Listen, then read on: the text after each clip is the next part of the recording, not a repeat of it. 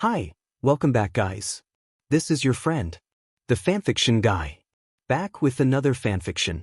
This is the first part of What If Deku Became Shigaraki's Protégé? Now before starting, please give this video a like and subscribe to the channel if you want more videos like this. Now let's get into the fanfic. Katsuki was frozen in place on the couch. The text at the bottom of the screen, standing out against the blue line it was written on, seemed to glare at him. A hollow feeling settled in his stomach as he watched the screen blankly. The glowing screen shined brightly against the dark lights of the room. His eyes flicked away from the news reporter to the picture displayed next to her. He already knew who the broadcast was about. That was the only reason he was watching so intensely. The picture shown just proved it that much more. Curly and slightly unruly green hair, wide and shining emerald eyes, and freckled cheeks. In the picture, Katsuki's old childhood friend was grinning and an arm was wrapped around the boy's shoulders. It was obviously cropped to just show the green-haired boy, but that wasn't the thing going through Katsuki's head.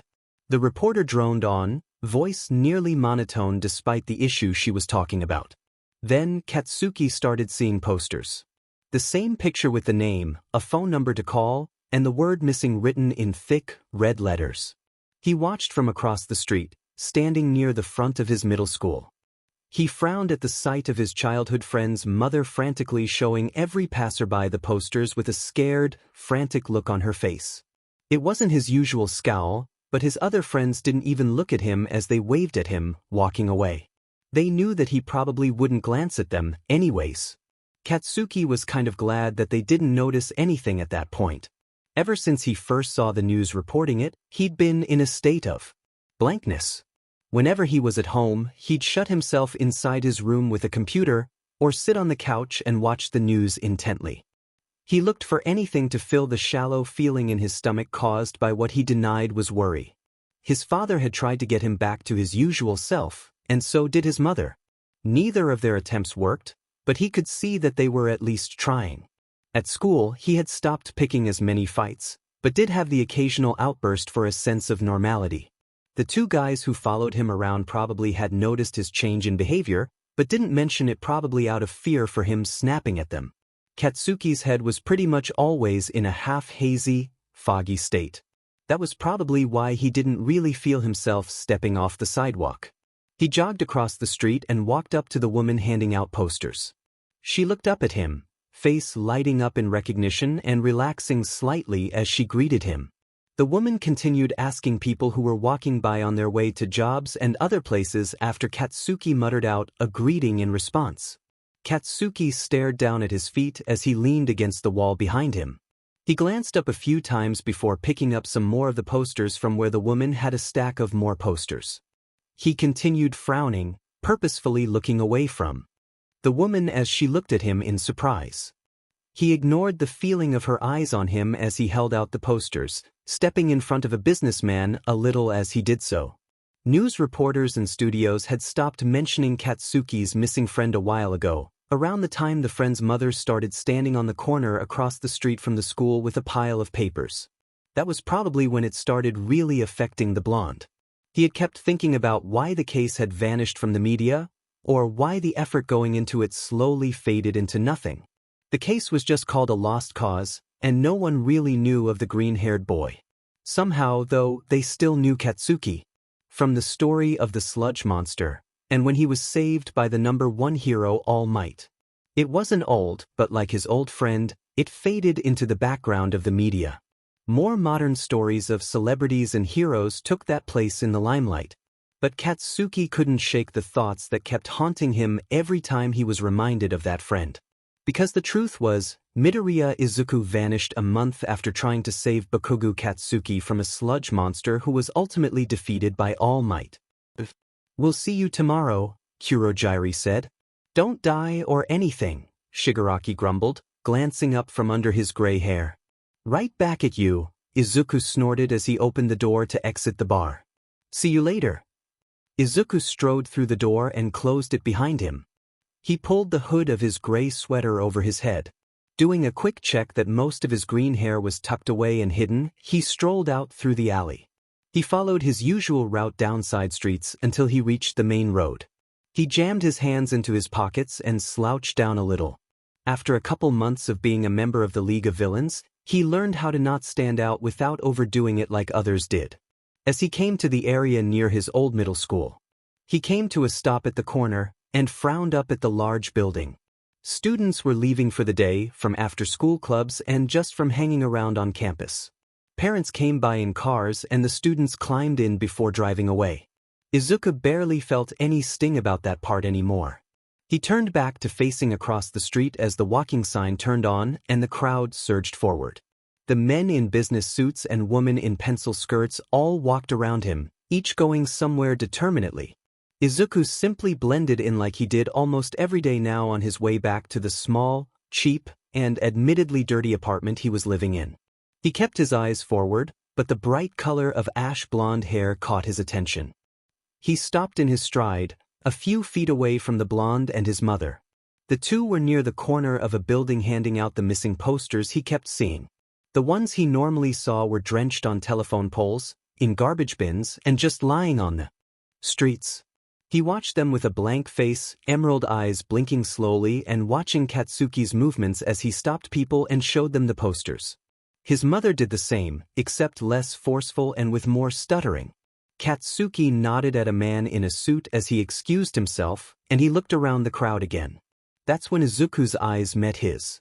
Izuku quickly looked back down at his feet and continued walking, red shoes moving quickly across the pavement.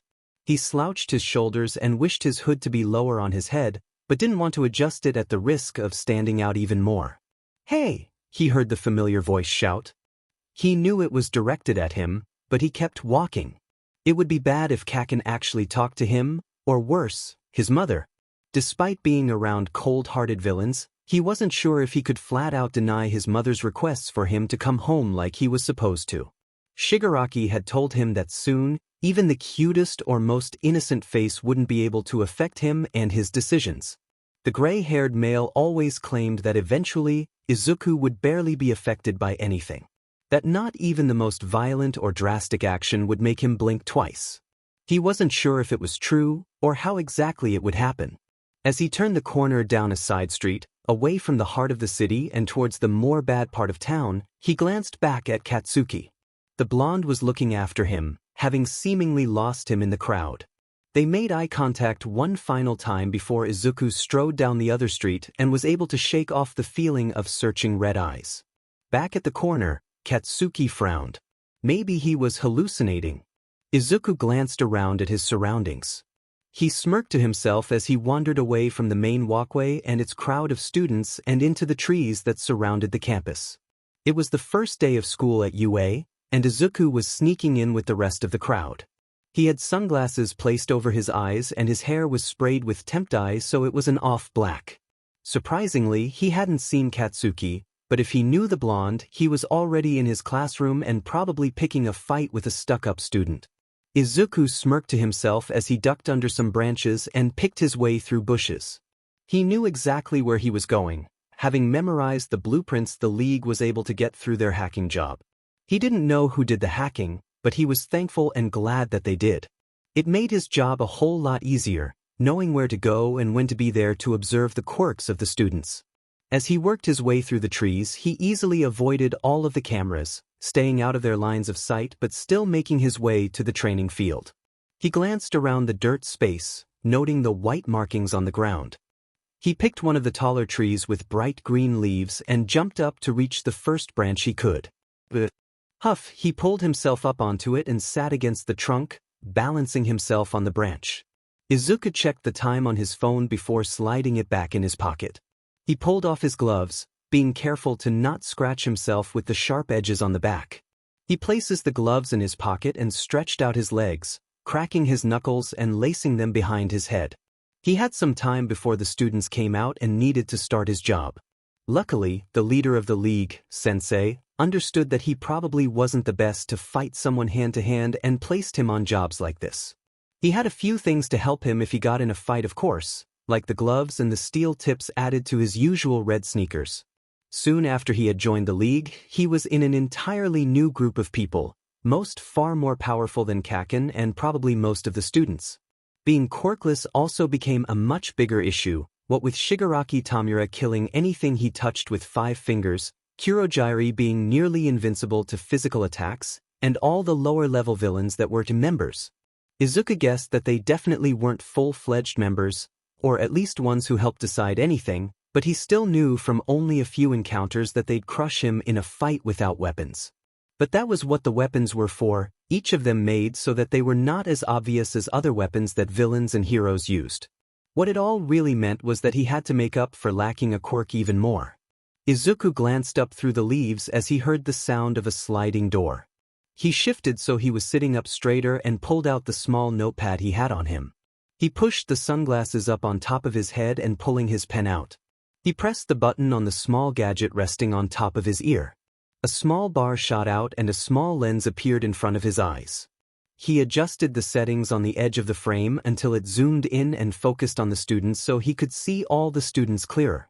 Before he even knocked out the student he stole the uniform he was wearing from, he looked over the class lists that he managed to get. He had pretty much memorized the students' names. He had recognized 3 names, Todoroki Shuto, Ida Tenya, and Kaken, obviously. The first 2 he only noticed because Sensei had him look into pro heroes to see if he could come up with any way to beat them even if it was just theories and in the hypothetical sense. He was actually a little surprised at how easy it was to get information like the real names of pro heroes so easily on the internet. Maybe there was something to be learned there, but he found it didn't matter to someone like him, who pretty much vanished off the face of the planet a couple months ago as missing. Spinning the pen on his fingers, he watched blankly as they began, doing a regular physical exam, only using their quirks to the best potential. Strangely, the teacher wasn't really on any of the records the league was able to get, but Izuku knew the name from his pro-hero research, and his face from a few years of constant hero worship. Aizawa Shoyuda, Eraserhead. He'd be a bigger problem than any of the students, and the other teachers besides All Might. He felt that much was obvious, but still wrote a scribble of a note down so he'd remember. Izuku didn't really pay attention to what the teacher was saying after the initial explanation, but spent the first few minutes matching names to faces from the files he read and marking their names down on his notepad. Once the quirk test began, he was immediately writing like he used to all the time before the sludge attack. He frowned the memory mid-word and glanced up at the training again. He clamped a hand over his mouth to muffle a yelp as a baseball zoomed by his head, barely missing him through the leaves. His pulse pounded in his ears in the surprise for a little longer before he let out a silent sigh and relaxed again against the tree bark. By the time he looked back up, the student who had thrown the ball had stepped away and the next person was stepping up. Izuku blinked a few times at the student waiting with a new baseball in his hands. White and red hair was perfectly split down the middle, the colors perfectly separated. A red scar marked his left eye. Izuku heard himself muttering and bit his bottom lip to stop the flow of words. He shook his head as the student drew his arm back and through. He didn't bother paying attention to how he used his quirk, just what it was. He scribbled down his notes under the right name. Todoroki Shuto, heard Kaken refer to him as half and half. Son of Endeavor, Todoroki Enji. Quirk, Ice Control Plus. Probably something else. Likely not immune to temp changes, could see ice on skin. Good control, likely dangerous in battle. As Class 1A walked back into the building, Izuku slid his notepad back in his pocket, clicked the gadget behind his ear off and putting the pen back. He didn't really bother watching the students retreat into the building. He noticed Katsuki acting a little more mellow than he remembered. Then again, his oldest childhood friend vanished soon after saving him from a monster. Izuku could see how that would be easily surprising. As he sneaked his way back to the main gates, he had half a thought to stay on campus until the end of the day to avoid anything else. He shook his head at the idea as he reached the edge of the trees near the main path. If Izuku was thinking honestly, he couldn't care less about what happened to the random student he had picked out on the street. He placed the shades back over his eyes, ran a hand through his hair and checked his fingers for black dye. After seeing the black spotting, he nodded to himself again. He jumped out from the bushes and ran across the clearing to the gates and outside, off the campus. He didn't remove his glasses or take off the uniform. Jacket he was starting to hate. It was sweaty, and while that was probably the fault of its actual owner, It still annoyed Izuku that he could feel it clinging to his skin. He kept walking casually, and people only glanced at him, saw the uniform, and then turned away without really registering it. Once he reached the alley he had dumped the unconscious student, Izuku practically ripped the jacket off as he swept down the alley. He walked down the dark, grimy alley and ducked under an almost arch made by a fallen piece of sheet metal and old, never-used dumpster. His sunglasses were dropped to the ground and he distastefully ran his hands through his hair again, looking at the cheap dye staining his fingers. He glared down at the student tied up on the ground with duct tape over his mouth. "How do you deal with this horrible uniform?" Izuku spat distastefully. "It's annoying." Izuku tossed the uniform jacket onto the dirty ground and quickly changed back into his original clothes, a black sweater and old jeans. He left the UA uniform in a messy pile on the dirty ground and dug through the bag he had left there with the student. The student stared at him with wide eyes filled with fear. Izuku frowned at him as he took out the syringe and vial of green liquid he prepared himself. He sat down and calmly filled the syringe with the green liquid and disinfected the needle with a piece of cloth. The student's eyes kept glancing back and forth between Izuku's face and the sharp needle. "Relax," Izuku sighed, rolling his eyes. "It's just something to put you to sleep before I untie you. I can't have you attacking me, you understand, right?" The student just looked slightly scared again and started trembling. Izuku pouted again and shifted forward, wiping a spot on the student's neck with the cloth so it was clean. The student twitched away and stared at Izuku in fright. "Do you want to get an infection?" Izuku asked sourly. "I'm just making sure you don't die from anything. The least you could do is be willing and not try to run away." Izuku felt the student relax for just a second and he quickly jammed the needle on the spot he cleaned and injected the contents quickly. The student tensed up again and let out a frightened but muffled noise of fear. Izuku hummed slightly before he finished with the syringe and yanked it out. The student's eyes immediately started drooping as Izuku ripped open a band-aid and placed it over the spot where he inserted the liquid and sticking it down. He patted it and leaned back, smiling in fake happiness at the student as he passed out. The green-haired teen smirked and started untying the student. He left the duct tape on, not wanting to wake the student up again, even if only a little bit. He started packing his bag again, putting the syringe, vial, and cloth in a small box and sliding that into the leather bag. He got to his feet and stretched out his arms. Grabbing the bag, he slung the strap over his shoulder and double-checked the bag. He glanced down at the student again and decided to kick the uniform slightly closer to the student. He picked up his sunglasses, sliding them on his head, balanced on his forehead. He slid his pen in his pants pocket and took off the small gadget, dropping it in his bag with his other gear. The league probably wasn't expecting him back until much later, so he decided to go out and wander a bit. He strolled back out of the alleyway, ducking down through the arch again, and back out onto the street. Glancing around, Izuku began strolling down the sidewalk again, nodding his head along to imaginary music as he made his way to the dirtier end of the city. He followed his usual route to the shopping area. Katsuki watched with his usual scowl as the ProHero 13, who was serving as a guest teacher in the class's visit to USJ. He glanced around at the large dome building and narrowed his eyes. Ever since the quirk assessment, he felt like someone was watching the class. He initially dismissed it as the same paranoia that made him think he saw Deku on the street that first day. Now, though, he was getting the same feeling stronger than the other times he felt over the past days. The other students were hyper but still listening intently to what 13 had to say. A few weren't as impressed by the speech, but Katsuki only really noticed that Todoroki was glancing at him and looking around the building with similar caution. He didn't know enough about the other, who he'd nicknamed Half and Half, but he recognized that the others seemed to feel like something was observing them, too. It was probably a good thing, a sign that he wasn't completely crazy. Katsuki had tried to mention it to one of the other students he found tolerable, Kirishima, but the redhead just said he was probably nervous since he was in a dangerous environment. The blonde knew that wasn't right, or denied it. Katsuki was about to give up on his paranoia when he finally saw something.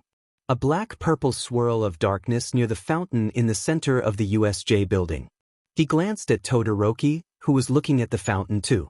Their teachers noticed it soon after him and the other, and then soon the rest of the class.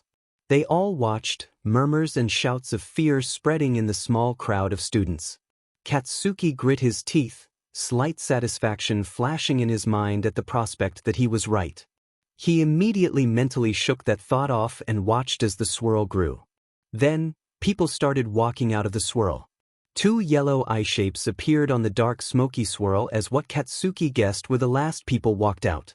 The smoke pulled back a bit, until it was a sort of moderate size. He immediately looked at the other 2 standing next to the smoke who he guessed was probably a person. Without realizing it, he was tuning out the voices of the teachers and students. His eyes widened a bit at the green hair he spotted on one of the 2. Near the smoke man.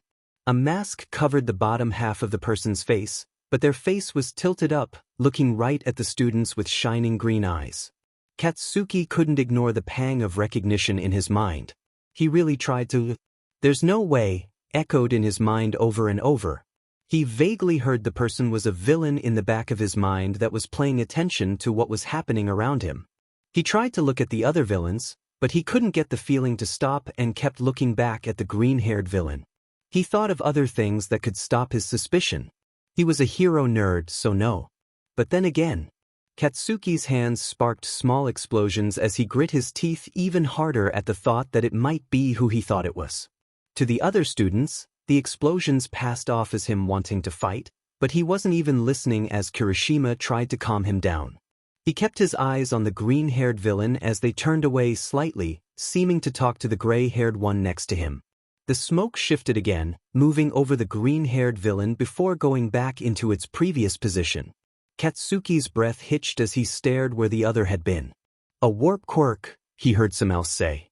He immediately looked around for the green-haired villain, or a flicker of purple-black smoke to signal where they'd appear. Todoroki was looking around too, having the same idea that they might appear and attack near them. Their teacher, Aizawa, jumped down the stairs, goggles over his eyes and scarves ready to attack. Katsuki barely registered anything as he looked for the green, curly hair. He heard 13 telling them all to get to the door and evacuate. Smoke appeared between the students and the door, though, cutting off Ida's running. As the warp quirk villain materialized, the green-haired one stepped out of the smoke. They had their hands in their pockets, eyes scanning over the students as the smoke one talked. Katsuki knew that the speech the other was making was supposed to make him scared, but instead it made him more angry even if he was barely making sense of the words. He clenched his fists and felt Kirishima doing the same next to him. 13 said something back, but him and the redhead were jumping forward. He didn't know why exactly, but he was really sad and wanted to punch something. It was probably the fact that the itching feeling wouldn't leave him, and the more he looked at the green-haired villain, the more dots connected. What better to punch than a villain? An explosion blasted out of his palm, aimed right between the 2 villains in a wide right swing. Kirishima was right behind him, swinging for the warp villain specifically. To Katsuki's surprise, both moved out of the way with ease. The smoke villain seemed to sigh as his smoke body moved back into place. Katsuki turned his head to look at the green-haired one, only to be met with a solid kick to his face. He was thrown back with the force, and faintly recognized that the shoe was probably steel-toed, just from the feeling. Kirishima was thrown back, too, by the smoke villain. Katsuki opened his eyes again, rubbing his jaw where he was kicked.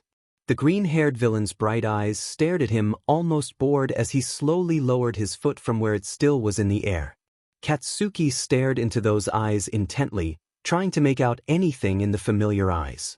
The green-haired villain adjusted the black gloves he had on and tilted his head up to look at the warp villain. "Told you," he said, before turning his face back to the students and raising an eyebrow. "Right swing every time." Katsuki stiffened, instantly recognizing the voice. He shook off the hand that was pulling him back and jumped to his feet. He scowled again and stared at the green-haired villain. The students were all whispering and mumbling things as the sounds of Eraserhead fighting with the other villains seemed to echo distantly in Katsuki's ears as he stared at the other. He barely heard 13 saying something to him, just sounds without any real definition to the words. He felt his legs take a few steps forward, and the green-haired villain tilted his head to the side again like he was asking Katsuki to say something. "Izuku dash," he whispered, but multiple hands grabbed onto his arms and pulled him back into the crowd of students. Immediately, he started struggling against the hold, shouting incoherently. He noticed Todoroki staring at him in confusion, and most of the others not holding him back doing the same. 13 stepped in front of the students, the small cap on one of their fingers opening up and the vortex beginning to draw the villains in. He stared in horror as the green-haired one slid along the ground a little, being dragged forward with just the force, and the smoke one started shifting back, trying to resist the pull. Katsuki could care less about them. He was more worried that who was probably his childhood friend could die a few feet away from him. Then, another smoke portal appeared in front of 13 and one behind them, the vortex following through and thoroughly destroying the pro-heroes' back. 13 stumbled on their feet before collapsing. A few students went and helped support them. "Scatter them," the green-haired villain ordered, pointing a finger at the students. "But leave Bakugo Katsuki and Todoroki Shuto, Ida Tenya, too. K Explosion Boy, Red and White, and Ingenium Jr. Right?" the smoke villain said. The students all tensed up a little bit and glanced at the three referenced. Next thing they knew, the dark smoke washed over the group, forming a giant dome of moving darkness. Students shouted to each other as the wind started swirling with the smoke. Katsuki held an arm over his eyes and squinted against the dust that was kicked up. His eyes ended up closed as his feet slid back along the cement a little. He couldn't believe it. It was impossible, right? There's no way Midoriya Izuku was a villain. Almost every day Katsuki could remember, Izuku fawned over heroes. He had kept notebooks of hero research. Even if the other did have a change of heart, he was quirkless. What use could he be to a villain organization? The smoke started to clear and the blonde looked around frantically. Almost every student was gone, leaving Katsuki, Todoroki, Ida, and a few other students near the side of the platform holding the injured 13. Katsuki turned back to face the villains with his usual scowl. Todoroki glanced around in shock before turning to glare at the villains. The green-haired villain scoffed and looked over at the students who had escaped his teammates' range. 13 isn't fully out of action, the green-haired villain mumbled, looking up at the smoke villain from the corner of his eye. And Uraraka Ochako is still here. Her anti-gravity powers would send you sky high. Katsuki paused for a second to think about how he knew the name and quirk, but quickly dismissed it as the itching feeling of being watched. He clenched his fists again. "Deku," he shouted. The green-haired villain looked up in surprise. "That's who you are, right?" The green-haired villain looked up to his teammate and shrugged. He pressed a button on an armband and a shockwave went out. The ground cracked and Ida collapsed to his knees, electricity going up the metal parts of his legs and shot pain up his spine. Todoroki and Katsuki both stumbled a little at the force. Todoroki glanced at the other in concern and felt something wrap around his right ankle. He looked back up at the villains, following the wire that was snug around his leg to the same band on the green-haired boy's arm.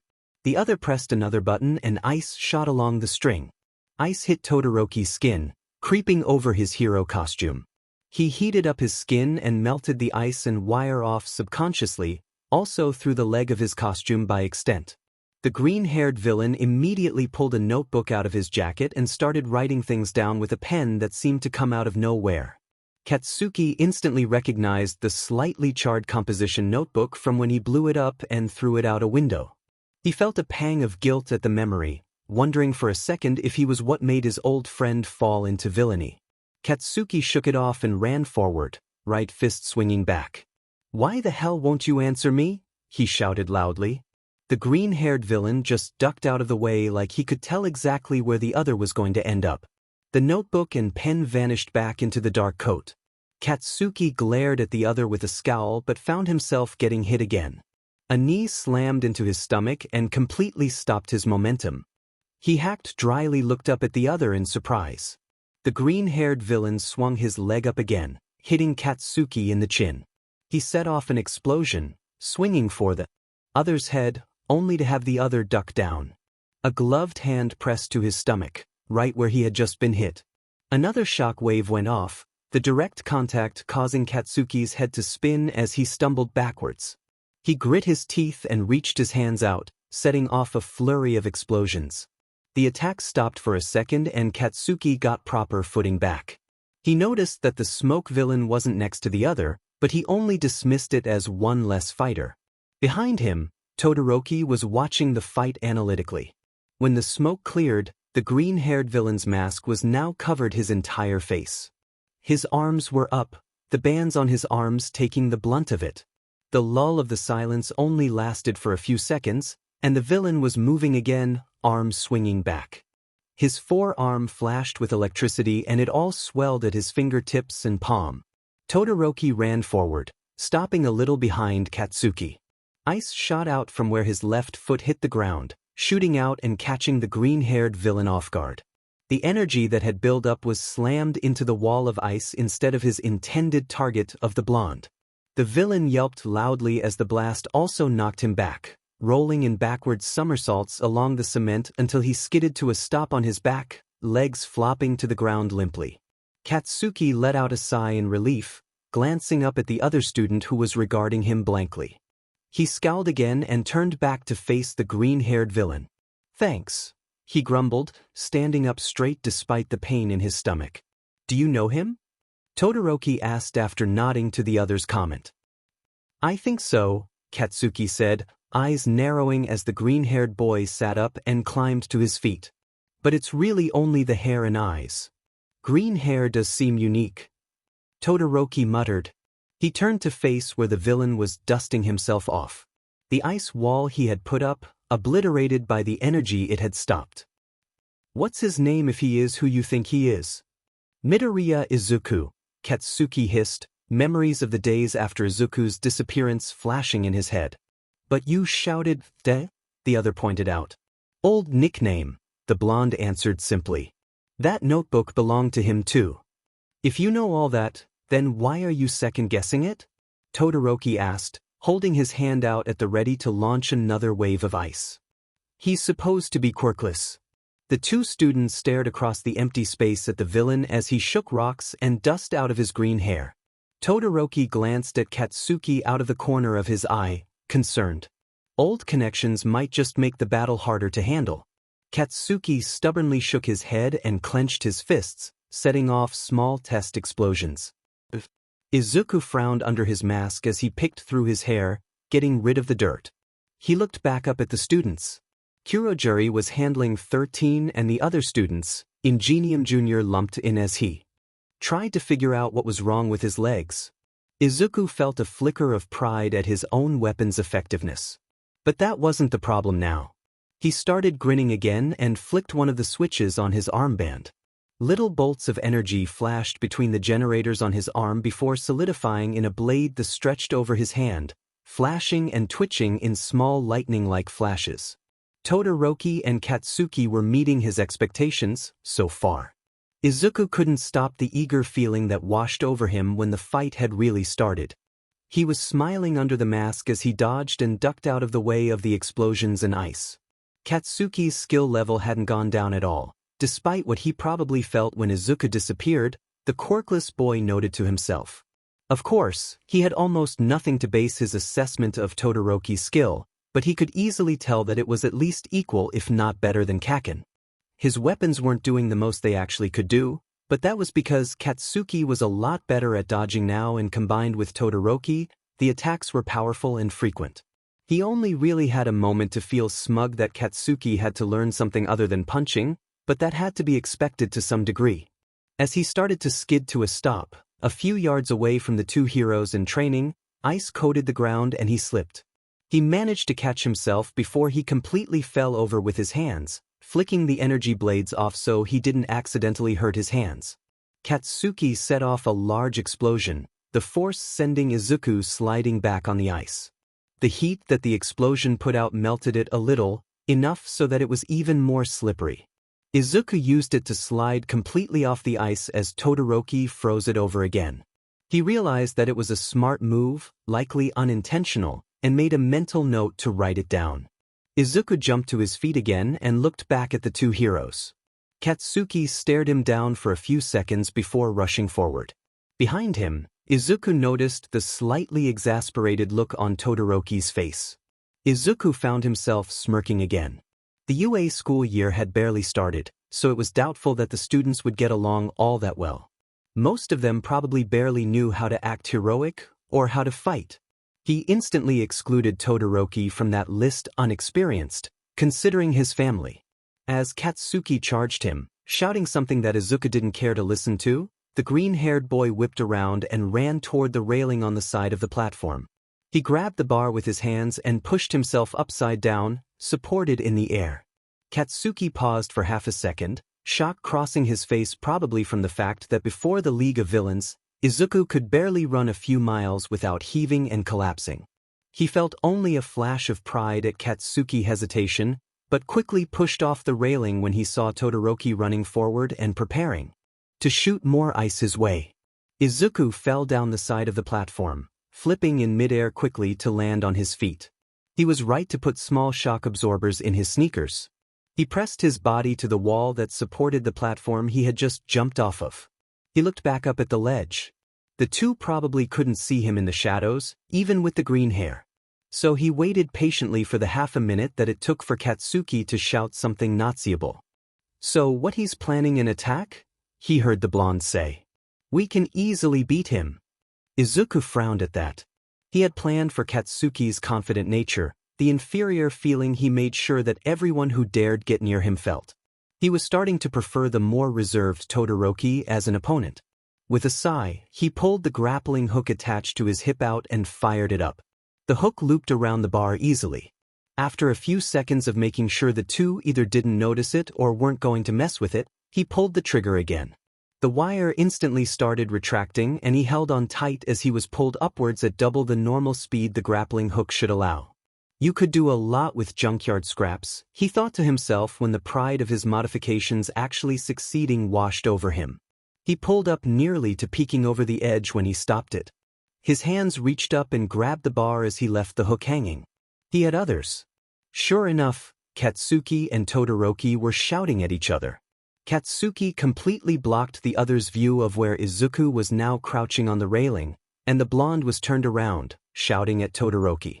Izuku took a moment to relax as he thought of what to do, which would be more fun. He could wait for Katsuki to turn around and shock or kick him in the face, that would be fun. Or he could test out his theory with Katsuki's grenade-shaped gauntlets. Of course, Izuku had watched the battle training before this, and he witnessed as Katsuki pulled the trigger on those gauntlets and the chaos that erupted from it. Izuku decided that he could to both. He carefully lifted his hands off the bar, balancing only on his feet. He waited until Katsuki huffed in annoyance, guard going down just a little. He hopped off the bar and reached around the blonde, grabbing his arm.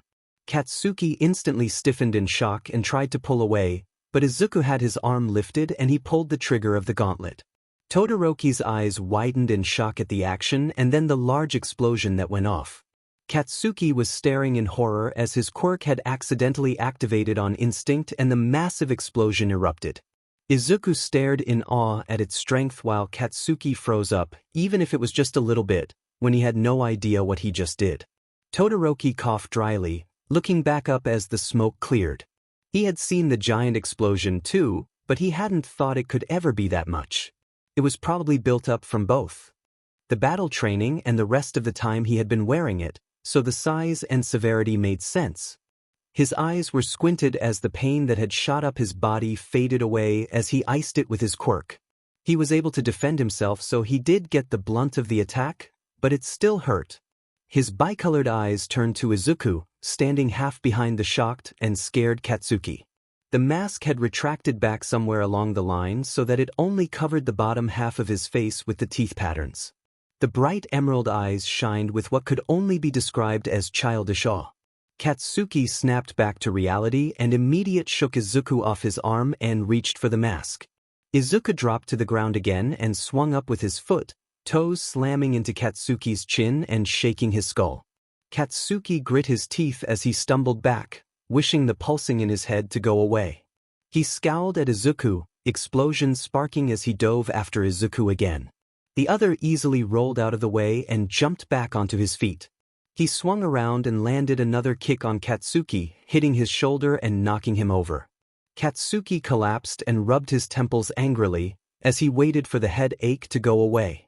He knew it was stupid to completely stop fighting, somewhere in the back of his aching mind, but he could barely think and really didn't want to mess up. Like letting Deku sneak up on him and fire the weapon directly at Todoroki at nearly point-blank range. Izuku turned back over to Todoroki and glanced around the main platform. Kurogyari was handling the students well. Ingenium Jr. was nowhere to be seen, so Izuku guessed that the other villain had let him run away at some point. He sighed and wandered over to Todoroki, hands swinging lazily by his side. He crouched down next to the other, knowing that he was likely far too injured at that moment to do much. Just to be safe, though, he sent a small shock wave through the other. "You have a fire quirk too, don't you?" Izuku asked quietly. He watched as Todoroki stiffened instantly and glared hard at the green-haired villain. "But you don't use it." "Issues with dear old dad Endeavor?" Todoroki's flinch confirmed that. "He is egocentric, so I don't blame you if you hate him. But they're your quirks, not his by any means. You should start using it, since it is yours. You don't owe him anything." Todoroki glared up at Izuku, body still aching from the shock wave. He tried to push himself up, but was only able to make it so he was propped up on his elbows before his muscles started to give out. Izuku stood back up, looking over at Kurogyari and started walking back over to them. The ground shook and he whipped around as a loud crash sounded from behind him. He fell backwards onto the ground as the culprit walked forward, out of the cloud of smoke. His eyes widened and he grit his teeth as a small wave of fear washed through him, making his stomach twist. Kurogyari only glanced once at the approaching figure before warping away, leaving Izuku behind unintentional, he hoped. The students' faces all lit up with relief, some with awe, and others with surprise as the figure emerged from the smoke. Izuku stared openly and muttered, half to himself to help him believe it. "All Might."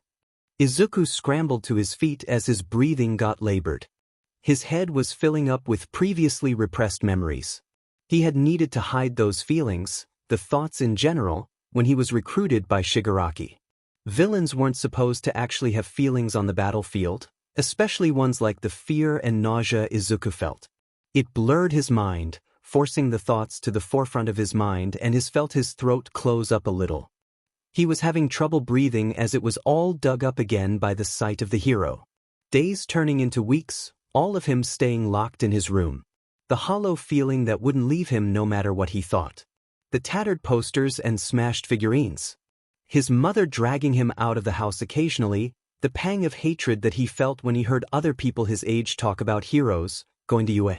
Concerned looks, offers of nearly anything he wanted from his mother almost every day. Wandering along the dark streets, shadowed from the night time, after being forcefully sent out to get something for his mom. Izuku found himself running out towards the stairs, away from All Might as fast as he could go. He could practically feel the pro-hero's eyes on him as he stumbled a few times. He leaped off the ledge at the stairs, skipping many steps at first before walking down 2 steps at a time.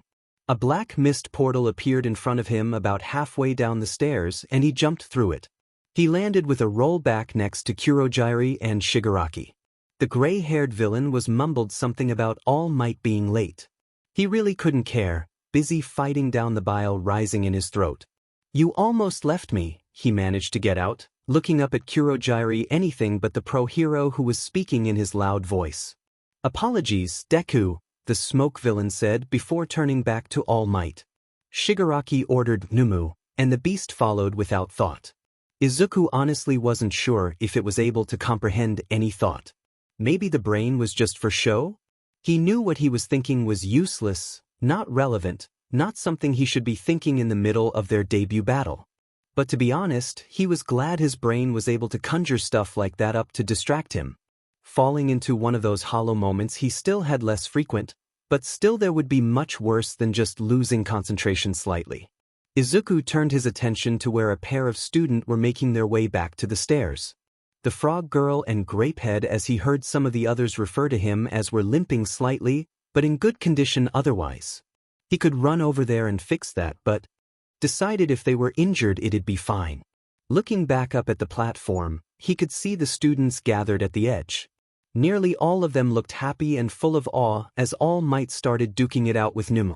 Katsuki and Todoroki were being supported by some of the other students. The explosive blonde's eyes were staring right at him, glancing to the fight a few times. Izuku doubted that Katsuki didn't know who he was. Kaken was a lot smarter than he let on. In a more instinctual way than book smart like people who were considered intelligent. All of that was irrelevant. All Might went to slam Numu into the ground, but Kuroji acted. A portal appeared under Numu, allowing Up to reach up and grab All Might by his abdomen right where Sensei had supposedly injured him severely. He didn't think that All Might seemed any weaker than usual. But judging by his current position, the pro hero was genuinely in trouble. No one, no matter how amazing or legendary, would be able to hold up against Numu that well. Izuku was ready to call it, ready to turn around and walk away.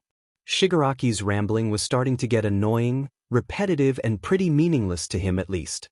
Izuku let the coiled-up tension leave his shoulders and jammed his hands into the pockets of his coat. Kuroji had a lot more patience than him, and was more able to deal with Shigaraki's childish acts when it came to battles. So the smoke villain calmly stayed there, keeping the portals in place as Numu gripped All Might roughly. A flash of motion stopped Izuku. He was getting tired of sudden interruptions like this, saviors popping up at the last seconds. It was annoying. He frowned and glared back at the fight. He only felt a fraction of surprise, turning his head up to glare at the students again. Todoroki was still leaning heavily on one of the other students. His breathing was uneven. Izuku could tell by the small puffs of steam his breath turned into once it hit the air. He had his right foot placed a little forward. Ice coated his leg almost up to his knee, and ice shards were spread out. The ice traveled down the stairs, across the open clearing and straight over to All Might. It froze Numu, enough so the creature couldn't move. Izuku heard Shigaraki shout again, but he was more focused on trying to figure out what exactly Todoroki's quirk strength was. He was fairly sure that he did substantial damage to him, at least enough that most people would have either collapsed or passed out. It was probably a training difference. He caught himself getting off track, again, when he should be worrying. All Might had gotten free of Numu's grip and the portals vanished as the creature stood up again. Izuku frowned up at the students on the top of stairs again, though they couldn't see it. To Izuku, it was not a surprise when All Might completely blasted Numu out of the USJ building. Shigaraki screamed something about cheats. Izuku fought the urge to tell him to shut up. All Might had to be weak, he thought. The hero stood in a cloud of white smoke, but Izuku had an idea that it wasn't just smoke from the fight. Sensei had said that All Might would start smoking when he's running out of energy. Kuroji seemed to notice it too. If we attack him at once, we should be able to take him, Kuroji said. Shigaraki hummed something, scratching at his neck. The gray-haired villain nodded quickly then. Izuku ran forward with Shigaraki, armbands turned off. He knew that since Ingenium Jr. was gone, he likely contacted other pro-heroes back at UA. They'd likely be here shortly. He wasn't going to attack with Shigaraki, exactly, more like make so he didn't get killed. Kuroji was behind them, just floating across the ground. There was a small, high-pitched whistle. Izuku grabbed Shigaraki by his upper arm suddenly, skidding to a stop and pulling his extended, deadly hand back. The gray-haired man tensed up, ready to kill Izuku in a matter of seconds. A bullet grazing his hand interrupted him. Izuku and him both looked up at the stairs. Just like Izuku thought, there was a gathering of pro-heroes. He named two off the top of his head mentally, Cementos and Midnight. He recognized most of them all dangerous and bad news if Kuroji, Shigaraki, or him went up against them all at once. Kuroji calmed Shigaraki down, as he focused on teleporting them out of there. Izuku breathed heavily, staring up at the heroes and students. He felt a pang of regret that it wasn't him stand up there with them wearing a hero's costume. He turned back to All Might and blinked at him as everything seemed to move in slow motion. Pro-heroes were descending the stairs quickly, issuing orders and checking on students.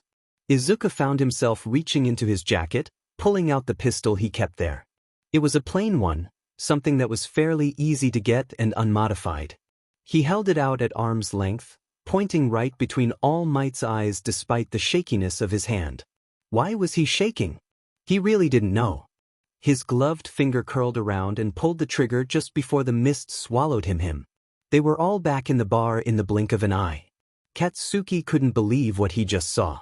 The green-haired villain, who he fairly sure was Deku, just tried to shoot All Might. A stone barrier had stopped it, also blocking the number one hero from the view of the students, thanks to Cementos. He blinked in horror, and as they were escorted out of USJ, he felt Todoroki looking at him. Police came and the injured were given attention. Teachers and students milled around, talking quietly about what happened. There were mostly just minor injuries, only Aizawa and 13 with major ones, but almost every student had some sort of injury.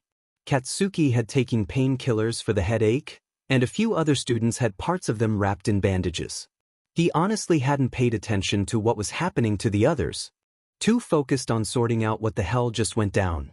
Police asked students questioned, but he had turned away from them with a growl. While Katsuki was sitting away from the others, quiet and thinking it all over, Todoroki walked over and sat down next to him. Neither understood why exactly he did, or why he particularly cared about the explosive blonde. But Todoroki found himself just sitting there, watching his feet and trying to think of what to say. Katsuki was hunched over, elbows placed on his knees as he wrung his fingers together. Small explosions sparked on his palms, almost like a nervous habit than preparation for a fight. Todoroki dug the toe of one of his boot into the ground a little, and drummed his fingers on the bench they were sitting on. "If that's Deku," Katsuki started, muttering out his thoughts. Something went really wrong with him. Todoroki hummed, encouraging the blonde to continue. "Damn it," Katsuki grumbled, clenching his hands into fist and pressing them to his fist, explosion stopping. "This is messing with my head." "If it is him," Todoroki started, slow and careful so he didn't set the blonde off into a fit of rage. "And you knew him, then think about it. Would there be a reason for him to be a villain?" "Hell dash," Katsuki snapped, but caught himself. His mind went back to the sludge incident right after he started speaking. He dug the heels of his palms into his temples and groaned. After the incident was over and before Izuku was claimed missing, the green-haired boy never left his house.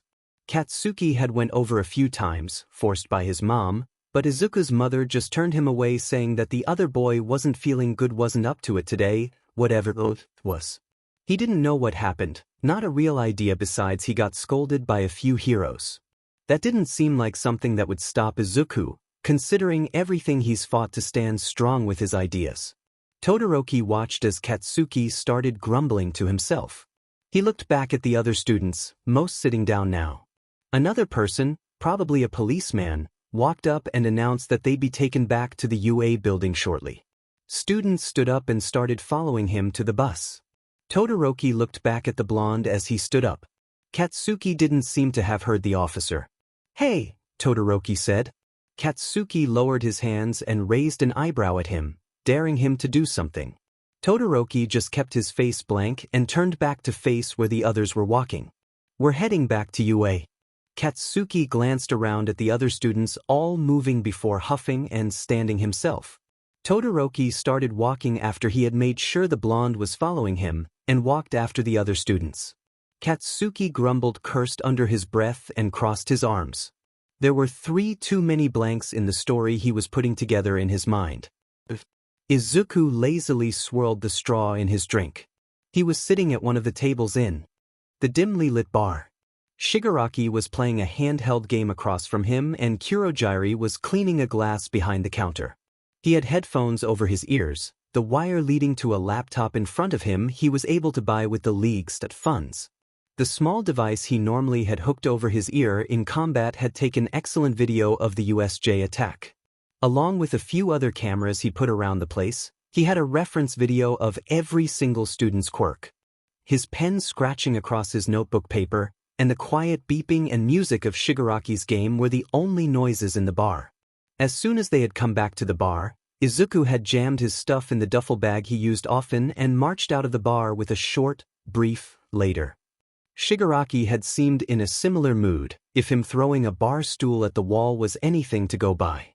The piece of furniture had been half destroyed by the time it hit the wall. When Izuku walked in that day, laptop bag slung over his shoulders, Shigaraki had grumbled out an apology, but it didn't change the fact he nearly hit Izuku with the flying chair. Izuku took a sip from his drink and glanced down at his notebook. He was filling nearly 2 pages with notes on Todoroki Shudo. It was definitely an experience thing, he had noted when he went over the video the first time. Todoroki fought like he had been for a while, and had training to some extent. It was like Katsuki's instinctual fighting, more thought out or at least careful. He spun the pen along the back of his fingers and tapped the paper, where he just finished writing a small cluster of notes that was slanted despite the clear lines. Probably issues with father, would not use fireside, likely has one. About advanced training? Forceful? He paused the video, right after he had done the move to save All Might. A frown found its way on his face and he pursed his lips. Todoroki was obviously the most dangerous, but there were many good fighters in only Class 1. He had to think about the other and what kind of quirks they'd have. A half hour or so on the computer might have been enough for him to figure all that out, but he had to handle big threats first. Knocking his headphones so they rested around his neck, Izuku put down the pen and quickly sipped up the last of his drink, ice cubes clinking against the glass. He slid the cup away from him and rubbed his forehead, eyes closing. Most of his days were spent like this, sitting down at a table in the bar and going through information for the league. And since yesterday was their big debut, he had a lot of media reports, internet rumors, and data to go through. He'd been sitting down in the bar almost all day after dragging himself out of bed and grabbing a quick breakfast, going over footage of the battles over and over. It was maybe his 5th time going through them. That's what he thought at least, but he honestly stopped counting about halfway through the 3rd time. The computer screen that sat on the far corner of the bar counter flickered to life. A shadowy figure appeared on the screen. Sensei was sitting in his chair, and it looked like the computer screen was the only light in the room. Izuku turned himself sideways, leaning on the back of his chair to see the screen. Shigaraki pretty much jumped to his feet and moved over to the bar, sitting on a stool closer to the screen. Kurogiri put the glass down and moved closer to the counter, a little behind where Shigaraki was sitting. As Sensei started talking, Izuku immediately recognized what he was going to say. Sensei gave speeches to Shigaraki in particular, and while Izuku could see why, it was a little annoying how often it happened. He learned to tune out that part, and then pay attention to what he needed to. So he turned his head back to look at the table and picked up his pen again, twirling it on his fingers again. Midoriya, Sensei's voice said after a few minutes of talking to Shigaraki. Izuku looked up and hummed his acknowledgement. I went over some of your footage. Do you know Bakugo Katsuki? He seemed to know you. Izuku nodded briskly, feeling Kurogiri and Shigaraki's eyes on him. We went to school together before I ran away. He hated me, Izuku explained, clicking the pen. It's not an issue, and if it becomes one I can handle it. He couldn't see Sensei's facial express. He's not sure he's ever seen the man's face, but he could almost feel the dubious look he was getting. Izuku kept himself calm though, alternating between spinning and clicking the pen in his hands. Sensei hummed something that sounded like confirmation, and turned back to face Shigaraki at the counter. Well, we'll leave the analyses to Midoriya, Sensei said. Izuku half-listened as Sensei went on and on about how they did a good job, that not all successes ended in wins, that the data they collected would be extremely useful, and that All Might was getting weaker. As their leader dismissed himself, Izuku nodded and Shigaraki hummed a word that sounded like goodbye. Kurogiri turned off the screen as Sensei turned off his own. Shigaraki turned to face Izuku and narrowed his eyes. The green-haired boy met his gaze head-on and didn't flinch. After seeing the gray-haired man lose his cool like a child so many times, his glares didn't do anything to threaten Izuku. He stood up from the stool and walked over to the table Izuku was sitting at. The other shifted back slightly, hand on the back of the chair twitching slightly. Shigaraki walked right up to him and took the pen out of his hand with 2 fingers. Don't mess up Sensei's plans with your stupid relationships, he growled, touching his other fingers to the pen and disintegrating it instantly. Izuku frowned and glanced at the pile of dust on the floor. Trust me, Bakugo Katsuki is more of a fiend than a friend, Izuku scoffed.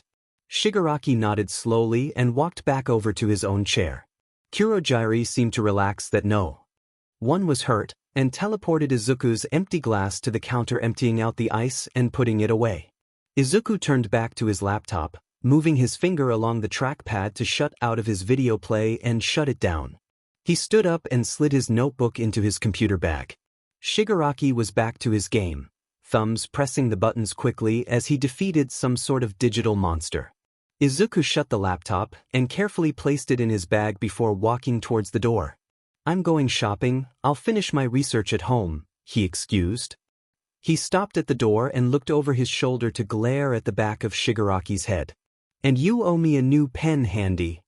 Izuku took only a second to enjoy Shigaraki's flinch at the nickname before closing the door and strolling out onto the streets. He pulled up his hood as he went, hiding his hair again. When he passed the corner where his mother and Kaken usually passed out flyers, he couldn't help but note the blonde wasn't there. His mom kept trying to stop people, but it seemed most of the people who walked through that space had started to ignore her presence as a whole. He dug his teeth into his bottom lip to shut down any regret that wanted to make its way to the front of his mind. Izuku's home wasn't much. Just a small place that he could keep his clothes, books, and where he could sleep. He didn't consider it much either. It was one of the apartments in an old and frankly ratty complex in one of the badder parts of the city. Being a villain, even one with a role as a, well, strategist was the best word for it, really. As Izuku closed the door behind him, he carefully placed his bag on the cheap pull-out couch he used for convenience. He probably hadn't had a full night's sleep in a couple weeks, and it was clear to see every time he looked in the mirror with the dark bags under his eyes. So, he let himself collapse face first into the slightly dirty mattress. He didn't think that he had folded the bed back into a regular couch since he got it. He forced himself to sit up and pull his laptop and notebook back out. He wasn't going to bother waiting for Shigaraki to get him a new pen, because the man had the mind of a toddler and would never do it. However, that was the third writing tool in the last few days, and the pack he had was running out a lot faster than he thought it would. He opened his laptop and powered it up. The screen lit up with an update notification that was unavoidable.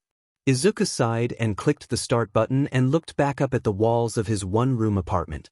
The wallpaper was peeling a little, and had mystery stains that had been there since he moved in. He never bothered fixing any of it. Sticky notes, ripped-out notebook papers, and sketches hung off the walls with Scotch tape. Most of it was to organize his thoughts so he didn't get back into the habit of muttering. The sketches were doodles of heroes and how their quirks would affect nearby areas. Diagrams more than anything.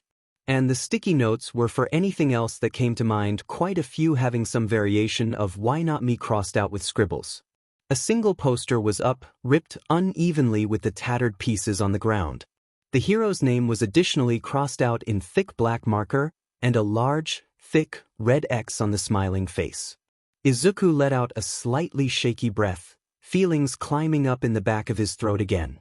He closed his eyes to avoid looking at the poster that was too familiar, even in shreds. He really didn't know why he kept it. It wasn't like the poster fueled his undying rage. He would cringe at himself if that was the case. He looked back at the laptop and watched as the percents slowly clicked up. Grabbing the pack of pens that he kept in a small box under the mattress, he took another black pen out. He dropped the pack back to the ground and lied down across the mattress while he waited, spinning the pen in his fingers. He closed his eyes and tried to let his mind go blank.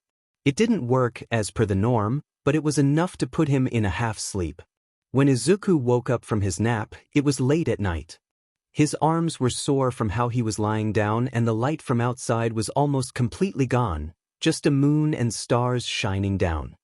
He groggily pushed himself up into a sitting position and rubbed his eyes. His stomach growled, and he remembered that he completely forgot to go buy any food. He jumped up from the mattress, grabbed his wallet, phone, and changed into an old black sweater that was a little too big for him and old jeans. Definitely better not to go out in the clothes he wore when working for the League. They were sort of your classic modern villain clothes. Izuku practically pranced out of the apartment, locking the door behind him. The 24-hour store was as run down as the rest of that part of town.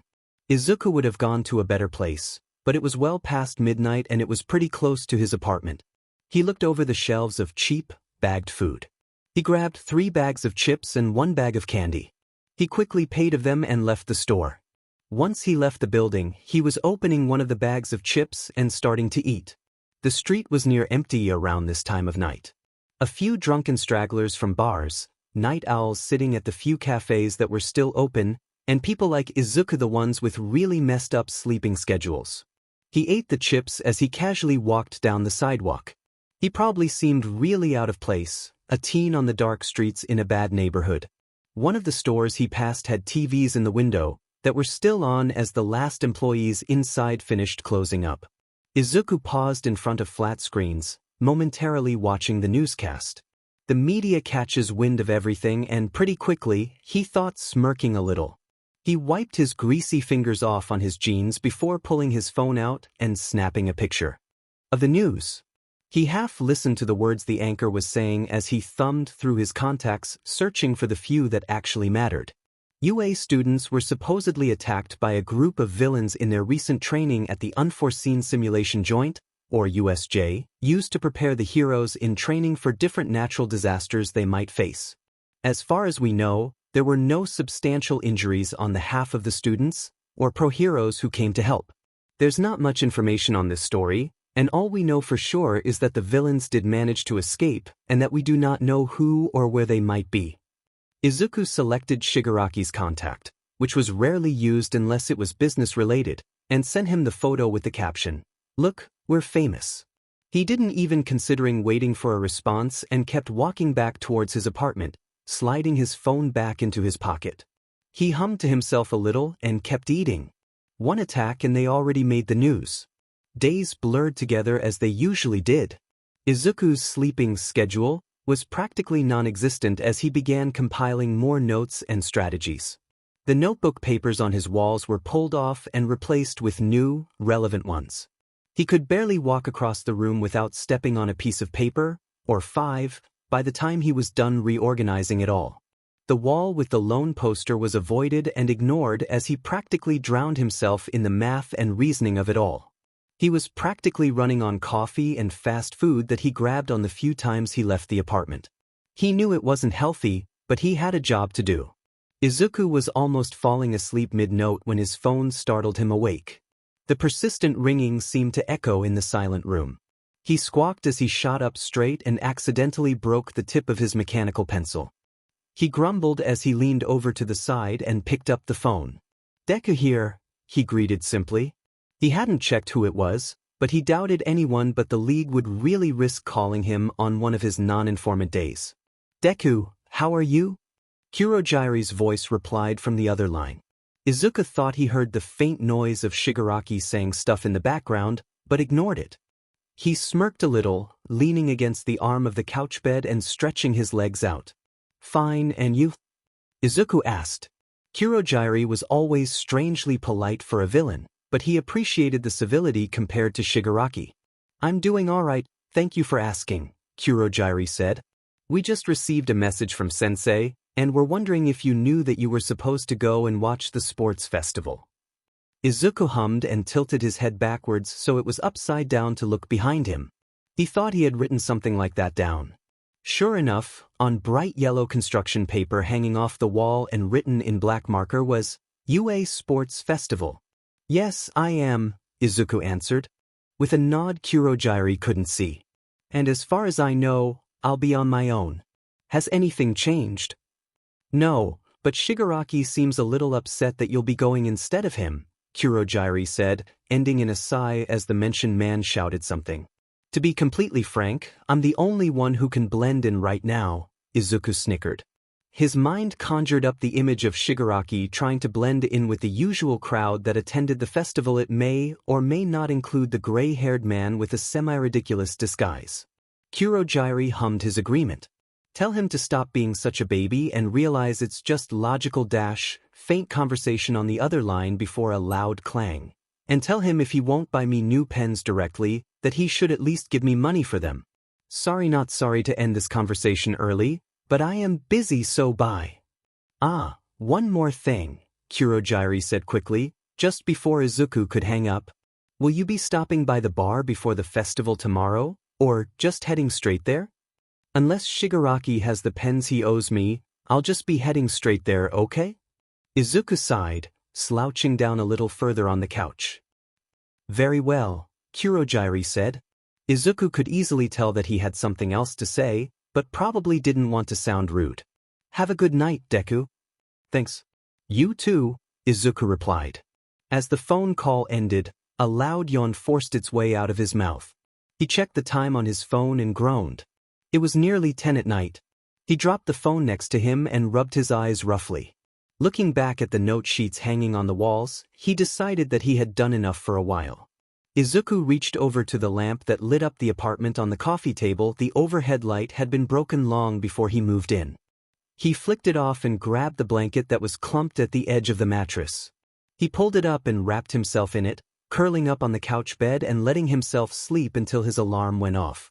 The dreams were fragments, as they normally were when he fell asleep on purpose. Flashes of imagery, of memories and thoughts that were mostly forgotten. Any actual speech was clear, but cut off before it could really finish. Most faces were blurred, but some were clear like they were in high definition. He wouldn't say that they were nightmares, or really scary in any way. Maybe haunting was a better word, as the pictures and fragments usually stayed with him throughout the following day. Still, he didn't dwell on it too much, because then the images would become clearer and words more defined. And there was a reason he preferred to keep those moments in the dreams or in the darkest corners of his mind that almost never surfaced. The sun was too bright, and the crowd too pushy and loud as it was every year. Izuku never actually had been to the sports festival himself, but had seen it countless times on television as a child and loved it as a whole. Being the screaming, the showing of quirks, loud fans which he felt he could relate, and the overall buzz of excitement in the air. Now, as he was weaving his way through the crowd that he had always wanted to be a part of and got an elbow to the gut for the 5th time, he was starting to get a little irritated. Izuku had taken out the cheap black hair dye yet again. He rarely bothered applying it all the way through, just putting it on his hair enough so that it was a darker shade of green, near black but not quite. He hadn't even tried to hide the dark bags under his eyes, knowing that not many people would pay attention to one kid in a crowd of pro-heroes. He had on a black long-sleeved shirt and dark jeans with stains that were probably blood that wasn't his. His tattered old messenger bag was slung over his shoulder, 3 different notebooks and a fresh pack of pens inside. He had his phone in his hand, sending a message to Kurogiri knowing that Shigaraki never answered, and never would, and skimming some of the news sites. As always, nearly every single eye in the media was focused on UA's sport festival. Even other hero academies were watching the awe that all civilians did. He really didn't get it anymore. The seats all filled quickly, leaving Izuku without one. He didn't really mind, and hadn't planned on sitting down anyways.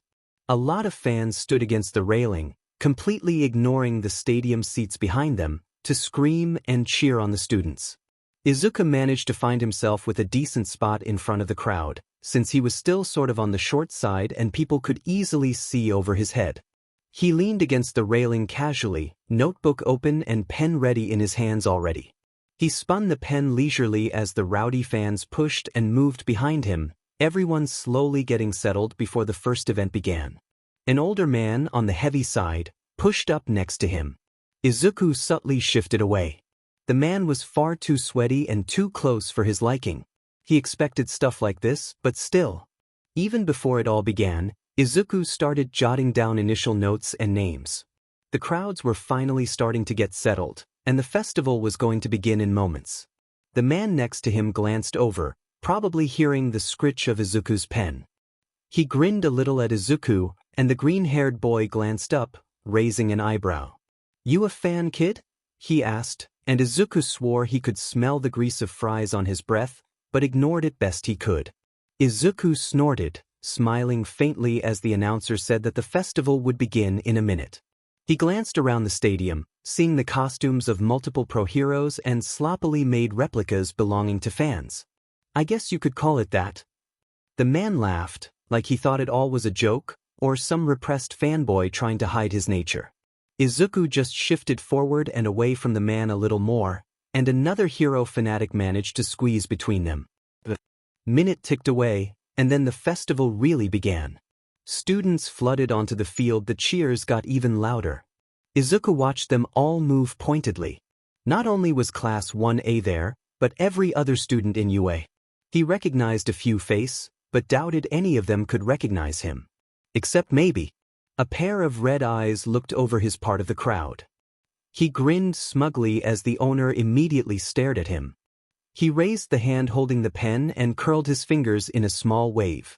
The blonde tensed up and frowned sharply, something foreign flashing in his eyes before he turned to where a pro hero was announcing the first event and beginning of the festival. Kaken. Katsuki was a ball of nerves the entire games. He lashed out more viciously at every slight provocation and growled when people said anything about it. Other students had already been trying to avoid him in the games, but they tried even harder after the first event. He had blasted through the race course, Todoroki with him nearly the entire time, and nearly hit a few people at point-blank range with the explosions. A few of the others in 1A tried telling him off about it, but he just growled at them and stalked away each time. He couldn't put it together, and that put him in an even worse mood. He could believe that Deku was still around, sure. He'd also believe that Deku would get the sports festival one way or another, whether he vanished off the face of the planet or not. He was still a hero nerd in Katsuki's eyes. One thing he wouldn't believe, though, was Deku dressing like that and looking like that in general. When Katsuki thought of Deku, he still had the image of an innocent-looking kid with some baby fat left behind, and the bright green curly hair. A weak kid that couldn't really even stand up for himself, with a whole general demeanor of dorkiness. The Deku in the crowd was pretty much the opposite. No more baby fat that Katsuki could see, in fact it looked like he hadn't had a full meal in months. His hair was darker, and he leaned on the railing with his pen and notebook so confidently like he belonged there. His eyes were different too, not like Katsuki could see them that much. But what he could see was a lot darker than before. The demeanor Deku had was the most drastic difference. Every time Katsuki glanced up at him, Deku seemed casual and confident. Not even a small remnant of the shy and nervous boy a few months before. Katsuki was able to semi-distract himself with the different events in the festival. He managed to get into the second event pretty well. The final battles were mostly a blur to him. Thoughts of why exactly Deku was there and what he was doing slowed him down. He beat the Gravity Girl, but didn't get much further. There were some mocking comments from other students, but he was instantly tuning them out at this point. As the winners were announced, Katsuki was much more silent and just glancing up at the crowd every few seconds. He couldn't figure out why, and it set him off even more. He was practically fidgeting by the time they were dismissed from the stadium and the festival declared over. Once it was over, most of the students were talking with people with connections to pro-hero organizations. Katsuki only hung around with that crowd for a little while. He didn't talk, but actually made a small effort to listen to them. It didn't last long though. In the middle of whatever the person who was trying to talk to him was saying, Katsuki caught a glimpse of dark green hair down the hallway. He stiffened instantly and stared at the corner where the person was. Deku walked around the corner, looking down at his phone. The green-haired boy seemed to notice someone was staring at him and looked up. His steps faltered and he swiftly turned on his heel and started walking the other way. Katsuki growled and immediately started after him, cutting off whatever the person talking to him was saying without a word of his own.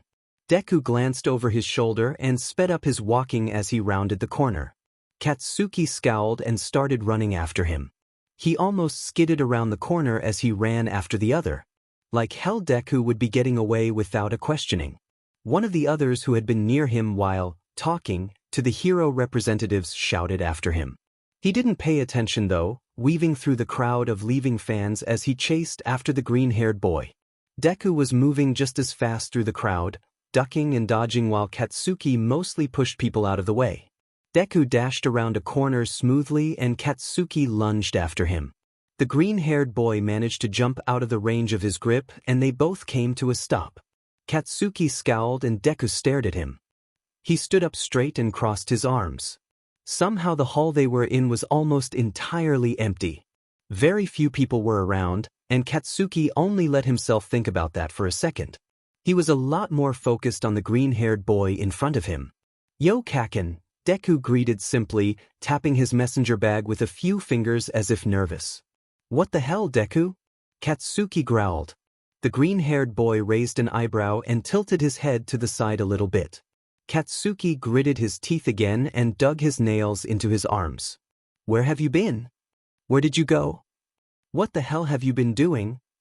Deku drummed his fingers on his bag again, looking up at nothing as if in thought. He hummed a little and shifted on his feet. I've been doing things, he said carefully. I'd love to tell you more, but I'm afraid I can't. Katsuki rushed forward again, grabbing Deku by the collar and slamming him into the wall. He glared at Deku angrily. The green-haired boy winced slightly, but kept his cool otherwise and watched Katsuki a little blankly. Was that you with those villains? Katsuki growled quietly, right in Deku's face. The other just blinked slowly, face not changing. Up close, Katsuki could easily tell that Deku's eyes were darker with some kind of emotion that the blonde couldn't figure out. Why does it matter? Deku spat back. Suddenly care about my well-being, Kaken? That isn't like you. Katsuki tightened his grip on Deku's shirt and snarled. He was torn between either slamming the other into the wall or punching him as hard as possible. Both sounded like good options to get some information out of the other. But Kogu, are you seriously attacking the spectators now? The Gravity Girl's voice said. Katsuki turned and glared over his shoulder. He didn't get why the hell she felt that she could act bold around him after losing. She looked past him and at Deku. What are you doing? Deku smiled innocently at the girl before headbutting Katsuki. The blonde cursed loudly and stumbled back a little bit. He put a hand to his nose to wipe up some of the blood that started dripping from his nose. Deku shifted on his feet, unsteady for a moment as he rubbed his forehead. He recovered quicker than Katsuki and pushed off the wall. See you around, Kaken, he said, voice happy and cheery as if he hadn't given the other a bloody nose. He started walking down the hall and waved at the blonde as he went. Have fun at UA. Deku practically pranced around the corner, hands swinging by his sides. He didn't even glance back. Katsuki cursed again and turned to march back to where everyone else was. The Gravity Girl had been watching it all, and she stared at the blonde with a concerned expression. She moved towards him and tried to get a good look at his face. Katsuki knocked her hands out of the way and stomped past. She seemed flustered for a second before she frowned and tried stopping him again. Out of the way, Gravity Girl, he snapped. My name is Uraraka, she grumbled. Katsuki glared at her again as he pushed past again and into the crowd. He wiped his nose again before jamming his hands into his pockets. He really could figure anything else out besides the fact that Deku Midoriya Izuku was a villain, or at least had a connection with them. The one part that kept him from putting anything together was the question of why would hero nerd Deku changed so drastically. How have you been, Midoriya? Just fine, Izuku replied almost instantly. Any particular reason you called now? You know that I can't really afford distractions with this stuff. I simply wanted to check up on the progress, Sensei said. It didn't even look like he moved on the screen and Izuku wondered if the video was frozen, but Sensei was always like that. Have you completed the version using Eraserhead's blood we got at USJ? Is it ready for testing? Izuku frowned a little and looked down at the pristine table he was sat at. The camera that Sensei was watching through was placed on top of a computer screen on the corner of the table farthest away from Izuku. The room as a whole was a lot cleaner than any other in the old building. The floors were cleaned frequently, tables wipes down every day to prevent any accidentally mixes, and the different vials of Izuku's experimental serums were all kept in a neat case against the wall. Every part was labeled. They really couldn't afford to mix up some of those concoctions. The table that Izuku was sitting at was in the middle of the room. Counters lined the edges of the room, a few sinks here and there. The storage case was placed as far away from the door as possible, in the opposite corner, in case Shigaraki lost his temper again and found his way into the lab. Like said, they could not afford to mix up the serums in the case. Not quite sure, Izuku said, looking over his notes and back at the beakers he had spread out on the table in front of him. Clear goggles were pulled over his eyes to protect himself from any splashback as he carefully poured one vial's contents into another to mix. But it could be tested, though I don't think we should use it on anyone we really care about. Of course, Sensei said with what seemed like a nod. How did the interaction with Stain go? Izuku carefully put the glass containers down before he snickered. He couldn't cover his mouth to stop the little stream of laughter. No way was he putting hands that had been near the stuff he was making near any part of his face. He ducked his head in an attempt to hide it, but failed. Sensei sighed. Not well. Shigaraki got stabbed in the shoulder. Izuku managed as he tried to calm down so he wouldn't knock anything down. He closed his eyes and took deep breaths to calm down. Got flat out called a kid, pretty much. I almost hit my head on the bar laughing. Sensei sighed again, sounding exasperated and tired. Izuku really couldn't blame him, but the situation that had happened at the bar was pretty hilarious. What about you and Stain? Sensei asked, interrupting Izuku's chuckling. Kurogiri told me you got stopped by him outside the bar. Izuku's amusement was completely shut down with that. He frowned and looked over to the side. He didn't get why the other villain was so interested in him, especially with Kurogiri and Shigaraki in the room. Sure, it might have been weird for him to laugh at his comrade getting pinned down and called a kid, but who wouldn't enjoy seeing bratty Shigaraki taken down a notch? No one, that's who. Izuku zoned out as he remembered the conversation, replaying it in his head and staring at the edge of the table. You look like a high school student. Why are you with a group of villains like that? Stain asked. Izuku looked up in shock, not expecting the other to still be hanging around. He kept eye contact, though, not even flinching at the taller male's threatening aura. What does it matter, really? Fact is that I am a part of their organization and you are not, Izuku responded casually, shrugging. But why? Stain asked again, taking a step forward. Izuku took a step back. Why what? He asked. You'll have to be more specific. But would a kid join a group of villains? Why did you become a villain? Because I found that heroes were doing it all for money. Is that why you joined? Not at all. Then why did you ask? Why did you? Stain scowled at Izuku, fists clenching at his sides. He looked ready to punch Izuku, and the green-haired boy couldn't blame him. He knew he was being irritating, but that was the plan usually was. Irritate them until they forget their first question. Izuku carefully ran a hand through some of his hair, untangling it gently. The older man opened his mouth to say something more, but Izuku interrupted him. You're not getting an answer out of me, just so you know, he said calmly, enjoying the slight flinch of the killer. I'm not one to spill my life story because someone else asks. If you really want to know, you can try figuring it out yourself. Have a good night. With that, Izuku had turned around and left.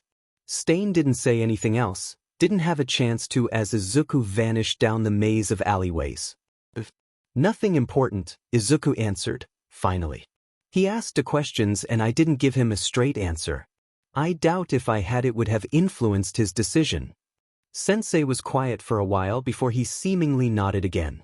Back to the serums, Sensei said, easily redirecting the conversation. Any idea of when you want to test the serum with Eraser's blood? Any time is fine, Izuku replied. He picked the mixed vial up and held it up to the lamp on the table, watching the liquid bubble slightly and reflect the white light. It should work for at least a while. The idea is to make it so the effects are permanent, but it's essentially impossible to test that. Just an hour would be enough, really, but more the better. Of course, Sensei agreed. How about tomorrow? I'm sure Kurogiri and Shigaraki should be able to find a few test subjects. Izuku grinned and placed the vial back in its holder before standing up. Sounds great, he said, carefully picking up the holder and placing it in one of the empty parts of the storage case. Thank you for all your hard work, Midoriya, Sensei said. I'll contact you all tomorrow night then. We should have some kind of results by then, Izuku hummed. He closed the drawer and walked back over to the table, peeling off the plastic gloves and tossing them in the garbage. Have a good night, Sensei. The screen turned off after Sensei had given a curt goodbye. Izuku whistled some catchy tune he heard in the mall earlier that day as he kept cleaning up. After wiping down the table and shining a black light on it just in case, he threw the towel in a plastic box he wrote used on in red marker. He grabbed his bag from near the door and notebook. Sliding the book into the bag, he unlocked the door and stepped out into the little room between the lab and main hall to keep the clean room as clean as possible. Izuku peeked out into the much dirtier hall of the old building before he actually walked out. He closed and locked the outside door. The old building was actually right next to the bar, just across the alley. He strolled down the hall and stairs. Opening the side door with his back, he practically skipped out into the alleyway and across it. He looked down the passage as he did, and the city streets still lit up with early afternoon light. Oh yeah, he woke up at 3 this morning. He had almost forgot. His steps faltered and he stopped, a few feet away from the bar's door. High school students, wearing UA uniforms, were standing near the entrance to the alley. They weren't in the hero course, no way Izuku would miss them if they were, but either general education ones or ones interested the tech side of hero work. The small group were chatting animatedly, gesturing and laughing with each other. Izuku felt like he might have seen some of their faces before, but that was expected considering how much footage he went over of UA a day. One of boys laughed especially loud and patted someone on the back. The others started cackling with him. Izuku bit his bottom lip and felt a lump rise in his throat, stomach churning in knots. Half of him wanted to puke at the classic display of friendship, and the other just wanted. Izuku walked down the street as quickly as he could without tripping or slamming into anyone else. He checked the time on his phone again. It wasn't as late as he thought it would be, and he could probably still get all the work done that he needed to by the time he had to be out of the area. That was the problem with him trying to have a normal or at least semi-normal sleeping schedule. If the sleep was bad, then he'd take a nap, and then the short naps last almost 6 hours. Which leads him to running to the bar at night. He sharply turned the corner and stopped as he saw one of the older men who the league had some sort of deal going on with. The man looked up at him and grinned. He was a little too off-putting for Izuku's tastes. Izuku frowned and walked to the door, closing it behind him without a word. He shook of the weird feeling that the man gave him and dashed down the stairs 2 at a time. Quickly, he opened the door to the bar and stepped in, eyes closed in relief that he made it there as fast as he had. "Sorry that I'm here this late," he explained immediately, closing the bar door behind him. He opened his eyes but didn't look up yet. "I too. Whoa, am I interrupting something?" Kurogyari let out a puff of air and Izuku felt a smirk curl on his face. Shigaraki had a foot forward, arms out like he was going to grab the 2 in front of him, and the other 2 were standing in similar ways. Kurogyari's portals intercepted what looked like all of them attacking at once, so no one ended up actually getting hit. He didn't recognize the 2, which explained the creepy man's presence outside. New recruits. One of them was a tall male with spiky black hair. His skin was a mix of pale and purple patches. The purple parts were wrinkled and seemed to be attached with crude surgical stitches or staples. He had a black jacket and dark pants. The other was a short girl with blonde hair in 2 messy buns on either side of her head. She had on what looked to be a female sailor uniform with an oversized cardigan. Neither moved to look back at him. "You know what, never mind," Izuku laughed. He casually walked around the 3 that were all standing stock still. He smirked at the 2 newbies and waved. The male frowned and the girl looked shocked. "But if you're going to kill him, do it outside. We don't need any more of a mess." Izuku smoothly hopped onto one of the bar stools, placing his bag on the counter and crossing his legs at the ankles. Kurogyari handed him a canned soda, which he popped open easily. The smoke villain said a few harsh words of warning to the 3 who were still standing as if frozen. Eventually, Shigaraki backed up, retracting his deadly hands and standing away from the 2 recruits. The girl stepped back first, and the boy followed shortly after her. The portals disappeared. "Dabi and Himiko, this is our strategist," Kurogyari answered, maintaining his calm and gesturing to the 2 as he said their names. Izuku seriously had a lot of respect for him to be able to do that. He smiled over at the 2 and took a sip from his soda. "A high school student?" Dabi scoffed, crossing his arms and keeping a blank face. "My name's Deku, pleasure to finally meet the new recruits," Izuku said, choosing to ignore the comment. Shigaraki usually scares everyone off. He looked up at Kurogyari. "Have I told you how much that broker creeps me out? Always looks like he's sizing me up. What a weirdo." "I doubt Deku's your real name," Dabi said. Izuku looked over at him and smiled, making it his old bright, innocent one. It made the dark-haired male and Himiko's eyes widen in surprise. And I doubt Dabi is yours, but I didn't say anything, did I? Izuku said. He let the smile drop into a smirk and narrowed his eyes at the dark-haired male. You've been doing some crimes, right? You know what it's all like? Word of advice to you, too. Don't pry into things that aren't yours, and try to keep questions like that to yourself, okay? Also, for the record, I outrank you in this organization, so show some respect. Himiko brightened and laughed. Dabi frowned and narrowed his own eyes at Izuku. The girl walked forward and clasped her hands together, bouncing on her heels eagerly. I'm Himiko Toga, she said happily. Her smile showed sharp teeth and her eyes seemed to be bright with something dark. You look fun and I think we'll get along. Sure, Izuku's smile returned her enthusiasm. It was refreshing to have someone who didn't act like they were some super cool villain. I like your teeth. You could probably rip out a throat with those. Thanks. I sharpened them myself, she said, peppy and almost eager to say it. Izuku smiled innocently again. Dabi went back to looking. Emotionless and leaned against the bar. Shigaraki grumbled something under his breath and sat down at one of the tables, pulling out his video game. Izuku's phone went off with a reminder and he checked it. If you'll excuse me, I have some footage to go over and lethal injections to make, he said casually. He chugged the rest of the soda and threw it at the garbage. The can barely made it in, but it at least made it. He slung his bag over his shoulders again and jumped off the stool.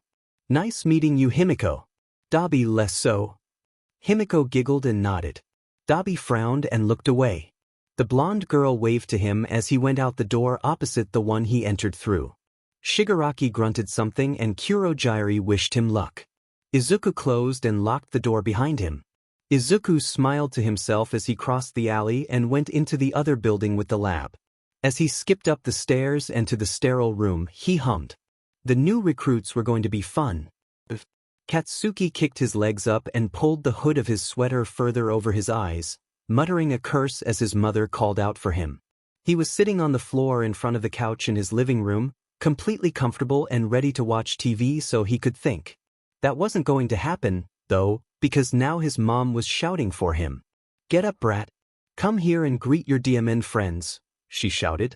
I'm coming, you old hag. He angrily jumped to his feet and marched out of the room. He purposely slammed his feet on the wooden floors harder than necessary, making loud stomps as he walked. It was easy to hear his mom complaining about it from the doorway even before he got there. The blonde really didn't care who it was, and wasn't planning on doing anything that they asked no matter who it was.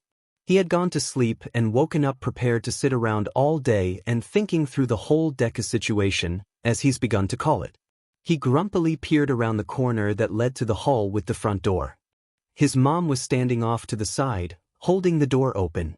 She frowned at Katsuki when he glared at her. He looked out the door and pouted in a mix of confusion and annoyance.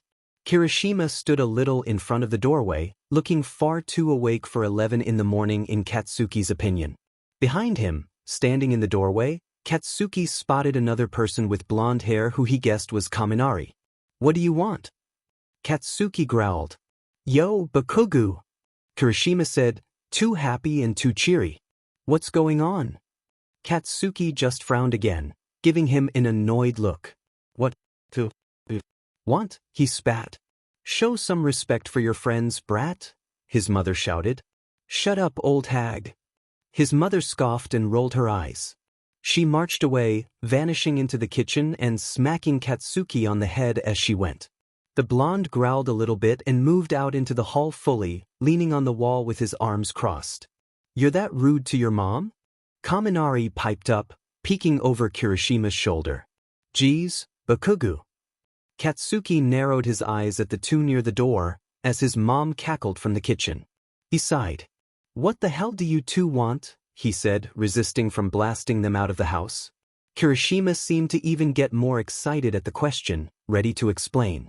Us and the other 1A kids are heading out to the mall, he said happily, gesturing randomly with his hands. Katsuki raised an eyebrow. Kaminari and I thought we'd come here and drag you out with us. Why the hell would you think that? Katsuki spat. 'Cause you're in class 1, duh, Kaminari snorted. Probably should change your clothes though. Katsuki glanced down at his baggy clothes. A large blue sweatshirt, sweatpants, and socks. He frowned. What makes you think I'd even want to go with you losers? He asked. Listen, dude, Kirishima started. He walked forward and reached out like he was ready to pat the other on the shoulder, but thinking better of it. Ever since USJ you've been like, off I guess? Going out with people might help. No thanks. Come on, Bakugu. I'm busy. Busy doing what? Kaminari asked, frowning suspiciously. None of your DMN business. It's just for the day, seriously, Bakugu, Kirishima said with a frown. Stop being busy doing nothing and come out and do something. I am doing something, Katsuki growled. Now PSS off. Oh no you don't. Katsuki's mom called out.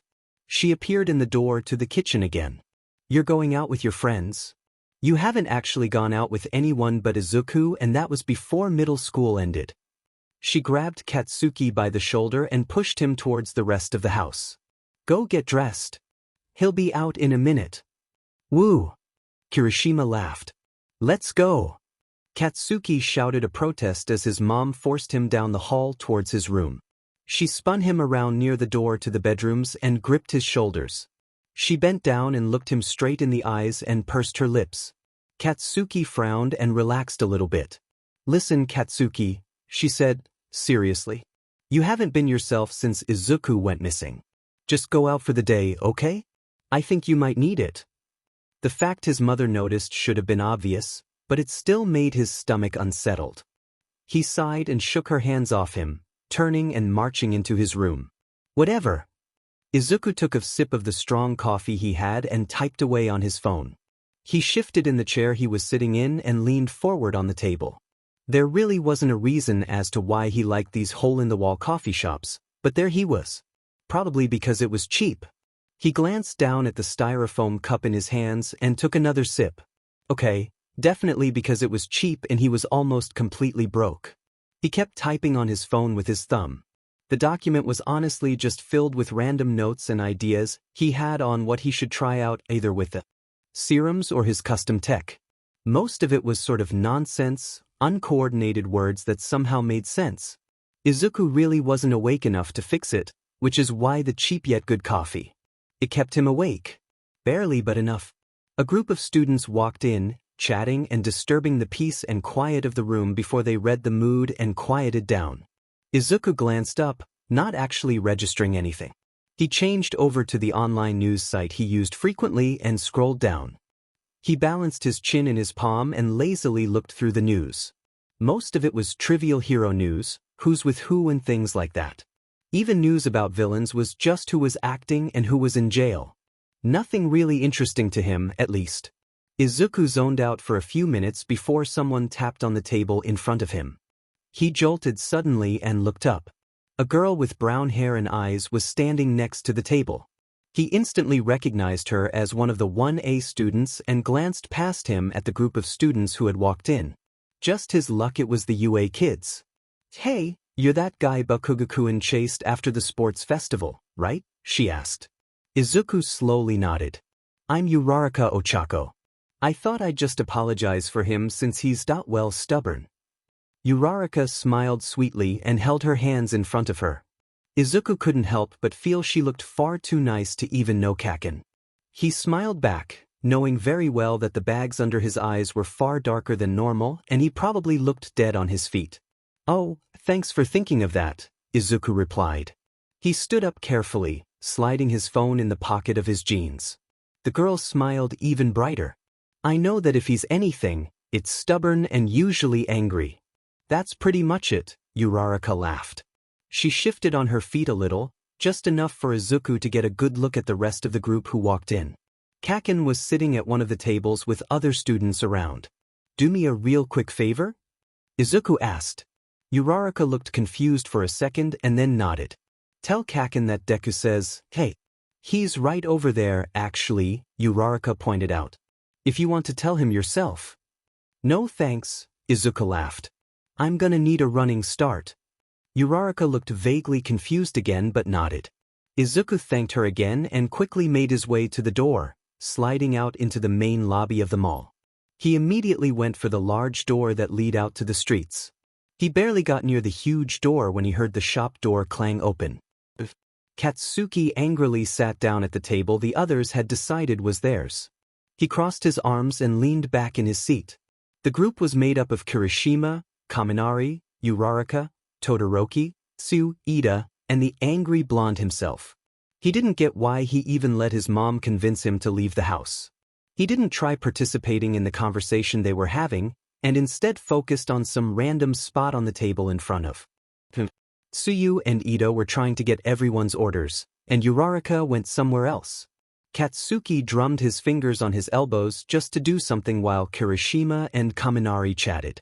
Todoroki didn't even bother trying to start talking to Katsuki, and he was thankful in some far corner of his mind for that. Uraraka came back from wherever she was and sat down. The bell at the door rang quietly. She shifted a little in her seat, glancing at Katsuki. The blonde looked up and frowned. "What?" he growled. She gave him a short, dirty look at his attitude and sighed. "I was just talking to someone and he told me to tell you that Deku says, 'Hi,'" she said. Katsuki immediately stiffened. "Deku?" Todoroki muttered, recognizing the name from USA. Katsuki stood up abruptly, whipping his head around. He looked out the window and caught a glimpse of the green hair. He cursed and glared over his shoulder down at Uraraka. "You didn't stop him?" he almost shouted. "Why would I?" the girl defended. Katsuki went to run out of the shop, but Kirishima grabbed his elbow roughly. "Dude, what's wrong?" "Who's that?" he asked, looking confused and concerned. "Midoriya Izuku," Katsuki spat. He roughly shook Kirishima's arm off and ran. He was out the door and speeding the way that the green-haired boy had gone in a matter of seconds. The others all stared after him in shock. Kaminari pulled out his phone, muttering that he knew the name from somewhere. Uraraka looked around the group in confusion. Ida looked a little insulted at being so ignored completely and Tsuyu blinked. Kirishima cursed quietly and glanced at the others. "Hey, I looked up that name, and it says that Midoriya's been missing for months," Kaminari said. "What, really?" Kirishima gawked. "That's the guy who gave Bakugu a bloody nose, though," Uraraka said. "If he did that, Bakugu's going to beat him up, probably," Todoroki muttered. "We have to go and stop him. And if Midoriya is missing, then we can turn him into the police." "Yes, that makes sense," Ida agreed. The group got up and left. Uraraka pointed towards the main entrance, where Bakugu was sharply turning around the corner. They quickly followed him, hearing him shout loudly after Deku. Izuku should have known that Kaken wasn't just going to let him go after a few streets. He also should have put dye in his hair so he was less noticeable. Being a villain, even if he wasn't in the field and worked behind the scenes mostly, he learned how to run. Unlike now, it was usually in a confined space with him fleeing from one of Shigaraki's tantrums and he was able to stop after a few minutes. He swung around a corner using a lamppost and glanced back at where he came from as he did it. Kaken was gaining on him fast, pretty much shoving everyone out of the way and making it obvious where he was in the crowd. Izuku could feel his lower legs starting to hurt a little as he weaved through the crowd. He really should start doing more training, especially with Kaken seeming to pop up everywhere. Izuku turned another corner, jumping over a bar meant to keep cars out. He heard Kaken shout again, a lot closer than he had expected. It was the momentary panic and thought in the back of his head of all the things he went through during school because of the explosive blonde that probably caused him to forget where he was. He dashed down an alleyway, glancing over his shoulder. When he turned back to face forward and chose the next alley to go down, he realized he had taken the wrong one. He blamed the area around the alleys for looking too similar. He went to turn around and continue running until he reached the right one. Kaken was standing a few feet away from the alley entrance. Izuku stopped immediately, cursing quietly under his breath as Kaken looked around. The blonde easily noticed him even in his dark clothes and the darkness of the alley. Izuku backed away, down the alley again and held his hands up in a placating gesture as if it'd work.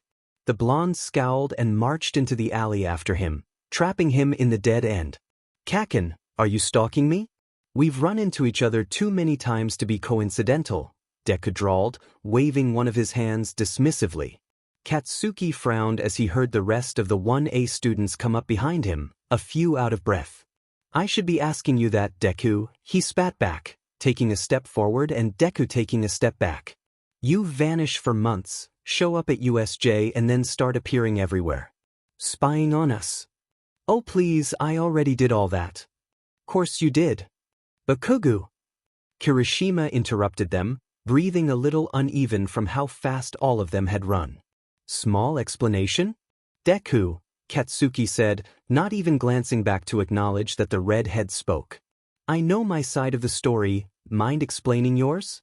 Why don't you start with why the hell you were fighting with villains were at the sports festival and why the hell you're a villain in the first place? He's a villain?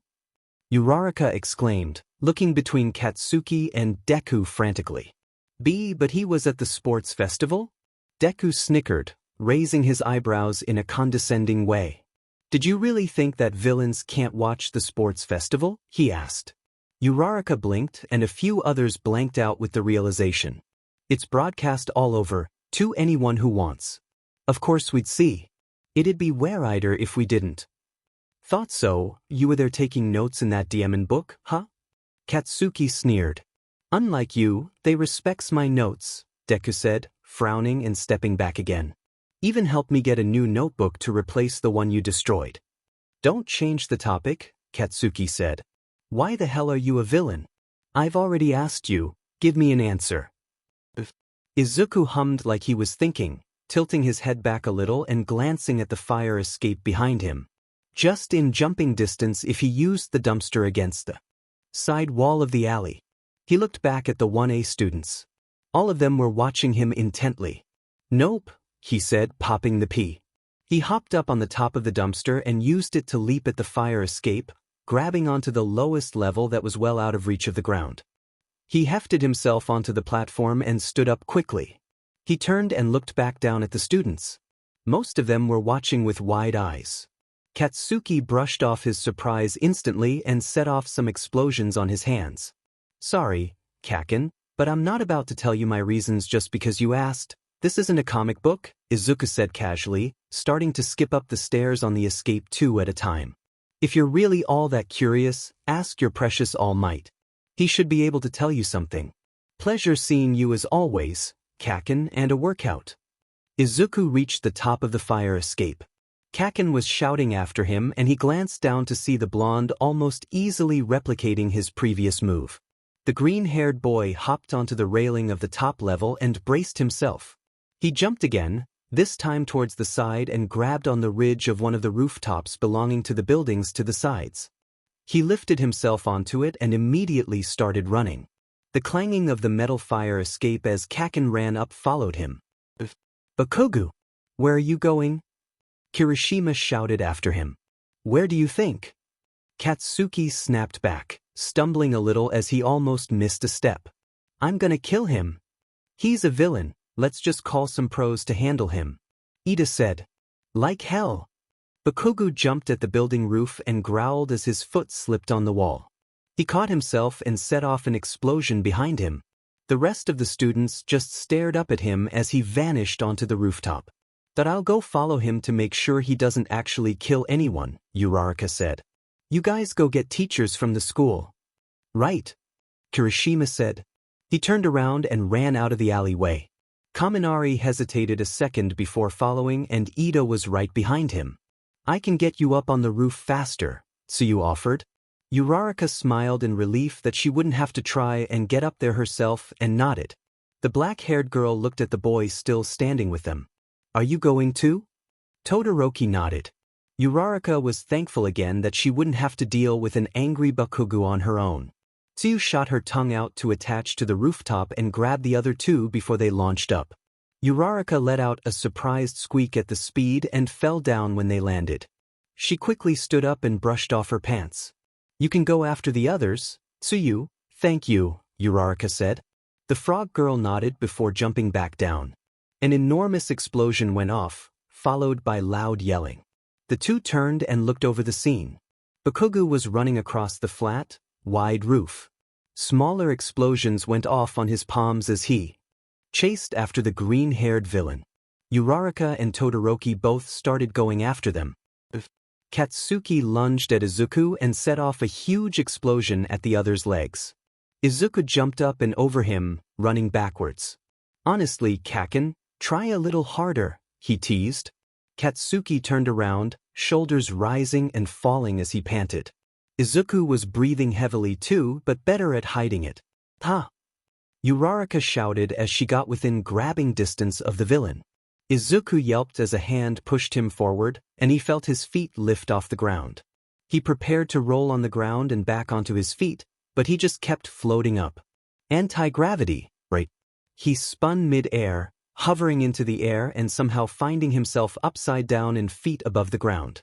He held onto his bag so it wouldn't fall and curled his legs in on himself as he blinked in thought. The brown-haired girl on the ground looked triumphant and grinned. Katsuki came up to them and shot himself towards Izuku and landed a solid punch to the other's jaw. Izuku was sent off in that direction, spinning heels overhead multiple times. He rubbed a hand over where he knew there'd be a bruise. He went to walk or move, only to awkwardly move around in the air. "No fair," he exclaimed, frowning. He looked over at the students, his spinning slowing as he stopped upside down again. "This is just cruel. Let me down." "Serves you right," Katsuki said, a small grin appearing on his face. Izuku pouted like a child and tried kicking his legs. "You can just stay like that until the heroes get here," Uraraka declared, proud of herself even though she could feel the nausea. "Your quirk isn't going to hold up that long even if Ingenium Jr. gets to the school at his top speed," Izuku said, barely loud enough for them to hear. Uraraka stiffened, staring up at him in surprise. "How do dash? 'Cause he's a demon creep who's been watching us all since the first day." Katsuki snarled. Todoroki narrowed his eyes, remembering the USJ fight and what the green-haired villain had said about his own quirks. "And even if it doesn't, like hell you'd be able to get away now." Izuku raised an eyebrow and swung his legs so he spun back right side up. He reached in his bag and turned sideways. He pulled out one of the small guns he kept on him and shot. Katsuki's eyes widened and he pulled Uraraka out of the way as Todoroki jumped back the other way. The bullet bounced off the ground where the brown-haired girl had been standing. Izuku went to fire again, only getting the useless click of an empty barrel. He cursed in his mind, dropping the empty gun. He forgot that he had been practicing at the crack of dawn in between half-sleeps. That's why he was out. Besides the fact he needed sunlight, he had meant to go to the small black markets and get some more bullets after he drank his coffee. Katsuki carefully moved forward, suspecting that Izuku had another weapon on him. The green-haired villain reached into the bag again. And the three tensed up, waiting for something else deadly to be turned at them.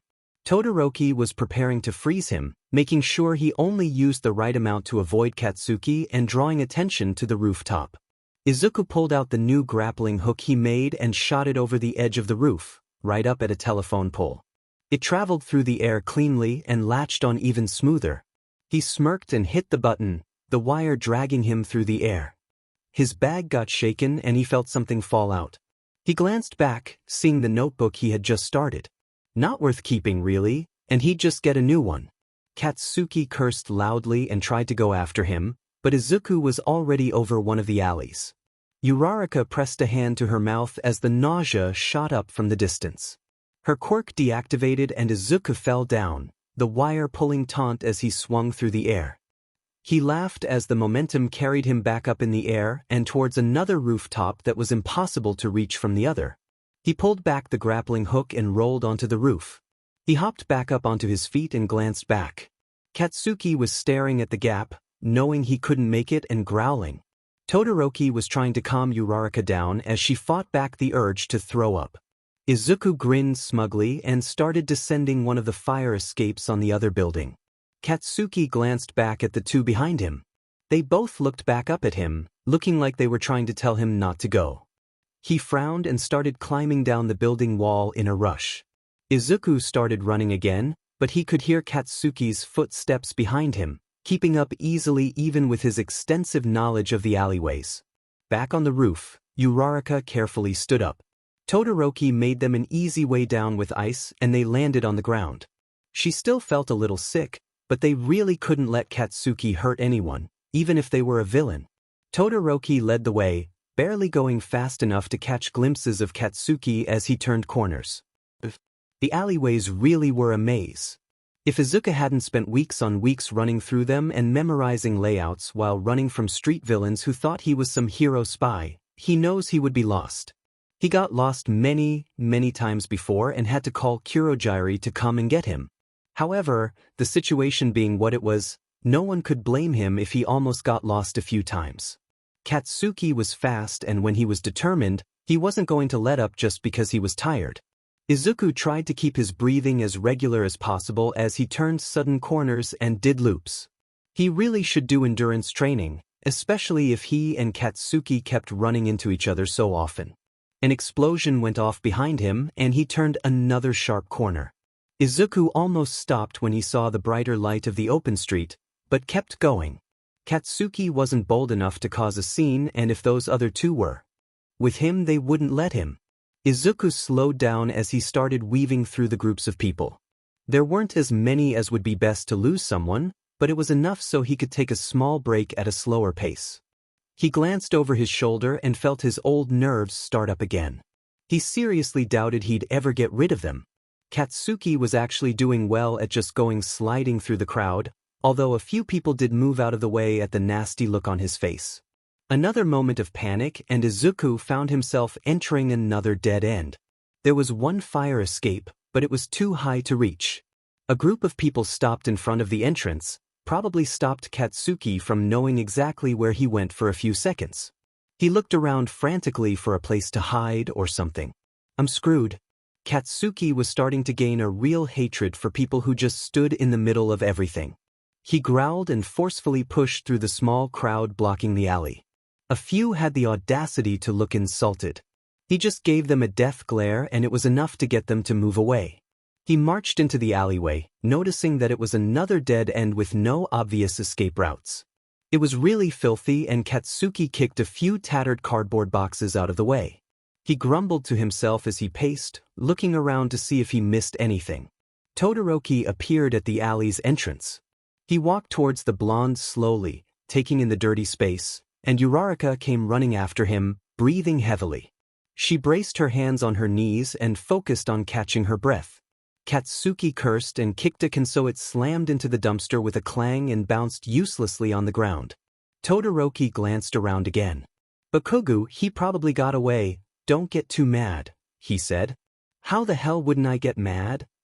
Katsuki snapped, setting off an explosion and making a few burn marks on the wall. He was right here.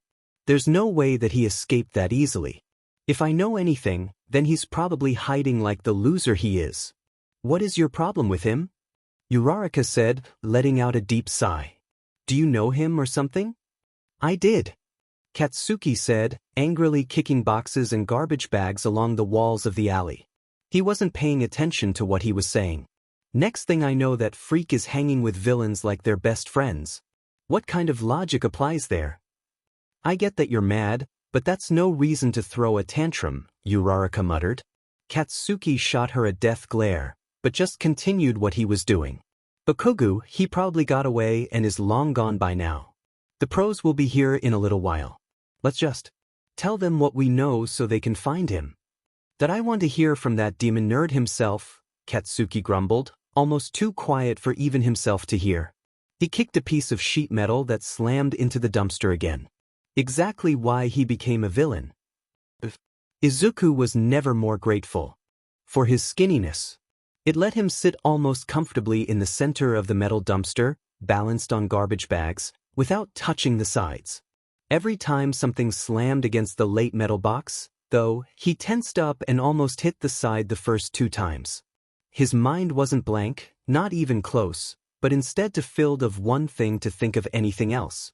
Oh no, oh no, oh no, oh no, oh no, oh no, oh no. He could hear the slightly muffled conversation of the 3 hero students outside, something about Bakugo throwing tantrum being the only thing he really noted. His heart rate was probably far too fast, and he'd blame Kaken for giving him a heart attack if it came to that. With slow hands probably overdoing the carefulness, he reached into his pocket and pulled out his phone. Unlocking it as fast as possible, he immediately turned off all things that would make noise, from keyboard clicks to notifications. Even if he wasn't planning on doing something that would use that certain noise, he turned it off. He was relieved he didn't have his other phones on him in case anyone outside of the league tried to contact him. He opened the text messages and clicked on Kurogiri's contact. Deku. Trapped in a dumpster, 3 hero students outside. Need a portal bad. Another thing clanged against the dumpster, causing Izuku to clap a hand over his mouth.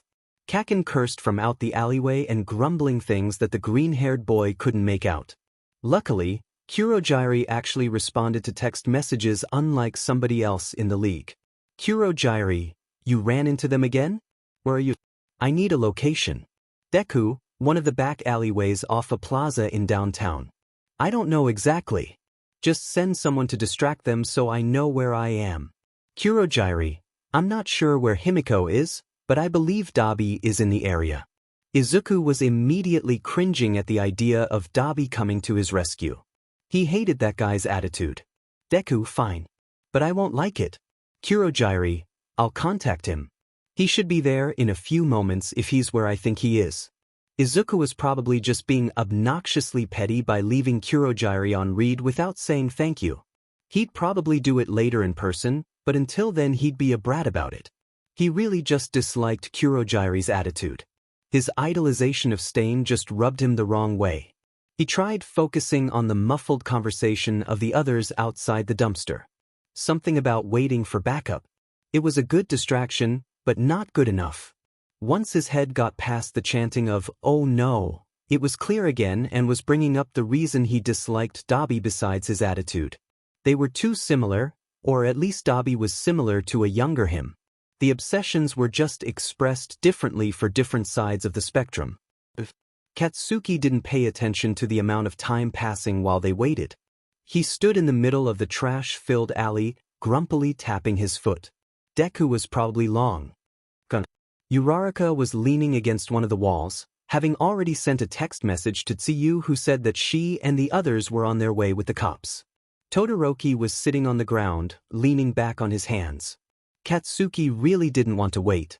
It was taking too long, even if he wasn't paying attention to how much time actually passed. The sky was turning orange as it got closer to night. Katsuki scowled up at the sky like it offended him personally. They had been waiting there for a while. People passed by at the entrance to the alleyway. A few glanced at them, only to turn away and keep going, but most minded their own business. Some faltered a little and looked like they were going to ask, but Katsuki glared at them and that prompted them to scurry away. Another person strolled by, a slow and leisurely pace. They stopped in front of the alley. Katsuki turned his head to scowl at the newcomer, but stopped at the weird appearance. A young man with spiky black hair stood at the mouth of the alley. Todoroki stood up carefully, his stomach getting a weird twisting sensation as the other looked down at him. Wrinkled, purple patches of skin broke up the newcomer's regular skin, attached with surgical staples. He was wearing most black. As he looked over the alleyway, he frowned.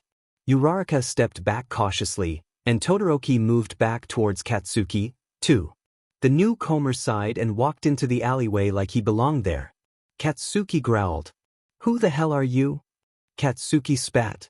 He was ready to blast the freak's face off if he tried to attack them, but the other didn't move. "Just here to pick someone up," he answered, calm and even. Katsuki frowned suspiciously and opened his mouth to say something. The dumpster to their right clanged open. He jolted and whipped his head around to stare. Uraraka let out a squawk and held her hands up defensively. Even Todoroki was caught off guard and jumped back a little. Deku stood up from where he had been hiding in the dumpster and stretched out his arms. Katsuki shot a glare at Todoroki, trying to easily communicate the "told you so" he wanted to screech. Deku jumped out of the dumpster and walked up to the newcomer. "Took you long enough," Deku said casually. "You should rush to your boss rescue, Dabi." The newcomer Dabi just looked away. Katsuki scowled again and explosions sparked on his palms. Dabi and Deku both turned to stare at them. Todoroki held his hand up, moisture in the air turning into small ice particles. Two villains, huh? Katsuki shouted. The plaza outside the alley was almost empty now, he could be loud. Got a bunch of villain buddies now, Deku? Bakugo, Todoroki, Uraraka whispered. We should wait for Tsu and the others. Both boys ignored her and continued to prepare an attack. Katsuki was trying to figure out whose head to bash in first. He didn't like the fact that the black-haired one looked so relaxed, and he's wanted to punch Deku for a few weeks now. Just to try and physically knock some sense into him. We should at least stall them, Todoroki reasoned. Besides Dash. You should listen to the girl, you know, Dabi piped up. The three hero students stared at him. He shrugged his hands casually. You're hero students, but you're not heroes. Might put a damper on little UA's reputation if a bunch of their precious students got involved in villains, right? What is it called when citizens attack other citizens? Assault? You can't legally fight us, even if we are villains, you do know that, right? That stopped them. Todoroki knew that he might be able to get out of it, what with his father and the connections. He'd rather die than do that, though. He knew exactly what the villain was talking about, and that he was completely right. Uraraka's mouth opened as if she could argue, but she just closed it again when she couldn't find any words. Even Katsuki knew the villain had a point, but Deku was still there. The green-haired boy he'd been after and searching for ever since his first disappearance was right there. Dabi smirked smugly and Deku smiled a fraction. Why don't you get your provisional license and then we'll fight fair and square, little heroes? Dabi drawled. Deku held his hands behind his back. The three hero students deflated a little bit more. Thought so. Let's go, this was annoying. Dabi turned on his heel and walked out of the alley and around the corner, not sparing a glance. Deku hesitated a bit. He told himself it was because the defeated look on Katsuki's face was satisfying, even as slight as it was. Later, Kaken, he said simply. He turned and followed after Dabi. The other looked down at him suspiciously but kept quiet. At least Dabi could remember what he told him on that first day. Back in the alley, Katsuki was eerily quiet. Todoroki glared down at his hands and Uraraka frantically hit buttons on her phone to call Tsuyu or any of the others and tell them. In his head Katsuki was using every single curse word he knew to call himself stupid. Izuka had been right there and he still didn't do a DMN thing. What? I apologize, Midoriya, Sensei said, voice serious and solid even through the video. But I cannot allow you to participate in this operation. Your connection with Bakugo Katsuki is too evident, and we can't afford you getting sidetracked, especially with the amount of pro-heroes that will be around during it. But Dash. Midoriya. I cannot allow it. I'm sorry, but you'll have to stay here. Izuku stared at the flickering screen, blank expression on his face. The other villains around him were silent. Shigaraki was likely withholding comments and Dabi was looking away. Kurogiri looked down at the ground, avoiding eye contact. Himiko watched Izuku with concern, eyebrows drawn together and lips turned down in a pout. The newer villains who'd be joining in on the next operation all glanced between each other, awkward and unknowing of what to do as the leader shut down Izuku. Almost all of them had been subject to Izuku's quirk analyses and knew just how smart he was. Seeing the so-called brain of the league get shut down so simply was shocking. Dekken? He vaguely heard Himiko mutter. Izuku just nodded. His head was shutting down, closing in on itself as if it could protect him. He knew Sensei was right, but still. His feet felt heavy as he walked away. He went out the door that led to the alley with the other door. As he left, he heard Sensei continuing his instructions and pep talks to the group. His steps picked up as he rushed across the alley and flung open the door and ran up the stairs to his lab. He slammed open both doors and kicked them closed behind him so hard that they rattled in their frame both times. Dropping his bag on the ground, he walked over to one of the counters, where he had a bunch of extra vials and holders. With a shout, he knocked everything off and onto the ground. The glass shattered on the floor, but he couldn't care. He hated feeling like this. It was different than his usual anger when he looked at the tattered posters on his wall. Different than his emptiness after he failed a test. It was a mix of the two and a lot worse. A twisting in his stomach, stinging behind his eyes, and hollowness in his chest. He couldn't think of a word, because he knew it wasn't sadness that had a much more explainable feel, and that inexplicable emotion was blocking out his usual thought process. All his work, his hard work and analyses and theories and inventions and contributions to the League, every single part of it was essentially being disregarded by one man, the one that needed it. Izuku was the one who even planned the operation. The UA first years were going to a training camp in the mountains, being instructed by the Pussycats. Izuku had planned it down to the ideal quirks for certain squads. Everything was already aligning as planned. Dabi was gaining a sort of respect for him, and Himiko had eagerly awaited new orders on who to gather. A grand scheme of his making, and he couldn't go. He blamed Kaken. If the explosive blonde hadn't recognized him, then it would be fine. He wouldn't have been spurred to interact with Kaken, or to talk to him. Why did he taunt him?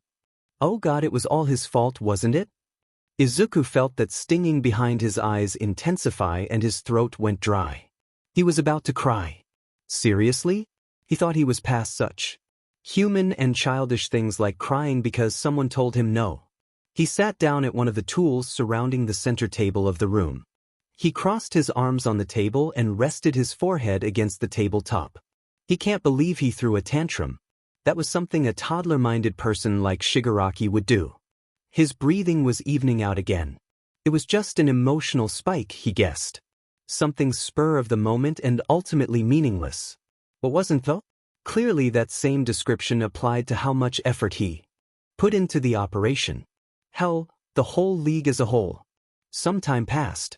Izuku can't be sure how long it was. His thoughts were swirling, a cycle that repeated with only minor changes to the content. He should have assumed something would go wrong. Everything aligned too perfectly, just like it did before, and then something went wrong, just like before yet again. Still, the feeling that was pulsing through him was different than the one back then. He wasn't sure if it was better, worse, or just around the same. He only knew it was different, and that different Esiki. He could deal with the depression he felt before, because he knew what to do. Different was unknown, and he didn't know what to try and do to fix it. He heard the screen that sat on the table flicker to life. He groggily lifted his head and looked up. Sensei appeared on the screen. "Midoriya, please, you are making a big deal out of this," Sensei said. "I allowed you to join our group because you are brilliant with quirks. However, I cannot allow your connection with a student to cause this operation to fail. This attack is crucial to our plan, you know that very well. I also cannot risk you getting captured, and you may get hurt due to your quirkless status. That's never been a problem before." Izuku snapped. He flinched at his own raised level of voice and slumped down further into his seat. "If that's your concern, give me a quirk." "No," Sensei answered immediately. Izuku stared at him with a frown. "Why not?" he grumbled. Now that he put thought to it, the fact he was still quirkless didn't make sense. "Your lack of quirk is very important," Sensei answered vaguely. "And with the serums you're mixing, if an accident were to occur, that quirk might be taken away again." Izuku looked down at the bare table. Sensei was right as always. "But that is not my only concern," Sensei continued. "Even at the first operation you were a part of, you focused your attention on Bakugo Katsuki. You may not have realized it, but it's true. You've had too much direct contact with that boy. I cannot risk something going wrong because of that. Midoriya, you are an intelligent boy. You understand, correct?" Izuku knew deep inside of him that the reason wasn't a complete one, but he nodded anyway. Sensei was right about these things most of the time, so it was better to trust him. He was the one who saved him after all. "I'm glad to hear that, Midoriya," Sensei said. Izuku nodded numbly. "Your serums are prepared, correct? We cannot use such experimental inventions in the operation, but for future reference." The tests were a success," Izuku answered. His throat was still dry and a little irritated from his screaming. He looked up at the organized case on the opposite side of the room. "We only held the subjects for 24 hours, but some of our other members are monitoring them, and their quirks have yet to return. It's almost been a week." "Excellent, Midoriya," Sensei praised. Izuku felt a small part of him feel lighter at that. "Your genius is astounding. But you do understand why I do not give you a quirk considering the serums you're dealing with." As much as I know you could benefit from having a quirk, I do not want a spill to occur and that quirk to be lost. I never spill anything, Izuku muttered. Accidents can happen, Midoriya. Sensei shut him down immediately again. Izuku still just stared down at the table. Sensei sighed. Please, lay low until the others return, alright? Izuku nodded again. Now the feeling was gone and replaced with an emptiness that was also different from the usual. Once again, he couldn't decide whether the inexplicable emotion or hollowness was worse. Sensei said something else that was just an elongated goodbye and the screen flickered off. Izuku slumped closer to the table, staring up at the case across the room. He could go to the operation regardless of instructions, and push anyone who tried to stop him out of his way. Carefully sliding off the stool, as to not step on any of the broken glass on the floor, he stepped over to the case and read over all the labels again. Laughter floated into the room from the open window. Izuku peered out, over the fire escape directly under it and down at the people on the ground. Students. More specifically, students bullying another and knocking him to the ground. He narrowed his eyes and watched as one of the bullies stomped on the weaker-looking student's arm. The emptiness was twisting into an irrational rage. Izuku quickly opened one of the drawers of the case and took one of the vials out. A translucent pale green liquid. He grabbed a syringe and quickly sucked up enough of the liquid before capping the vial again and placing it back in the drawer. The bullies were starting to show off with their quirks, mocking and teasing the other for their weak one. Izuku didn't care to catch what kind of quirk it was as he near silently crawled out onto the fire escape. His lab was on a low floor, so it made it easier to slide down the rusted metal ladder of the escape and land on the ground. The escape rattled when he slid, and his boots made a thud as he landed. It drew the attention of the trio of students that were showing off. They turned around and the one in the middle started speaking. Izuku couldn't hear it as he walked forward, feet still heavy and off balance. His vision was blurred at the edges. The one in the middle had a quirk relating to fire, and smoke was rising. Like then, Izuku lunged forward and grabbed the one with flaming hands. The other tried to struggle, but Izuku could hold him still. At least still enough for him to jam the needle into his neck and inject it. Smoke was still rising, but it was fading as the fires went out a few seconds later. The bully started struggling more and elbowed Izuku hard in the stomach. He coughed and backed off, syringe hanging limply on his fingers with none of the liquid left inside. A maniacal grin broke out on his face as the bully frantically waved his hands, trying to activate even some semblance of a quirk. The one who had been kicked was smart enough to get away while they could, and was long gone. The other two on either side of the one waving his hands were frozen in confusion, glancing between Izuku and their friend. Izuku's legs gave out, and he couldn't put an explanation to the numbness in his limbs. The one who he injected turned and glared hard at him. "What the hell did you do, freak?" he screamed. It seemed to echo in the alley. Izuku just laughed, uncontrollably and crazy sounding. The trio stared at him in horror. He stood up, slowly and clumsily, almost falling back over as his burst of laughter started to trail off. He looked back up and grinned. The expression on the face of the one he injected was great, and made his stomach twist in a way he thought was happiness. Consider yourself quirkless. Fun feeling, isn't it? Izuku felt smug when the league returned. He watched the exchange between Shigaraki and Sensei with a poorly hidden grin while the newcomers all stayed around the corners of the room, almost in fear. Shigaraki was getting scolded again, but this time Dabi was right there with him. Two big villains they managed to recruit were taken down by the students for crying out loud, and they hadn't even been able to get their hands on the student they meant. Izuku dragged his eyes over and looked at the tied-up UA student. They didn't even grab a student from the right class, never mind a strong one. It was someone be nobody. Someone Izuku had barely bothered to make mention of in his notes too often, and considering how many notes there were, that was saying something. A weak quirk. Sensei wrapped up the scolding, leaving a tense atmosphere in the bar. Izuku smirked as he pushed off the wall he had leaned on and pranced out the door leading to the lab. Shigaraki glared at him out of the corner of his eye, making a low growling noise. Izuku just grinned at him as he kicked the door open and skipped out. Shigaraki had the guts to blame the failure on Izuku? He wasn't even there, and Shigaraki was probably going to use that as a reason for them to fail. Izuku would have some choice words for when the gray-haired man went after him saying that. Izuku bounced up the stairs and into the lab. He nudged the door closed behind him with his heel and walked around the table in the center to the balcony area opposite the door. Slumping his back against the glass door that led out to the balcony, Izuku felt his smile widen. Childlike giggles surfaced, and he couldn't help but let it out. He didn't know why he was laughing in particular after his tantrum a week ago.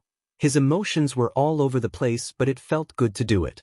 He slid down the glass until he was sitting on the floor, arms wrapped around his stomach while he laughed. The giggles started to turn into maniacal cackling. Once Izuku calmed himself down enough, he hopped back onto his feet and over to the shelves of serums. He pulled open a few of the plastic drawers, grabbing vials of different colored liquids. A bag was already set out beside the case, and Izuku hummed as he slid the serums into it, making sure none would open or crack and mix. He'd rather his bag not explode, thank you. His laptop dinged from its place on the table. He glanced over at it. A red warning sign lit up the screen, black and yellow lines surrounding the new window. The screen changed back to the security cameras he set up around the league's base and street. Police officers and heroes were creeping around, all talking and making signals to each other both in person and over what were probably radios. Izuku placed the bag and vials he hadn't put away yet down carefully and walked over. Hitting a few buttons, Izuku set the screen to broadcast to the screens typically used for sensei's talks through the bar. "What is going on, Deku?" Kurogiri's voice came through the speakers, static and a little distorted. "Heroes are surrounding the bar," Izuku said calmly. He had known something was going to happen 2 days before, but Shigaraki and the others had ignored him. He wouldn't rub that in, though, no matter how much he wanted to, and if anyone asked, he was ignorant. "They're looking for the student. I don't know how they found us, but I suggest you all start clearing out and grabbing valuables." "You knew, didn't you?" Shigaraki's voice accused. "I have no idea what you're talking about, Handy," Izuku said, keeping his voice carefully monotone. Faint curses could be heard from the speakers as he paused. "But blaming isn't going to fix anything, you know." He turned off the audio transmission, but left the video up. Humming again, he spun around and went back to putting the vials in the bag. He guessed they had about 10 minutes before any of the heroes agreed enough to put a plan into action. Considering the heroes had ended up at both locations the League was using, they had done their research. Shame they sent All Might to the one with the student. Izuku kind of wanted to see the face-off between All for One and One for All. Izuku finished packing all the important serums, ones that would help if he ran into any trouble, and projects that he'd rather not be in the hands of the police. He had one out at the ready as he walked back over to his laptop. He transferred all the files to the flash drive he had plugged into the machine and then deleted any remaining ones he didn't need. The warning stayed up, still broadcasting around the bar. He heard footsteps outside his room and assumed it was some of the recruits looking for a back way out. The footsteps went quiet and Izuku frowned a little. That wasn't the sound of steps getting farther away, it was just stopping. The green-haired boy quickly hit the last few keys and took his flash drive out, sliding it into his bag. He backed up towards the glass door, keeping his eyes on the main door. A loud explosion went off, and the now half-filled case of serums shook. Izuku tensed up and slammed the door open, stepped out backwards. He looked over his shoulder and cursed. The drop was too far for him to jump without getting hurt, and he didn't have time to grab his hook. He gripped the bar of the small balcony and turned back as the second door blasted off its hinges and slammed into the table. Kaken walked into the room, glancing around before focusing on Izuku. The concentrated frown on his face turned into a scowl. Izuku sighed, his own joy fading. He had a feeling the students were going to try something, but going in before the heroes? He really underestimated their sanity. The blonde carefully jumped over the door, hands ready to blast anything that even looked like a trap. "There are heroes up and down this street. You guys should just give up," Kaken said, approaching far too quickly for Izuku's liking. The green-haired villain pulled the gun he had almost forgotten in the heat of the moment and held it pointed at his old friend. Why did he think of it that way? The blonde froze where he was, eyes wide and staring intensely. Izuku hated that look, because he knew that it meant Kaken was actually putting thought into things, and that was dangerous even if it was only a little bit. Deku, stop being so dim and stubborn.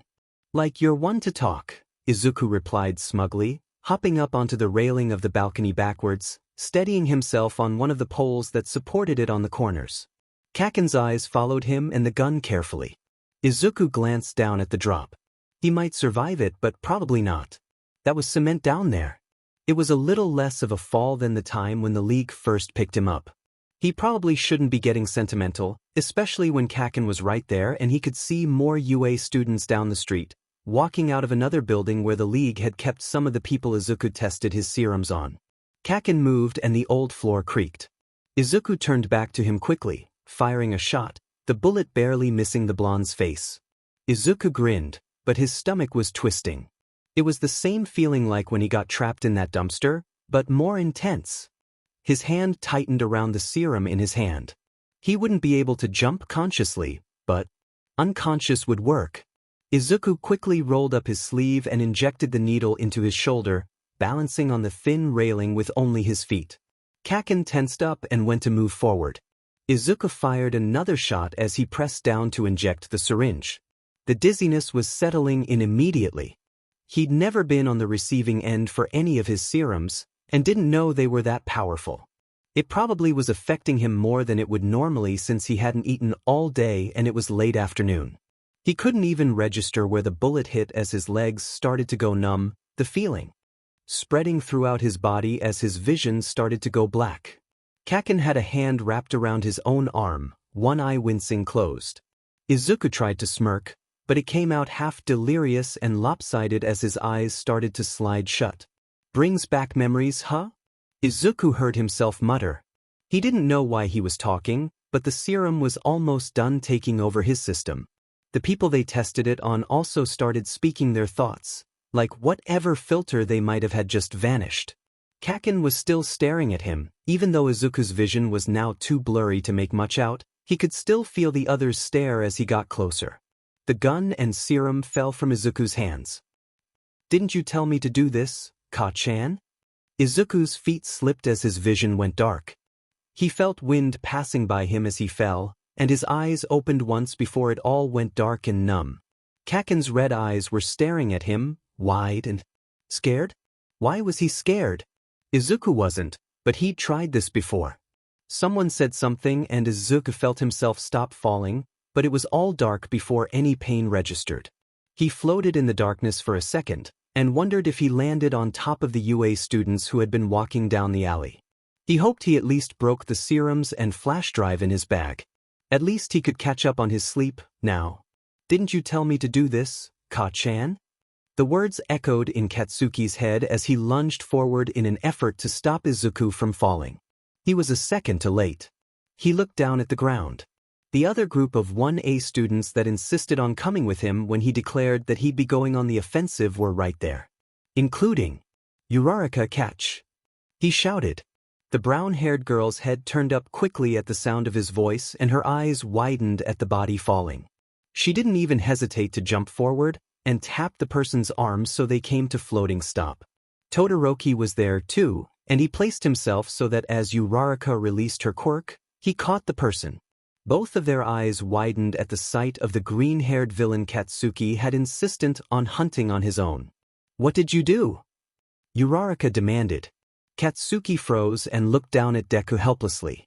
Uraraka checked his pulse, relaxing slightly at the steady pace. He's only unconscious. Come on and get down here, we need to get out as fast as possible. Katsuki felt some weight in him lift and he sighed.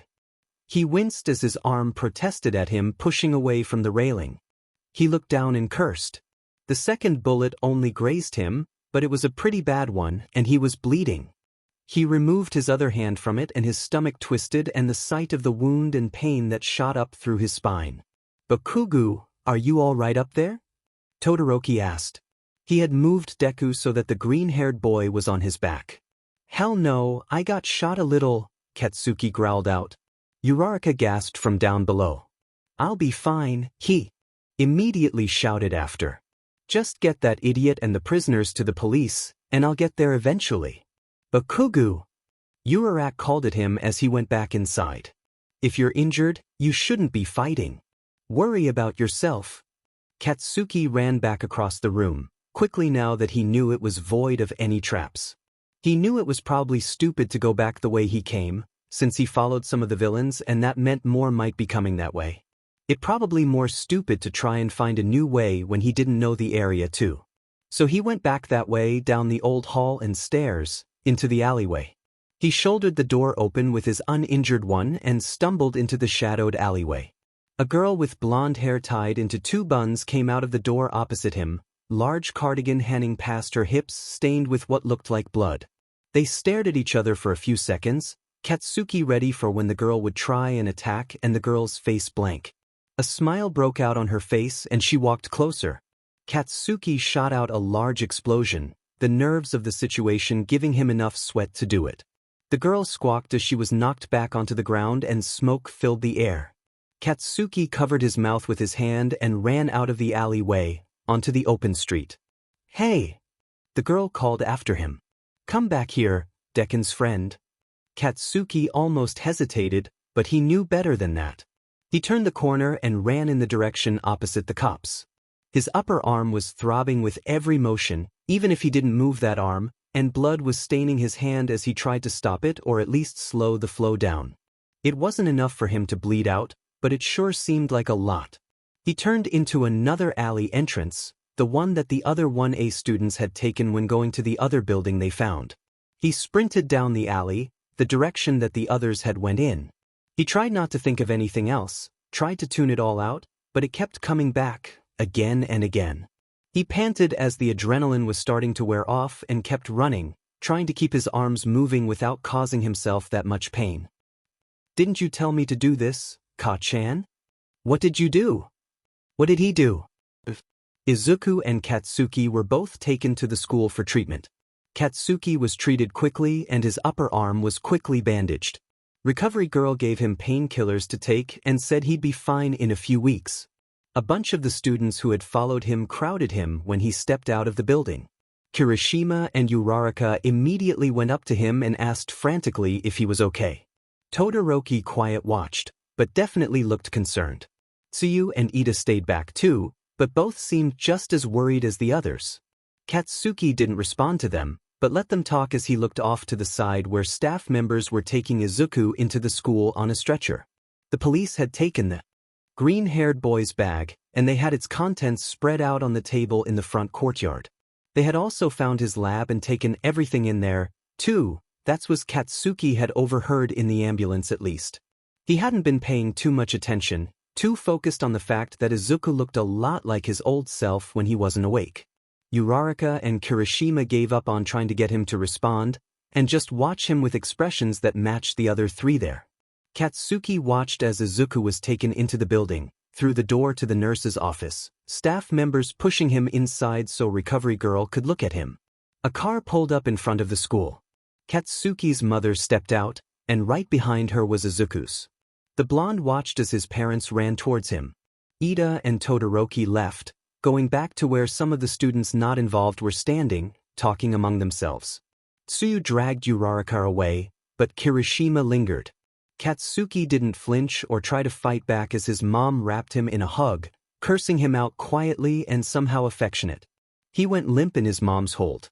His head felt too full and he just wanted to sleep for a while. Izuku's mom dragged him into a hug too. The short woman looked up at him with concern, but also anxiety. Katsuki didn't feel like he could speak to respond to whatever she was silently asking him. They just took him into the office, Kirishima said. The green-haired woman looked over at him with a grateful expression.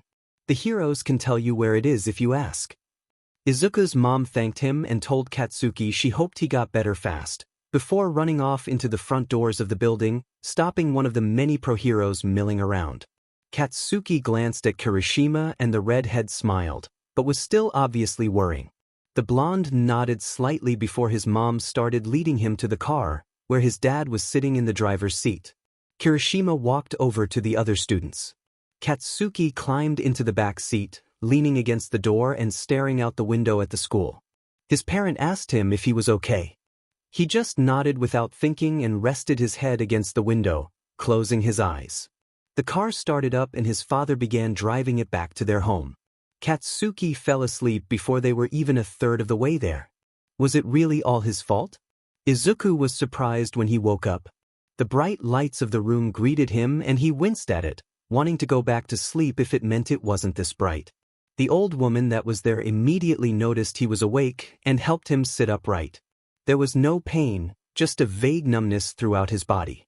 Some part of him was proud of his serum's effectiveness, but the rest regretted using it on himself. At least it made it easier to jump. He frowned. He definitely fell, so where was the pain? A girl from US stopped you from falling too hard, the woman said, and Izuku noticed she had been talking to him for a little while before that. He also realized that the old woman was Recovery Girl, the nurse of UA. You have no injuries, but we brought you here just to make sure. And because I'm a villain, right? Izuku grumbled, looking around the room. It looked like a typical school nurse office. Large windows let the morning light into the room, and a faint breeze blew through room. Izuku looked down at the bed. A white sheet was pulled over him, and he had been changed into a white hospital-style robe. His arm where he injected himself had a bandage on it, and some wires were attached to his arm, monitoring his heart rate and other vitals on screens overhead. Recovery Girl wasn't even fazed at Izuku's comment, and simply chuckled at him. Well, that may be a part of it, but you're still a child, she said. Izuku watched as she picked out some medicine bottles from her desk. I'm sure the police and heroes will have a lot of questions to ask you, but until then, you focus on getting better. Did they take my bag? Izuku asked. You didn't come in here with one, if that's what you're asking, Recovery Girl said, walking back over to him with a plastic cup of pills and water. Izuku took it and eyed the pills carefully. I would use my quirk on you, but you don't look like your body would be able to handle it. So we're also going to get nutrients back in your system, alright? Take the pills, please, they'll help. Izuku sighed. He reluctantly downed the pill with water and placed the cups on the little table next to the bed. He wasn't as stubborn as to refuse help. He just hoped he wouldn't end up in jail, or worse. You're Midoriya Izuku, right? Recovery Girl asked. Izuku nodded hesitantly and Recovery Girl wrote some things down on her paper. Your mother stopped by when you first arrived yesterday. I told her that I'd call when you're ready to talk to her. Do you want me to call her now so she can come by? Izuku stared down at his lap. He didn't really know what he wanted. He sort of just wanted to sleep some more, or think about what exactly he was going to tell his mom. He found himself nodding anyways and the PA system buzzed. Recovery Girl picked up the phone, muttering words to the person on the other line. The hero stood up and excused herself, saying they'd call Izuku's mother as soon as she got back. Izuku was left alone in the nurse's office. Trying to escape would be stupid. He didn't have any shoes and he knew from experience that the school was alarmed, probably even more so after some of the incidents that went down involving them and the league. He slumped back in the bed, rubbing his face with his hands. He carefully pulled the white blankets up to his chin and sighed. They were a lot cleaner than anything his old apartment. Oh God. He almost forgot about that. Did the police find that yet? Obviously he didn't buy the place under his real name, but if they found the league space, then who knows what? They could find out from his appearance. He looked at the window, and one of the panes reflected enough so that he could see himself in it. His hair was the same green it had been for a while, and the dark circles were present under his eyes. He didn't know what he expected, honestly. Izuku stared at the ceiling, listening to the faint snippets of conversation he heard in the halls beyond the door that Recovery Girl shut. He wondered what the students would say if they knew that an actual villain was in the building getting medical treatment, even. He found himself smirking at the idea of them trying to attack him. Who would try first? 1A got into enough trouble as it was. Maybe 1B, one of their students got captured after all. Thinking that kept him entertained for a few minutes until the door opened up again. The green-haired boy sat up and tensed up as someone who was not Recovery Girl walked into the room. His hands twitched, wanting to grab some kind of weapon on instinct. The person walking in glanced at him before looking around the office. His hair was blue-purple, slicked back and sticking up, and he had dark circles under his eyes to rival Izuku's. He had on a UA uniform and a bag over his shoulder, so he was a student, But Izuku didn't even think he'd seen him before in passing through security cams. Was he in the hero course or some other UA department? Is Recovery Girl around? The other asked.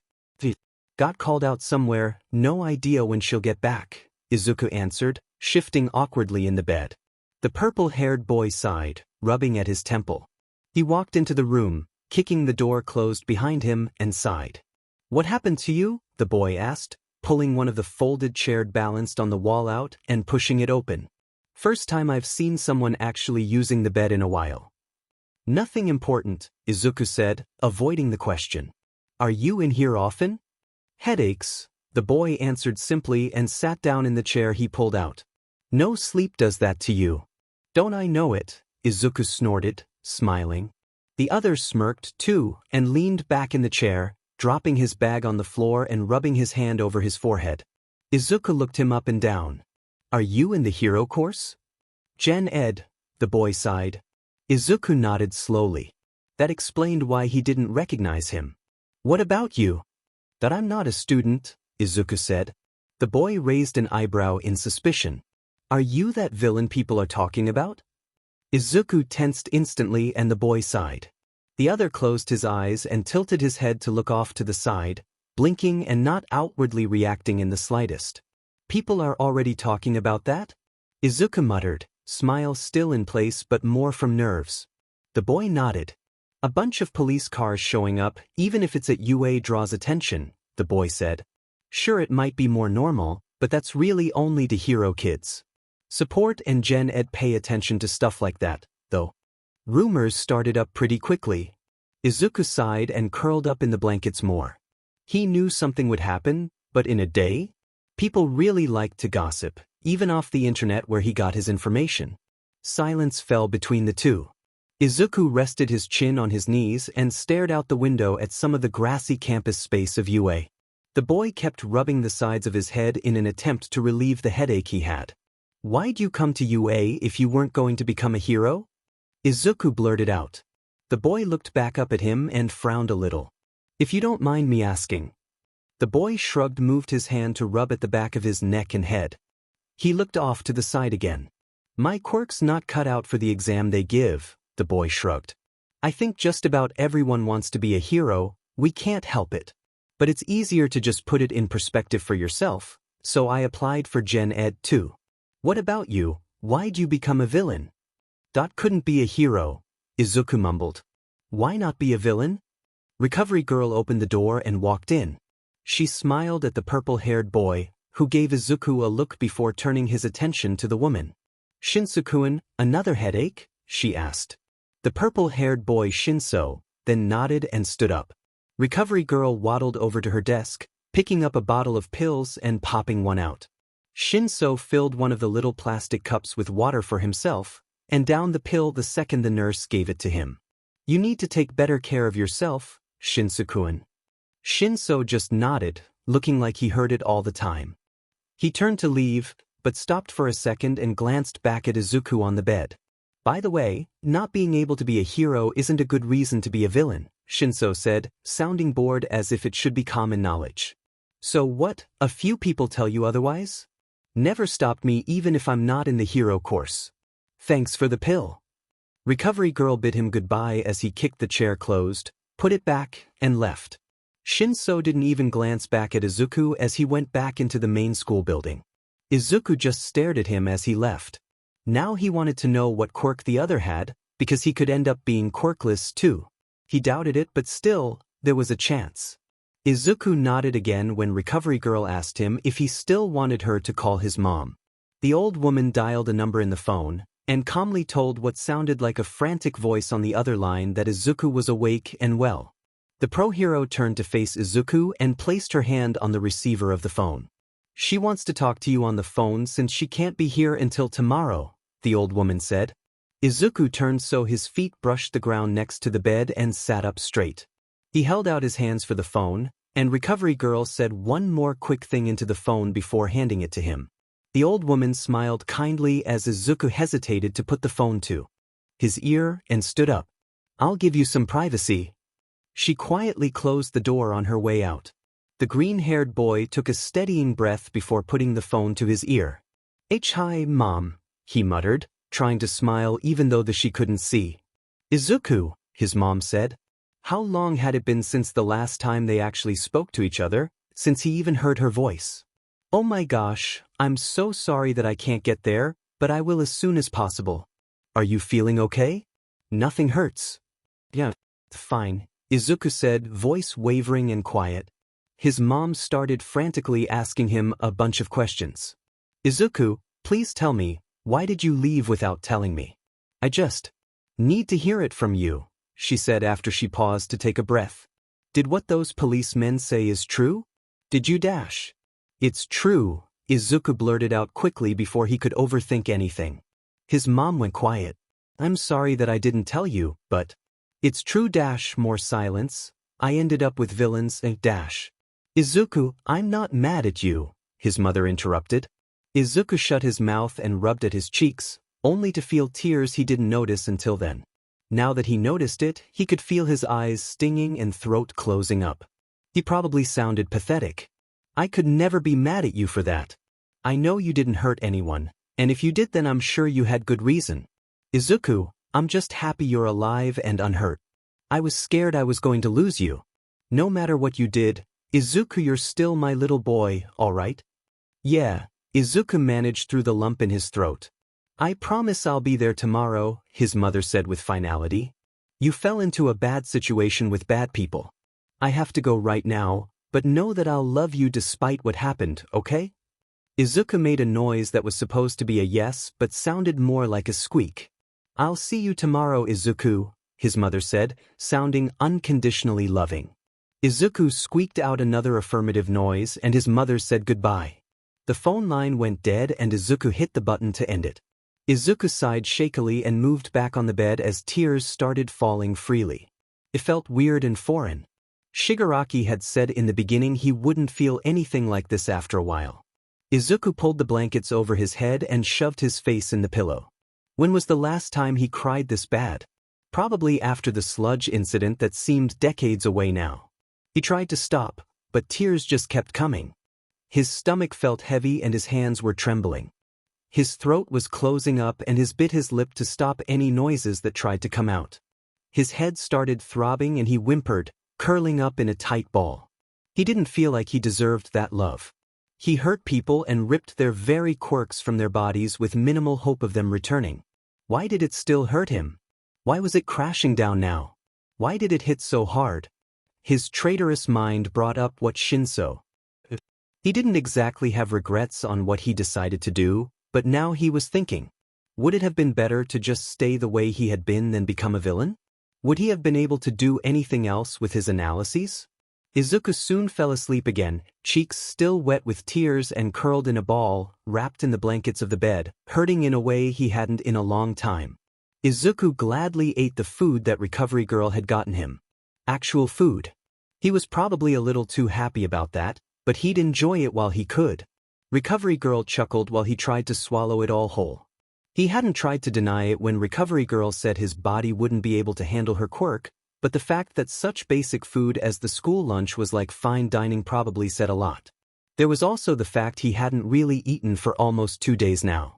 Once he barely finished chewing, he was chugging the drink that came with it. It was just juice, but it wasn't an energy drink or coffee like what he'd been surviving on for however long.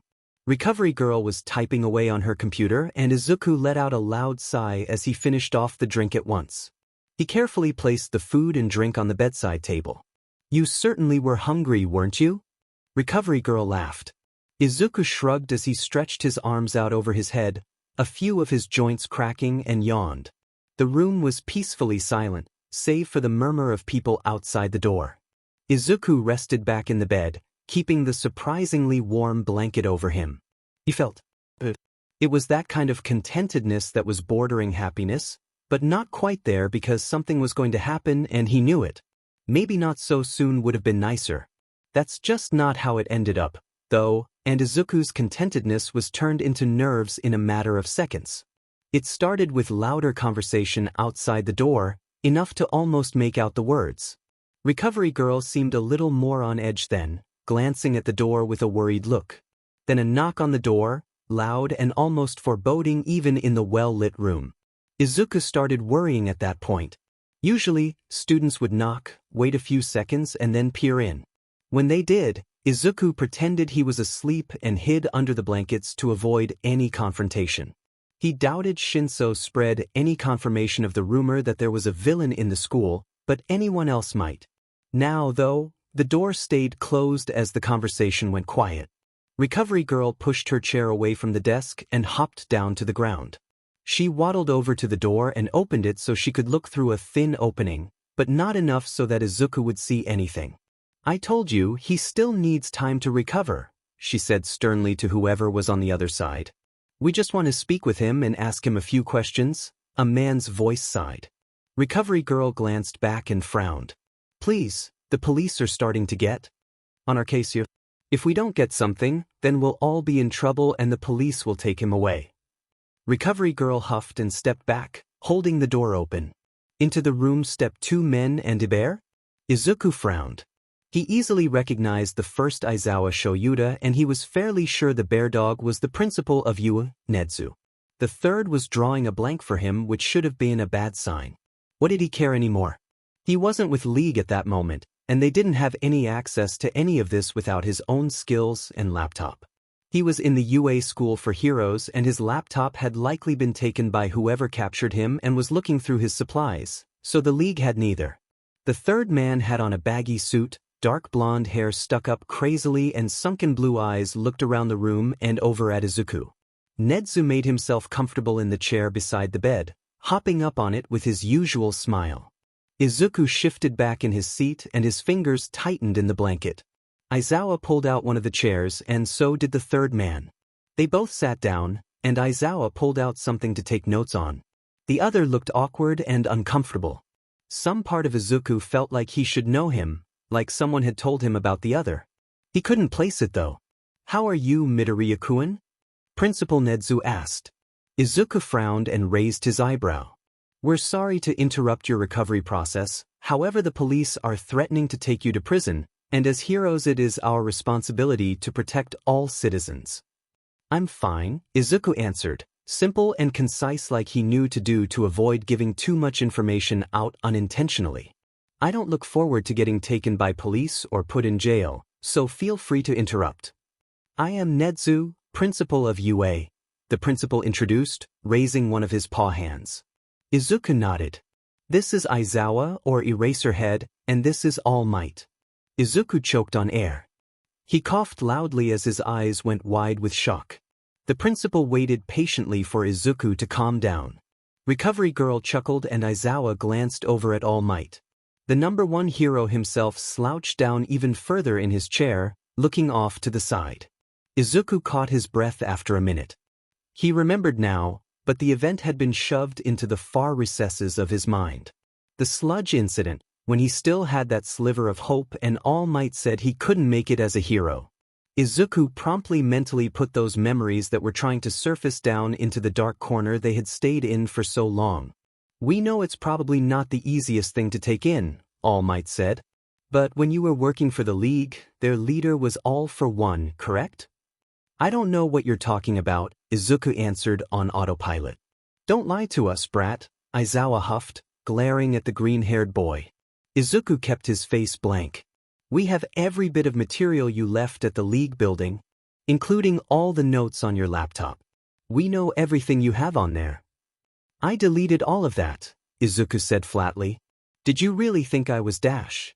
"Yes, but your trash bin was not emptied," the principal piped up. Izuku froze and mentally screamed. "Curse computers and their stupid inconvenient deletion systems. Everything you deleted when you tried to run was still there and we were able to recover it." "So why don't you just tell us the truth?" Aizawa continued from where he left off, propping his chin up in his hand. "If you tell us everything you can about the League and how they recruit, we might be able to make up a deal that'll keep you out of prison, okay?" Izuku sighed. There was no use withholding information. He could always play ignorant if the League ever got to him again, and if they did and he died, he could easily play victim with the heroes as the villains. "What kind of deal?" Izuku asked, looking down at his lap instead of at the pro-heroes. That's to be decided after you've told us what we need to know, the principal said, voice still cheery and peppy. Izuku was a little put off by it. Fine. Ask your questions. Why did a kid like you join the league? Izuku found himself laughing a little at the question. Those memories were stubbornly refusing his mental efforts to push them aside, and shoved themselves into the forefront of his mind. I'm surprised you don't know, he muttered. It's partly All Might's fault after all. I don't think you can make it as a hero. A real hero would have at least put some thought into it. You put yourself in danger, as well as the student already in danger, and made it more difficult for anyone to conduct a rescue because they had to worry about you too. I understand that your body moved before your mind, but once your mind caught up you should have gotten away. You seem like a smart kid, so actually start thinking and use your brain. Izuku wasn't sure which was worse. Knowing that All Might didn't think he'd make it as a hero because he was quirkless, or just weak and irrational. Izuku knew that most heroes that ended up rushing into situations like that became great heroes. Rushing in like that was the mark of a genuine hero. Maybe if he had a quirk, any quirk, it would have turned out differently. He would have gotten his success story like the many retold on the internet. He would have gotten acknowledged by All Might. He would have somehow gotten into UA and somehow surpassed Kaken and the other great hero students and somehow become the #1 hero and help everyone he could. Except he wasn't even close. He knew other students were training like crazy for the UA entrance exam. Izuku, on the other hand, was in bed. He wasn't asleep, hadn't been for a while. A lot of midnight thinking kept him up, especially when it led to actually crying because he was such a failure. His mom was unsure of what to do, and tried to cheer him up as best she could. It didn't work. Izuku still watched the news and hero websites update without fail, and took notes. They weren't as in-depth as they might have been before, but they still were there. Old habits die hard, he guessed. No one had come to see him, or wonder where he was when he missed all those days of school. It's not like he had other friends besides Kaken, and he barely counted. Nobody wanted to be friends with a quirkless freak like him. Hell, even he didn't want to. There were moments when it was close. No matter how much assurance that he mattered and that he was valid his mother gave him, it gave very little comfort. A lingering look at a knife during meals would send his mother into a frenzy, insisting that they watch his favorite movies without a hero at the center. There weren't many, but his mom made sure to find some. Izuku knew she was trying, and he felt even worse that all the effort his mother was putting into it gave no results. He wanted to be left alone. He could get through this, he told himself. He would just think it through because that was logical. All logic went out the window when he heard through his mother that UA entrance exams were finished and Kaken had apparently passed with flying colors. Izuku knew if he only had a quirk he'd be there. He'd be better than Kaken. He had a better attitude and ideals for a #1 hero, not just being the best and never losing. When his mother sent him out to place an order for something at a specialty shop, Izuku knew she hadn't put that much thought into it. Izuku did exactly what she asked, told the old man behind the counter exactly what they needed, almost word for word copying his mom. After that, he found himself walking down the streets. He got lost in his thoughts pretty quickly. The quiet air in that part of town and the lack of people everywhere just helped it. Izuku wandered into a dark alleyway that was lined on either side with abandoned buildings. His brain zoned out a lot during the moments leading to him to being on top of one of those very buildings. Only flashes of thoughts and fragments of images. What he did know was that he was right on the edge of a tall building. Not the tallest, but high enough that he'd get severely injured or die if he fell. His mind also blurred any moments of hesitation or further thoughts before he was falling. It almost came as a surprise when he felt wind pass by him. He didn't regret it though, really. Maybe what Kaken said that seemed so long ago would be true. He'd get reborn as some amazing hero's son with an amazing quirk. His brain was so filled with fantasies like that he didn't realize that he should have hit the ground a while ago. Izuku opened his eyes lazily. A dim fluorescent light shined overhead and he sat up slowly. He looked around the room that was just a small bar on one wall and a few tables around the place. Izuku was lying on one of those tables. He tensed up at the man standing behind the bar, entirely made up of purple-black smoke. The smoke man looked at him with glowing yellow eyes and placed a glass of clear liquid on the bar. Izuku carefully slid off the table and walked over, sitting carefully on the bar stool. He just looked down at the glass suspiciously. Was this some weird warped version of purgatory? It's just water, the man behind the bar answered as he busied himself sorting through some of the bottles on the shelf. We know this may be strange for you, but just drink and relax. Izuku honestly couldn't care anymore. He was about to die anyway, why care? He picked up the glass and drank the water quickly. It was a good feeling as he realized his throat was almost completely dry. It was quiet in the small room for a while. Izuku zoned out, wondering if this really was some warped version of that space between life and death. He instead tried to focus on the buzzing of faint radio static. A computer screen was on the corner of the bar and it flickered to life a few minutes later. The image on the screen was dark and poorly lit, but Izuku could make out a silhouette of a human at least. The smoke man turned to face the screen. "Sensei, I brought the boy you requested," he said. Izuku frowned and prepared to start running. It wouldn't get him far, but it was a gut reaction. "Thank you, Kurogyri," the man on the screen Sensei said. Kurogyri seemed to nod his head. Sensei turned his attention to Izuku. "You're Midoriya Izuku, correct?" "Why, Izuku muttered, throat still dry and scratchy. "What's going on?" "I understand you're quirkless," Sensei began, keeping it blunt. Izuku flinched. "However, that's not as big an issue as you think it is. One of our operatives found a notebook that belonged to you, and your quirk analyses are incredibly detailed and surprisingly accurate. We'd like to offer you a place in this organization." "What dash? We'll provide you with supplies for any experiments you want to conduct, and you can be living proof that being quirkless doesn't mean worthless," Sensei continued. Izuku was frozen in shock. "Although, I will tell you that we are the League of Villains. We do not work for the heroes. But after getting hurt by those very protectors, don't you want some sort of revenge? All you'd have to do is provide strategies and quirk analyses like the ones you've done in those notebooks of yours." Just analyses and strategies?" Izuku asked. Something in his gut told me he was making a mistake. But it changed into some sort of deep-rooted need for proof. Proof that showing everyone that called him weak that he wasn't was going to help. Even if it didn't help anyone, there was the part of him that just wanted to rub it in the face of everyone who ever doubted the quirkless. "One condition." "Name your terms," Sensei said after a moment of heavy silence in the bar. "I don't have to kill anyone," Izuku stated. "And you're not allowed to make me no matter the situation." Another moment of silence. Sensei let out a small, laugh-like sigh. "Very well, we'll work with that," Sensei agreed. "Welcome to the League of Villains, Midoriya. Do you have another name you'd like us to call you?" Izuku looked down. Like he hadn't thought it over and over. Possible hero names for when his quirk developed wild fantasies from when he was a child that continued until recently. Except now he wouldn't be a hero, but a villain. He didn't have any plans for that, but it'd have to do. Maybe the meaning behind it would change in the end, but until then it'd still mean worthless, and he'd work with it. Deku. Heroes had a lot more power than he thought. Maybe him being so young helped the deal they worked out with the police. Izuku didn't care. Getting sent to prison was a bad idea, considering his mom was supposed to visit him in a day.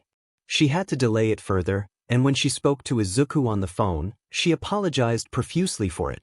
Izuku was fine with it. He's not sure he could deal with a face-to-face confrontation yet. His thoughts were still all over the place, and that emotion rush wouldn't help. Some way or another, the heroes managed to get him out of the typical prison sentence usually given to villains who worked like he did. Even if he was never in the field save for one time, the sentence was still pretty long. The conditions that he had to work with was the real shock. You're to live within the newly made Class 1A dorms. You won't be allowed off the campus without some kind of chaperone, either a responsible student that we approve of or a teacher. In exchange for what we're doing for you, you do these. Aizawa explained the day after their first meeting. He waved one of Izuku's notebooks in the air before dropping it on the bed Izuku was still in. All you'll be doing is giving advice on quirk usage and maybe a few other things related to what you did for the League. Izuku stared blankly at his old notebook. It was one that had been stashed in his bag when he fell. He glanced back up at Aizawa. The man patiently waited for a few seconds before sighing and yawning. You have until Friday to decide, so 2 days, Aizawa said. Think it over, weigh your options, whatever. You can roam around campus, but all activity will be monitored, and you're only allowed in the hero departments and cafeteria. Hero students will be following you around too, so don't even think about trying anything. As the pro hero left the room, Izuku went back to staring at the notebook. It was a joke, right? Nothing just happened like this, especially to him. It was too perfect, too planned. If he really wanted, he could probably escape and make a run for the league. What were they even doing now? Why do you care about a lowlife like him? Shigaraki hissed. Sensei's shadowy figure seemed to slump with a sigh. He's a worthless successor. You have me, what do you need him for? Tamura. Sensei snapped. The gray-haired man visibly winced and stepped back. The other league members watched in. Sensei never raised his voice, and while Shigaraki was obedient, he never just backed down like that. This is not up to you. Dabi's eyes widened a fraction as Shigaraki's shoulders hunched over and he curled in on himself. That was surprising. Dabi felt somewhat disappointed that Shigaraki was just a child on the inside, through and through. He hoped it had been some kind of front or just a part of his personality, not the entire thing. Himiko fidgeted next to Dabi. Her hands played with the hem of her sleeves and she glanced around the room frantically. Kurogiri was eerily silent, just watching Shigaraki get yelled at. A few of the others from the attack on the mountain camp were there too. They lurked on the edges of the room like Himiko and Dabi, and all were trying their best to ignore the situation. They all understood that if Shigaraki was like that, then he was a lot more temperamental and more likely to lash out without a second thought. It didn't feel the same without Deku there. Himiko had figured that out the second they all got back and settled in their new establishment. Deku provided a balance to Shigaraki's tantrum and mood swings. He was calm where Shigaraki destroyed cups or chairs, and always pushed back whenever the gray-haired man tried to take advantage of a situation through fear. He was the first to attempt to be friendly with new recruits, and most had grown to like him on the simple fact he wasn't a hardcore villain. He didn't have a dark and brooding or dangerous look about him. He acted like someone eager to make friends and wanting to help. A lot could easily tell that some part of him still wanted to be a hero, but they didn't question it. Deku had also made it clear that they could butt into each other's business all they like. However, they were to respect his boundaries. Overall, he just conducted himself in a more organized way that reflected on the members of the league. He was the brain and common sense, if you want to put it that way. His demeanor contrasted so sharply to Shigaraki's violence, it was almost a relief to have him walk in the room and disarm whatever situation was happening. On the surface, Deku was just a high school student. Your average person who just might have fallen on the wrong side of the law. During first interactions, almost all of the newer recruits had thought the same and treated him as such. They treated him like a kid who was far below them in levels of skill, someone they wouldn't glance at twice. Deku was dangerous, though. They all respected him for a few reasons, but a part of it was definitely fear. Few had seen just what Deku made in the lab in action. Others had heard him reciting results to Sensei during their occasional meetings, but most had just seen his notes when they planned strategies. Not all of them were about quirk properties and their weaknesses and strengths. The parts that put them all on edge were about how to completely and utterly make a quirk. Useless because they knew. They knew that somewhere, in one of those many composition notebooks, was something like that for their quirk and on how to make it null and void. We will be retrieving Deku from UA, Sensei announced after a minute of tense silence. Shigaraki stayed quiet. He is a valuable asset to the league, and we rather not have what he does be used against us, not would we? Mumbled agreements rose from the recruits. Exactly. Shigaraki Tamura, you will have to accept that Deku does do very helpful work and is a possible successor. You both are good candidates, and you will wait for me to decide before you jump to conclusions. Am I understood? Yes, Sensei, Shigaraki said, low and slurred. Very well, Sensei sighed. Await further instructions. Without our key strategist here, we'll have to be very careful with planning. The screen clicked off and heavy silence settled over the room. The tension was almost suffocating as everyone waited for Shigaraki to lash out. Surprisingly, he didn't get a chance. We will get Deku back, right, Kuro? Himiko piped up. She frowned and her eyebrows drew together. The smoke man simply hummed non-committally. He's part of the league, we have to. He has always wanted to be a hero, Dabi murmured. Himiko whipped her head around to look at him. The man just shrugged. Maybe he's getting the chance. Himiko let out a feral growl at him before marching out of the bar, door slamming behind him. Kurogiri turned to the other recruits and dismissed them all. One by one, they began to trickle out until it was only Shigaraki, Dabi, and Kurogiri in the bar. Shigaraki let out a shaky sigh, straightening up. He cracked his neck and scratched at it, making low noises of poorly restrained frustration. Kurogiri then excused himself and teleported away. The gray-haired man glanced around the room to make sure it was really only him and Dabi. Once that was confirmed, he rolled his head to the side to look at the other. "Do you really think that's the case?" he asked. Dabi went back to looking disinterested and shrugged again. "I mean," Sensei said it himself, Dabi drawled, waving one of his hands almost dismissively, like it would get rid of doubt. "We wouldn't want the stuff Deku did being used against us. The heroes probably realized just how valuable that type of things could be." Shigaraki hummed lowly. "If he does try to betray us, we should kill him," he said. Dabi was silent for a few seconds before nodding. "Even Sensei would have to agree with that," Dabi sighed. "If he's valuable to us, then he's valuable to them."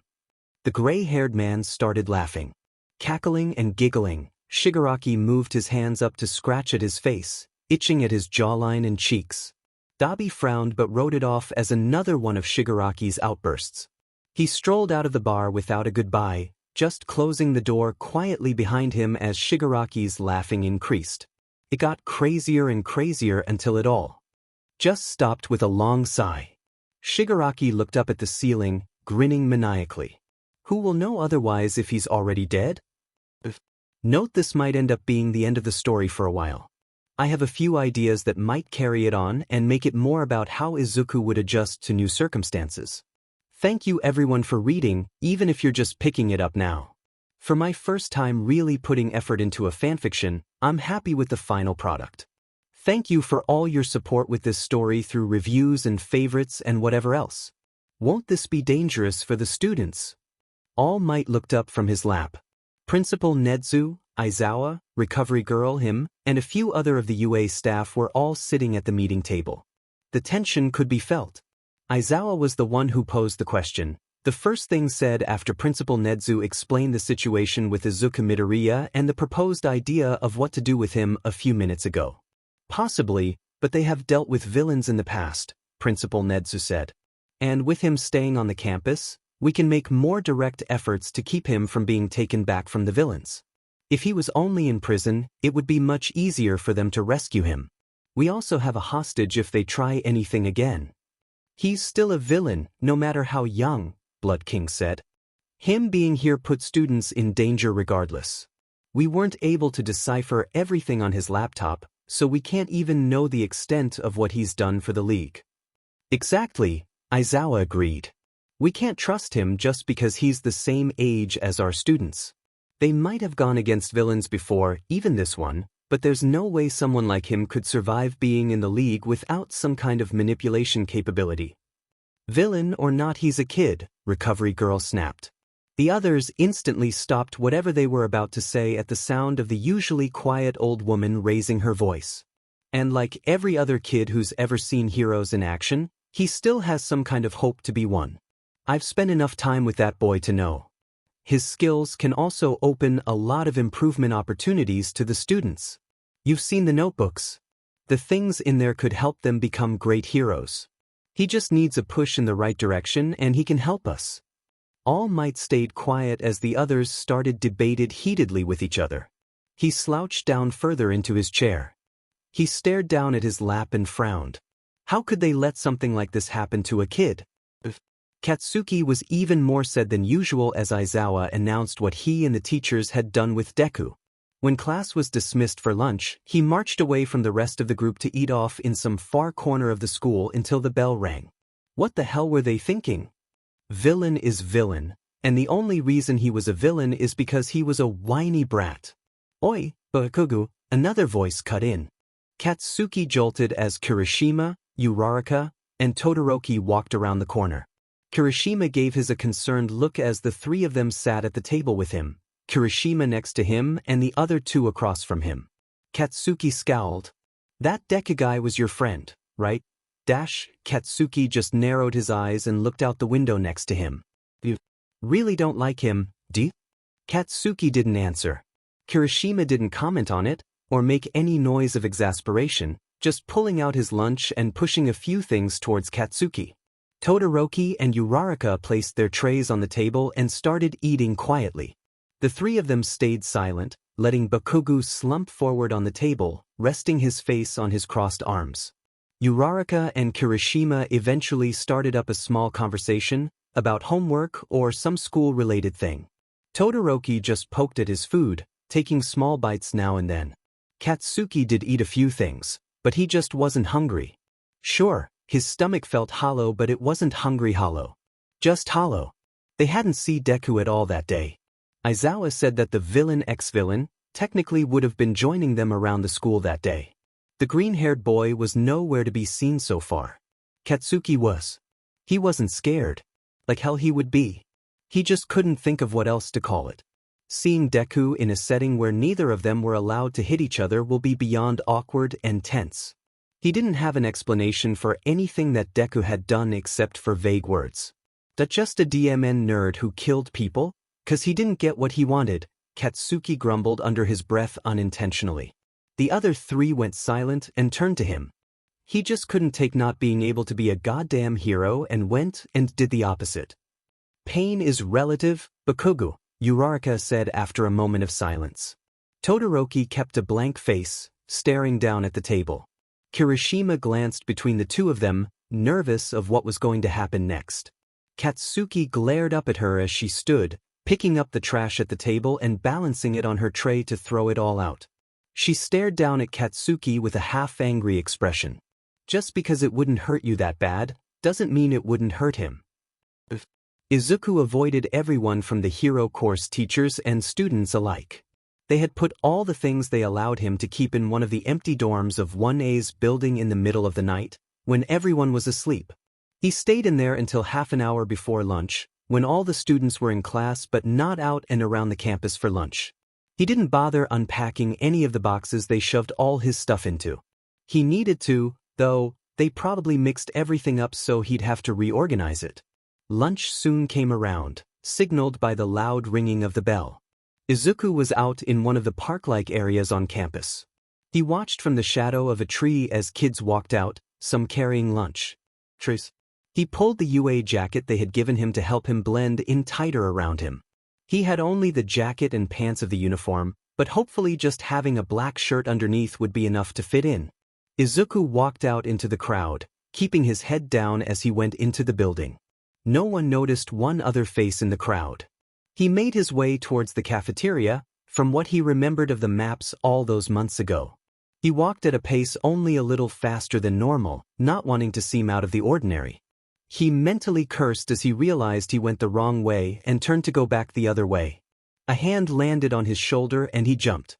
He looked up, frowning instantly, before he relaxed. Not cacken better to avoid that confrontation as long as possible. It was the purple-haired kid from the nurse's office. They actually let you stay around, huh, villain kid? Shinso said. Izuku glanced around at the others in the hall. They all walked around him, going out of their way to avoid getting near them. Everyone knows? Izuku sighed. Nope, Shinso said, looking over at the students walking past them, avoiding even looking at them. It was mostly if not all Gen Ed kids. They're avoiding me, but that's normal. He turned back to Izuku. Consequence of having a traditional villain quirk. Get lost? The cafeteria food is pretty good, come on. Izuku blinked with a shocked face. Shinso gestured with his head to the hall behind him. Izuku slowly nodded and the two of them started walking down the hall. So much for not standing out. People gawked at Izuku walking with him, some with even pitying looks. On the bright side, the crowds usually parted for them. Shinso was silent, leading the way calmly as Izuku glanced at the others. He really wanted to know what Shinso's quirk was, now.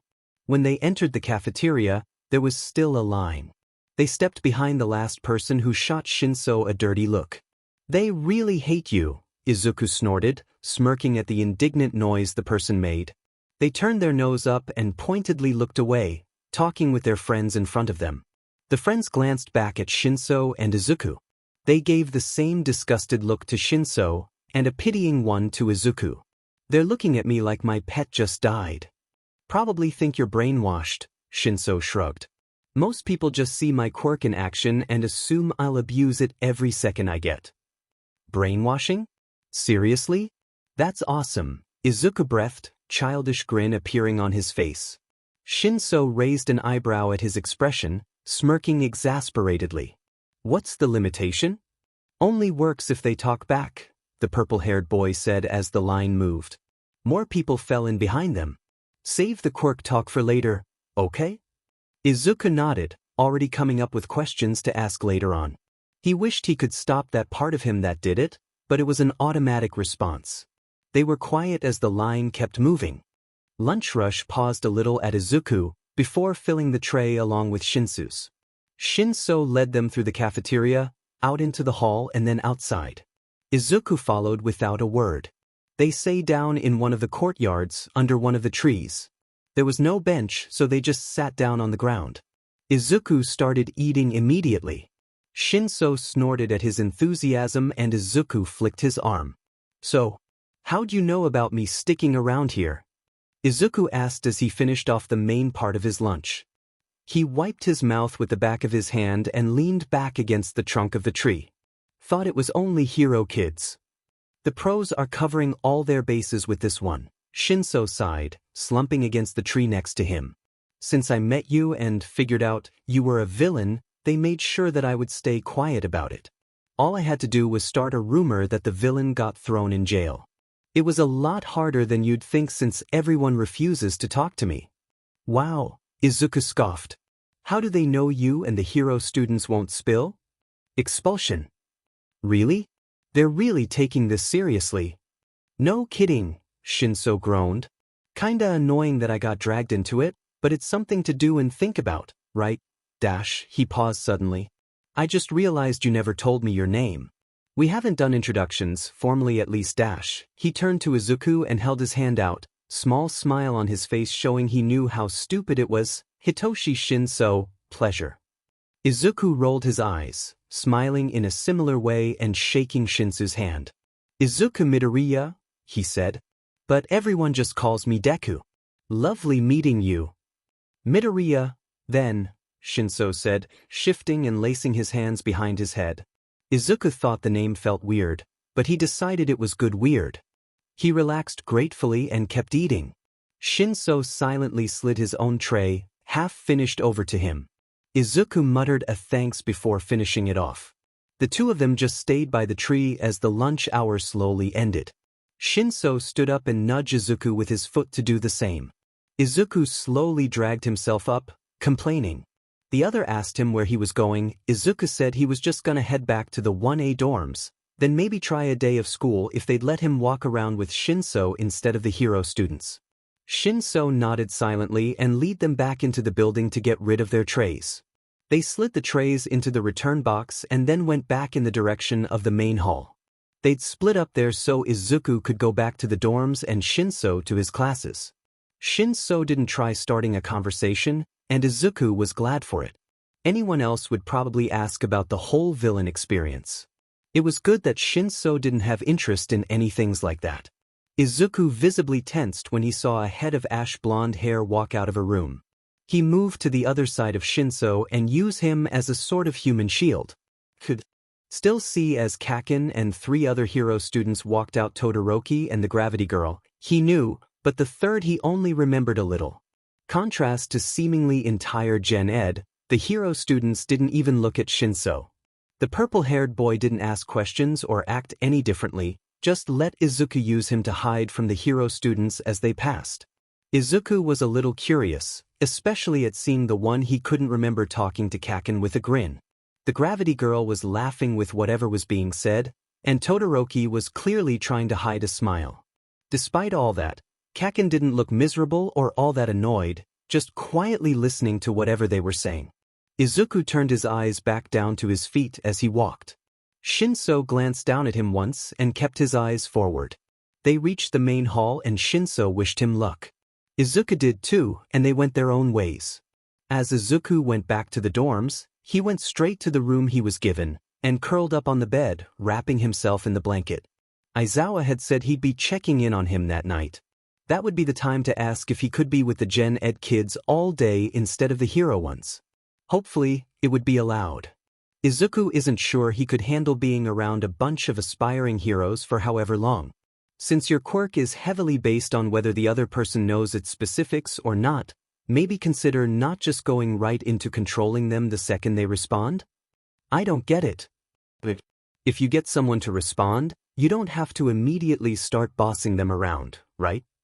Dunno, but there's probably a limit. Exactly, so if you figure out the time limit, then you just dodge whatever their attacks are and start controlling them after they respond a few times. It'll seem like you could do it whenever you want, or at least hide the actual way you get control. When'd you think this up? Last night. Not like I'm gonna sleep anyways, you know. Hitoshi glanced up from where he was looking over Midoriya's shoulder at the notebook the green-haired boy had brought with him that morning. The Gen Ed kids at the tables around them were giving Midoriya pitying looks. They all were probably thinking that it was just bad luck for the exchange student to end up somehow sitting with him. Hitoshi making eye contact with them made them quickly look away, going back to their lunches. Midoriya poked him in the ribs to get his attention again. He looked back down and Midoriya tapped a chicken scratch doodle on the page of his notebook. It was supposed to be a visual representation of Hitoshi's quirk. He didn't get the doodle, but he got what Midoriya was saying. He'd never really thought about other ways to use his quirk besides using it the second someone gave him the ability to. A louder conversation was added to the chatter of the support, management, and Gen Ed kids eating. Hitoshi and Midoriya looked up as the Hero Course students walked in. Hitoshi watched blankly as Midoriya slumped down into the seat they were sitting at. It didn't hide him at all. Unlike the hall, Hitoshi couldn't block him from the sight of the others. As Midoriya tried to hide, placing his arm next to his head to avoid eye contact. Hitoshi watched as the hero students walked in. They had come a little late as a result of their special hero training. He felt the corners of his mouth twitch down but suppressed it.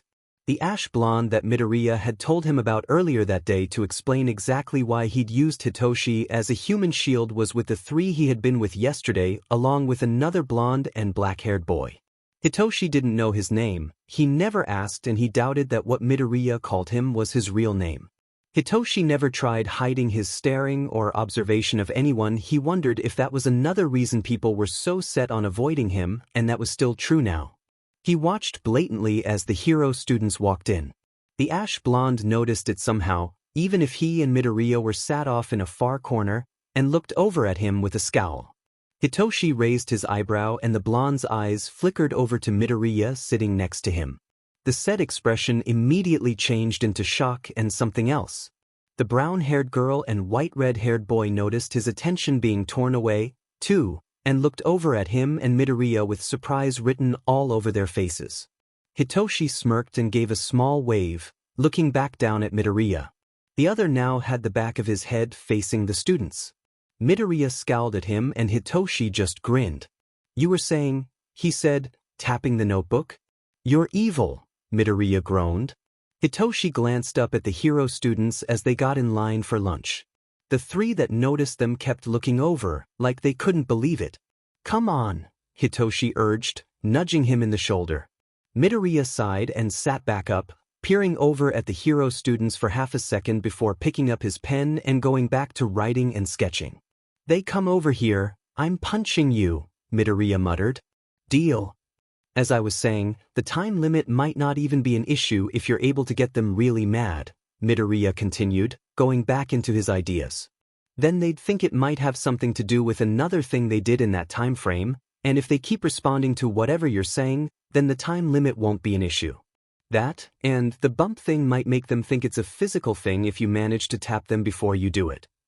Just so you know, this is a bit creepy, Hitoshi said, gesturing to the notebook. He lifted a few pages near the start, flipping through them. You have like the entire hero course in these things, right? Yeah, Midoriya said quietly, nodding. It was. For the league, and I did it a lot before then too. I'm not complaining, Midoriya, Hitoshi said, twirling a bit of food on the plastic fork and waving it in the air above his tray. You started it, 'cause you wanted to be a hero, right? Doesn't everyone? Midoriya snorted bitterly. You're not wrong. But you did it, 'cause you didn't have a quirk to do it with, Hitoshi continued, smirking again. Midoriya had given him the short version of the story of him ending up as villain that morning, along with the past including the ash blonde in the hero course. You aimed high, can't blame you. We can't help what we look up to. You didn't have your own quirk to break apart like this, so you did it with everyone else's to show that if you had what they had, you could do better. That's what I get from your whole situation, at least. Okay, now that's creepy, Midoriya said, grinning as he shoved Hitoshi's shoulder. The purple-haired boy frowned and tilted his head to the side as he bit off the food on the fork. We sure that you don't have mind reading with that brainwashing? Ugh, sure hope not. Midoriya and him chuckled. Hitoshi ate only a few more bites before sliding the rest of his food over to Midoriya, who had already finished his own food in the first few minutes of lunch. Midoriya dug in right away, closing the notebook and shoving it into the beat-up messenger bag he'd been carrying around all day. Hitoshi started playing with his fingers, looking back out at the rest of the lunchroom. A few people looked away when he glanced at them, but most were just minding their own business now. Hitoshi balanced his chin in his palm and turned his eyes to where he noticed the hero students going. The blonde and his little group of friends, now a pink-skinned girl with them, were sitting at a table not that far away. The white red-haired boy kept glancing up at them, and the blonde went from unabashed staring to pointedly ignoring. The other 5 were just trying to ignore them as best as they could. The blonde had been looking straight at him when Hitoshi looked up. His face twisted up in a scowl, causing the others at the table to look over at Hitosai and Midoriya to see what exactly made him so mad. Midoriya frowned and glanced up as he finished his food. He gave Hitoshi a dirty look and the other just smirked and looked out the window. He got up and went the way opposite the table with hero students to put their trays in the box.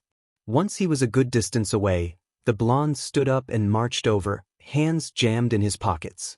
The others at his table made futile attempts to stop him, until the 3 he'd been with the day before stood up and followed after him. Hitoshi watched them out of the corner of his eye as they approached. He could have some fun with this. The 4 of them stopped at the table at the same time. The blonde was glaring harshly, the girl and spiky red-haired boy looked nervous, while the last one just had a blank face. Hitoshi wiped the smirk off his face and frowned in fake concern. Can I help you? He asked. The blonde opened his mouth to respond, but another voice cut in. Don't respond to him, a Gen Ed kid said quickly from the table across the space the 4 hero kids were standing in. The blonde turned and glared harshly at them, causing them to jolt. He can control you if you respond to him. We were about to have an engaging conversation. Hitoshi sighed, grin reappearing on his face. The Gen Ed kid shut their mouth and glared down at him. Hitoshi snorted, running a hand through his hair. That's no fun. I don't care, the blonde growled, whipping his head around to stare back down at Hitoshi. The Gen Ed kid, why the hell are you hanging out with Deku? Why the hell isn't he with the hero course like someone like him should be? Would you want to be with hero course kids given his circumstances? Hitoshi asked, nonchalantly leaning on the table and drumming his fingers on the side of his face. And sorry, didn't know he was off limits or whatever. If you know what's going on with him, then shouldn't you want to stay away from him? The white and red-haired boy asked. He seemed to realize that they were in a public place, where any of the tables around them could and were listening. Hitoshi snorted and stood up, swinging his bag over his shoulder. Yeah, probably, he shrugged. The blonde looked even more sad at that. But from personal experience, I actually couldn't care less. So mind your own business, heroes. Who the he dash, the blonde started. Be quiet, Hitoshi snapped, quirk activating. The blonde's face went blank and he froze where he was standing. The Gen Ed students behind them all stared at Hitoshi angrily. Now slap yourself and snap out of it. Hitoshi smirked as the blonde smacked himself across the face, hard.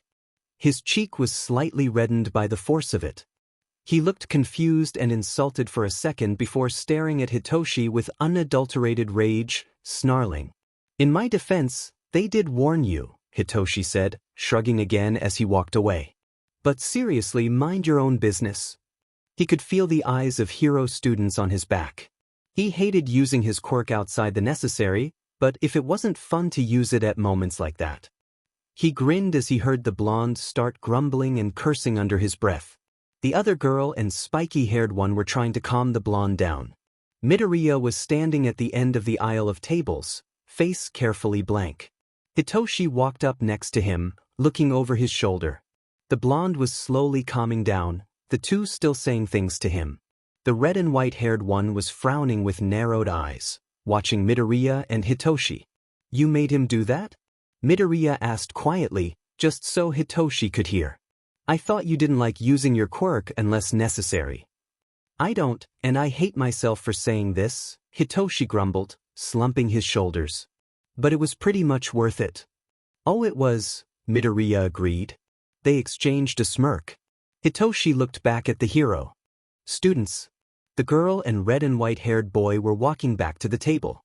The blonde was looking at them, the red-haired one trying to urge him back to the table. He still looked mad, but the surface was cracking and showing another emotion. Midoriya didn't seem to notice it, as he snorted and turned to walk away. Hitoshi frowned.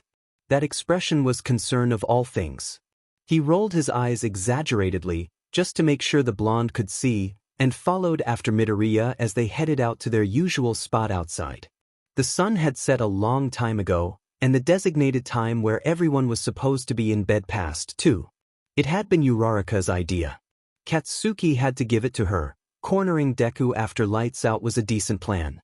They all knew Deku was in the dorms long before any of them at the end of the day.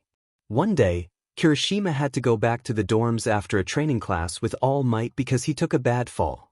Recovery Girl had done her best, but he was still pretty hurt, so they sent him back for the day. Kirishima got there before lunch. He had just kept his eye on the clock the whole day, and when the last class began an hour before any usually came back, Deku had walked in. Kirishima didn't go into too much detail. According to him, the other had just walked in casually, stopped when he saw Kirishima, stared for a few seconds before rushing off to his room, the one in the far corner of the first floor with dorm rooms. At least now they knew exactly which dorm they put him in, even if Kirishima complained at how creepy Deku staring at him had been. After Uraraka had explained her plan to Katsuki, Kirishima, and Todoroki, they all agreed to go at midnight. Katsuki walked out of his room, turning on a flashlight to the dimmest it could be. Kirishima popped his head out the door of his own room. He smiled nervously at Katsuki and joined him as they walked towards the stairs. As they started down, Uraraka came up behind him. She was visibly anxious, nervously glancing around at nothing like a teacher or other student would appear out of nowhere. What are you three doing? A voice asked. Okay, maybe her fear was valid. Katsuki scowled and turned to face the person. Ida was standing at the entrance to the floor below the one they just came from. I was simply on my way back from the bathroom and I find you three sneaking around. Bakugo I expected from, but Uraraka and Kirishima? Katsuki scoffed and went to keep walking down the stairs. We're gonna ask the villain kid a few things, Kirishima said, stopping Katsuki with a hand on his shoulder. Ida frowned and drew his eyebrows together. He glanced down the hall.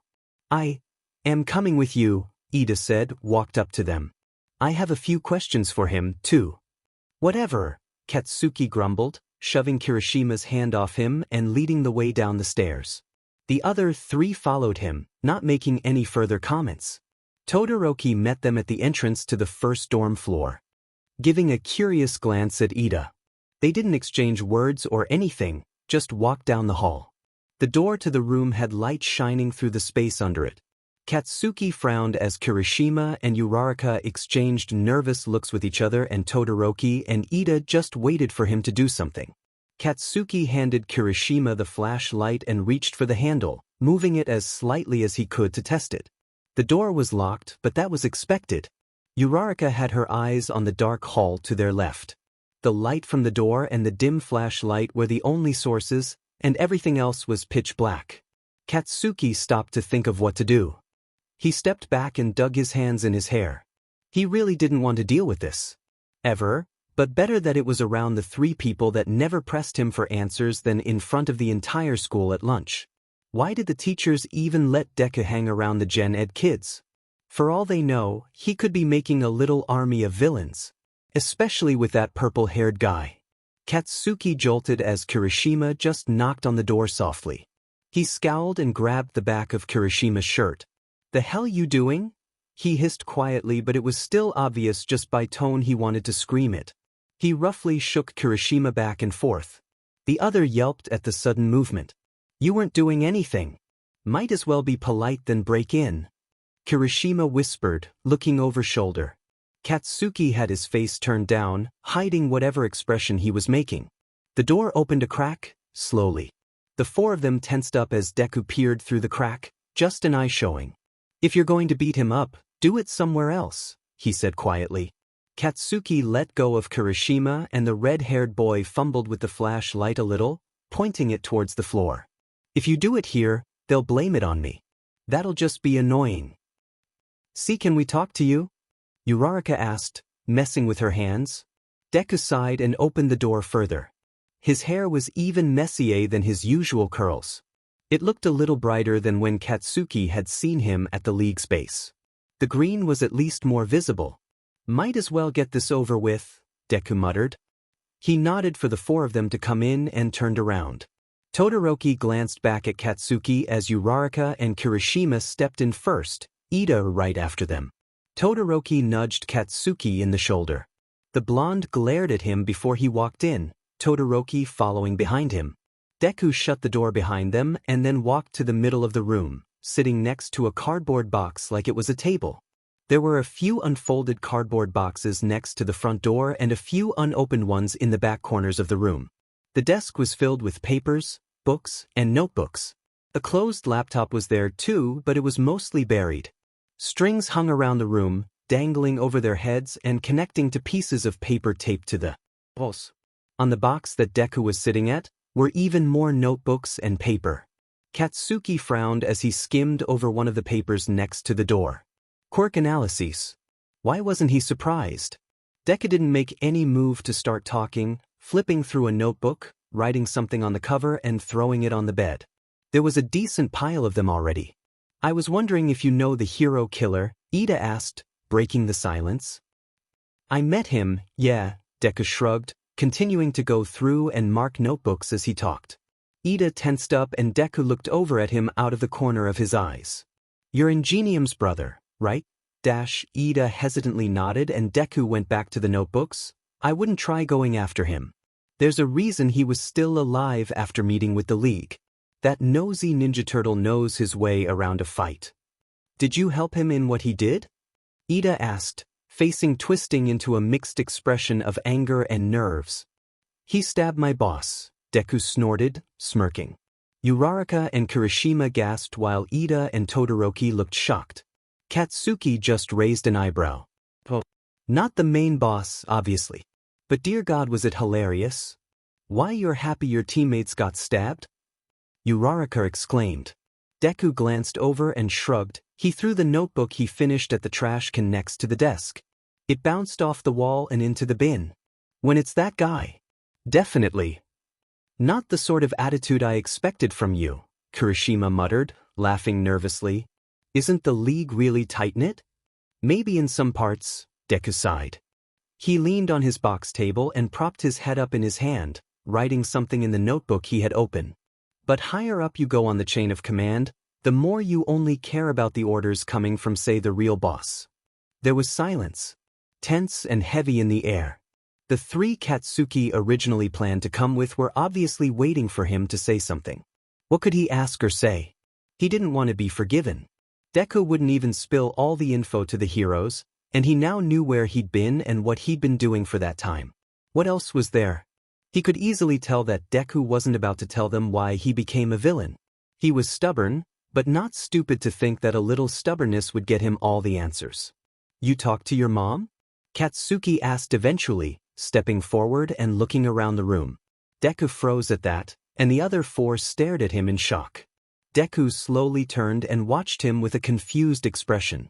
She was over at my place almost every day once the police stopped digging.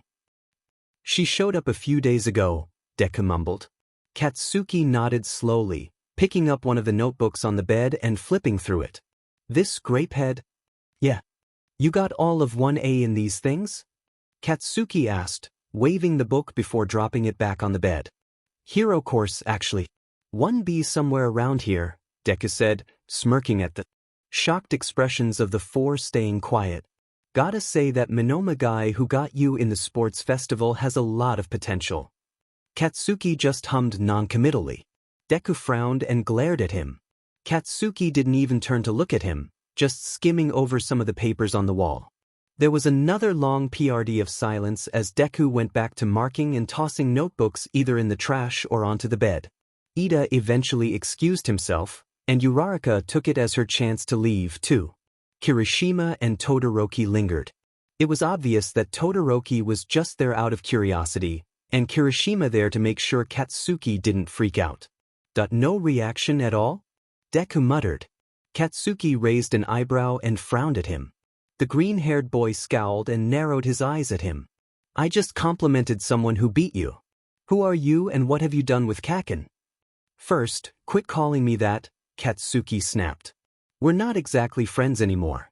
The name might give people the wrong idea. Deku just kept scowled. Second, I've had too much of this on my mind for too dim and long. Something like that isn't gonna set me off. Deku scoffed and turned back to the notebooks in front of him. More silence. Todoroki leaned against the wall near the door and looked around the room. Katsuki didn't try saying anything else. Now that he was face to face with the opportunity he'd been wanting since USJ, all the things he wanted to know were already out in the open.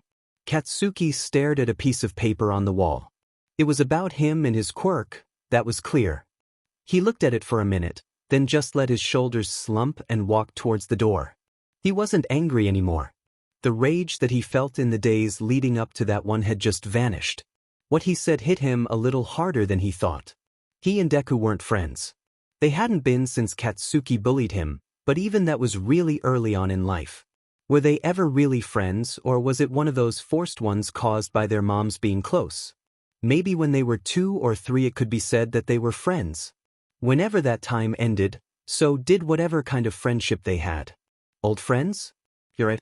Even if they were, no nicknames. Izuku wasn't that Izuku anymore.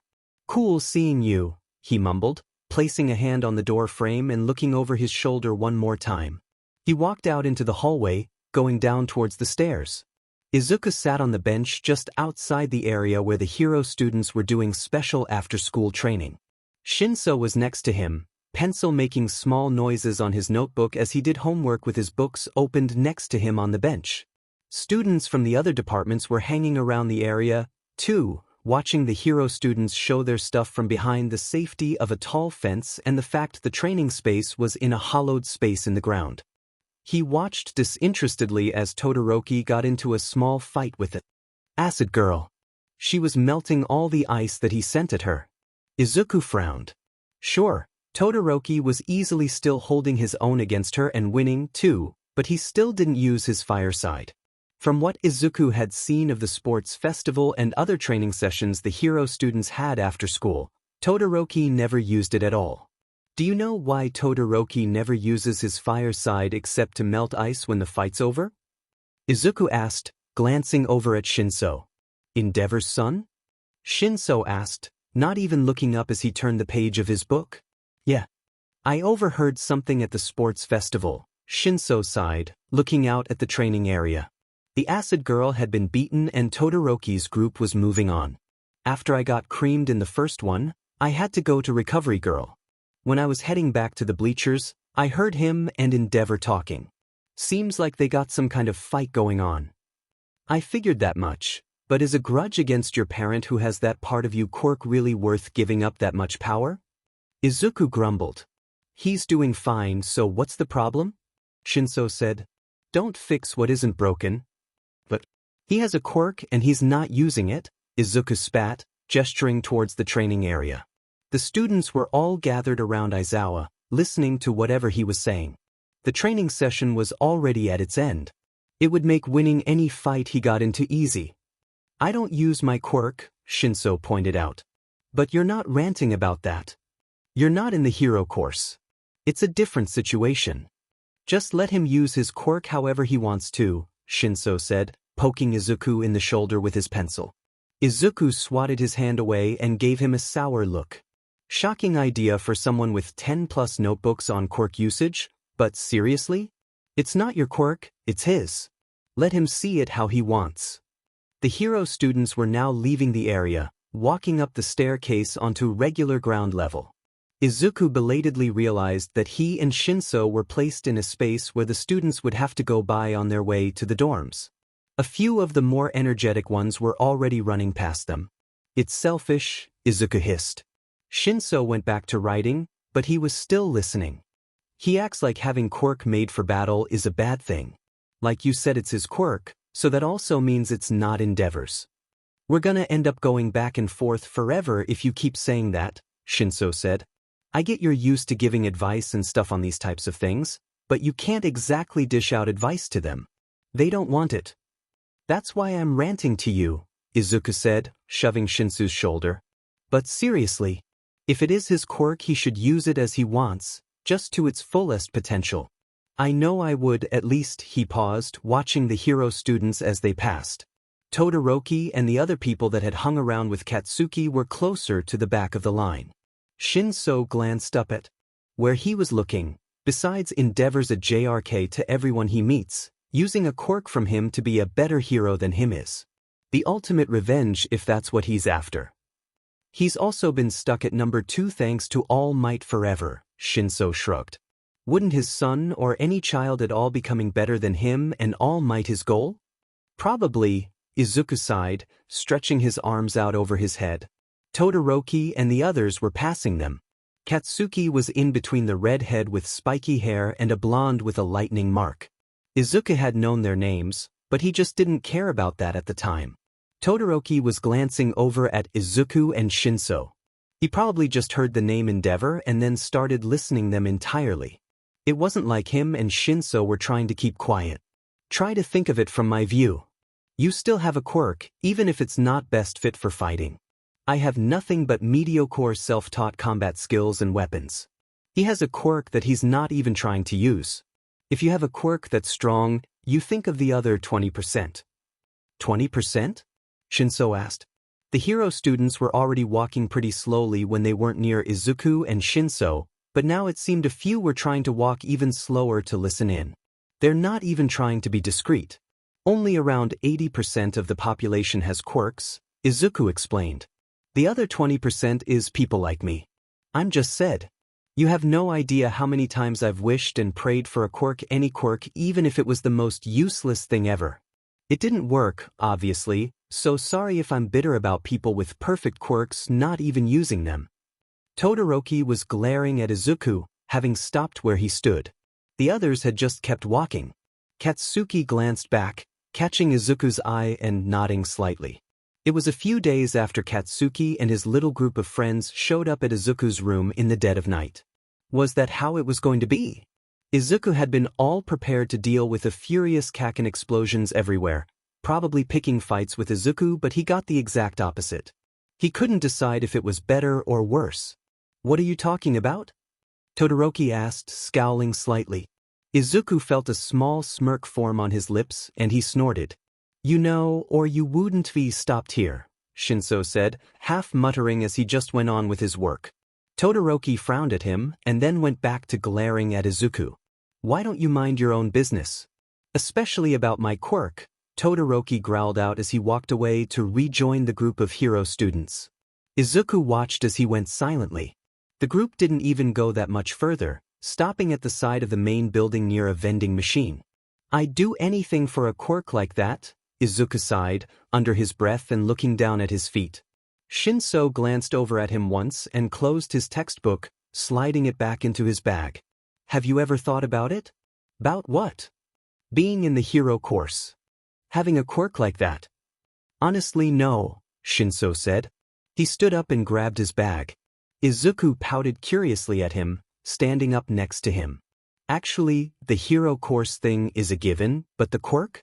Nope. You think you'll be a hero? Izuku muttered. That's the goal, Shinso snorted. Come on, they got coffee in one of the vending machines and I need some. Toga rested her head groggily on the tabletop. The other league members were slowly arriving, one by one, and taking seats at the tables. They were able to find a new location to stay since the bar had to be abandoned. After their first meeting about what happened with Deku, police flooded the place and surrounding area. There were only tables scattered around the open floor of the factory. It was weird seeing Kurogiri not behind the bar. Dabi and Shigaraki were sitting at a table near each other, which was weird. Then again, they both didn't like Deku Shigaraki more so than Dabi, but still. They didn't like each other that much either, unless Himiko missed something somehow. There were a bunch of new members of the league with them now, ones who only heard about Deku and what he did or who had only seen him once just before the heroes stormed their old base. Understandably, most of the newbies didn't think it would be smart to risk everything for a quirkless strategist. They all thought that any old strategist could replace him with ease. Toga grit her teeth and dug her nails into the table. Kurogiri was sitting across from her, calmly reading a book. Kurogiri understood. He had helped Deku with his experiments and research. He'd also been in the league as long if not longer than Shigaraki. He also had more direct contact with Sensei, but didn't act like a child. Toga looked up at Kurogiri. The room was filled with conversation from the different villains they gathered. When's he calling? Toga murmured, frowning and looking around the room. Shigaraki and Dabi looked like they were talking at their own table. None of the newbies tried to sit with Kurogiri, Shigaraki, Dabi, or Toga. He said he'd call. Patience, Himiko, Kurogiri said. You have to understand, Sensei is busy making numus. We have to let him take his time. Toga grumbled and buried her face in her arms. The screen that Sensei would be talking to them through was on the table her and Kurogiri were sitting at. She didn't want to wait. She wanted Deku to be back with them. Deku was fun and interesting and didn't ask questions. That was the best kind of person, especially when they were villains. Peering over her shoulder, Toga looked over at Dabi and Shigaraki. Dabi was saying something, but it was quiet and couldn't be heard over the noise of everyone else's conversations. He was always straight-faced or smug-looking, and that was still true now. His was completely emotionless as he talked to Shigaraki. Toga didn't like that.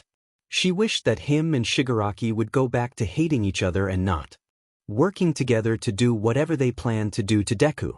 She wasn't stupid, and it was pretty obvious they were plotting something. A static buzz filled the room. Toga sat up straight instantly, eagerly bouncing in her seat. The conversations died instantly as the screen flickered to life. Shigaraki shot up from his seat, knocking it over with the back of his knees. He scrambled over to Toga and Kurogiri's table, skidding to a stop and leaning on the surface carefully, keeping a finger of each hand off the table. Others gathered around the table too. Dabi walked up behind Toga and she resisted the urge to just stab him to the shoulder because regardless of whatever he said, she knew he had been talking about Deku. Sensei appeared on the screen as Kurogiri fixed the audio so everyone could hear him and whatever he had to say. It's good to see you all gathered here, Sensei said. Toga bit her lip not to interrupt him. I apologize for the wait on my next orders, but I simply had to consider many things. I will be sending Kurogiri the plans, and he will be in charge of the ordeal. Toga watched out of the corner of her eye as the gray-haired man next to her just stayed dead still. She felt like his lack of response just proved that him and Dabi were plotting something. Shigaraki was never that quiet when he was so obviously denied power. She couldn't see the expression on his face, but she already didn't like it if it had anything to do with Deku. If he tried anything when they saved Deku, she'd kill him or at least get rid of those creepy hands of his. Izuku groaned and flopped down onto his bed, throwing his arms up and over his head. Notebooks were scattered around him. He was so done with trying to reorganize them.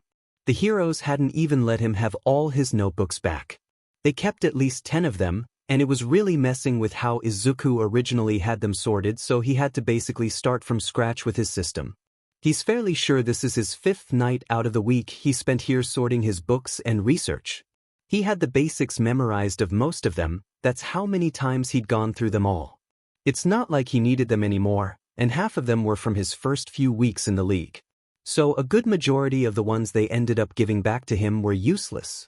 The heroes only took the ones on Pro Heroes, but only certain ones. Izuku looked over at the digital clock sitting on the desk. It was just past midnight. He liked having the nicer space that came with living in the dorms, but he missed his couch. That was probably weird. He sighed and decided that sleep would be good, and turned the lamp off. He rolled over, kicking the notebooks off the bed and pulling the blanket over and around him. He shifted around, trying to get comfortable when he heard a tap. He ignored it. The room he was given did share a wall with a weird one. He dismissed it as the person in the next room just hitting the wall in his sleep. Then it happened again, and he could see light on his eyelids. Izuku jolted up, reflexively reaching under the pillow for a weapon but finding nothing. He winced against the bright fluorescent light shining in his eyes. He held his arms in front of his eyes and scowled. "Oh, sorry," the voice of the person said. Izuku's eyes widened behind his arms in recognition. The light was turned down so it hit the bed instead of his face. "Himiko?" Izuku asked. The blonde girl smiled at him, sharp teeth on show. She was standing in the doorway onto the veranda.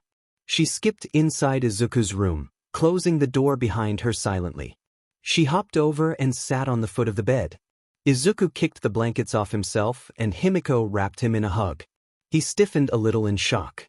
"I missed you," Himiko said, rubbing her face in Izuku's shoulder. The green-haired boy hesitantly hugged her back, reaching over the gear and backpack she had on. "It's so boring without you. Everyone was fighting over whether or not to bring you back, but we had to get you back. Kuro and I knew that, but there are a bunch of newbies who didn't. Handy and Dabi both didn't want to save you either dash." She moved back and held him at arm's length. She frowned and the usual redness in her cheeks disappeared. "I know Shigaraki didn't like you, but—" "It's fine," Izuku said, patting her on the head. Himiko pouted, sticking out her bottom lip.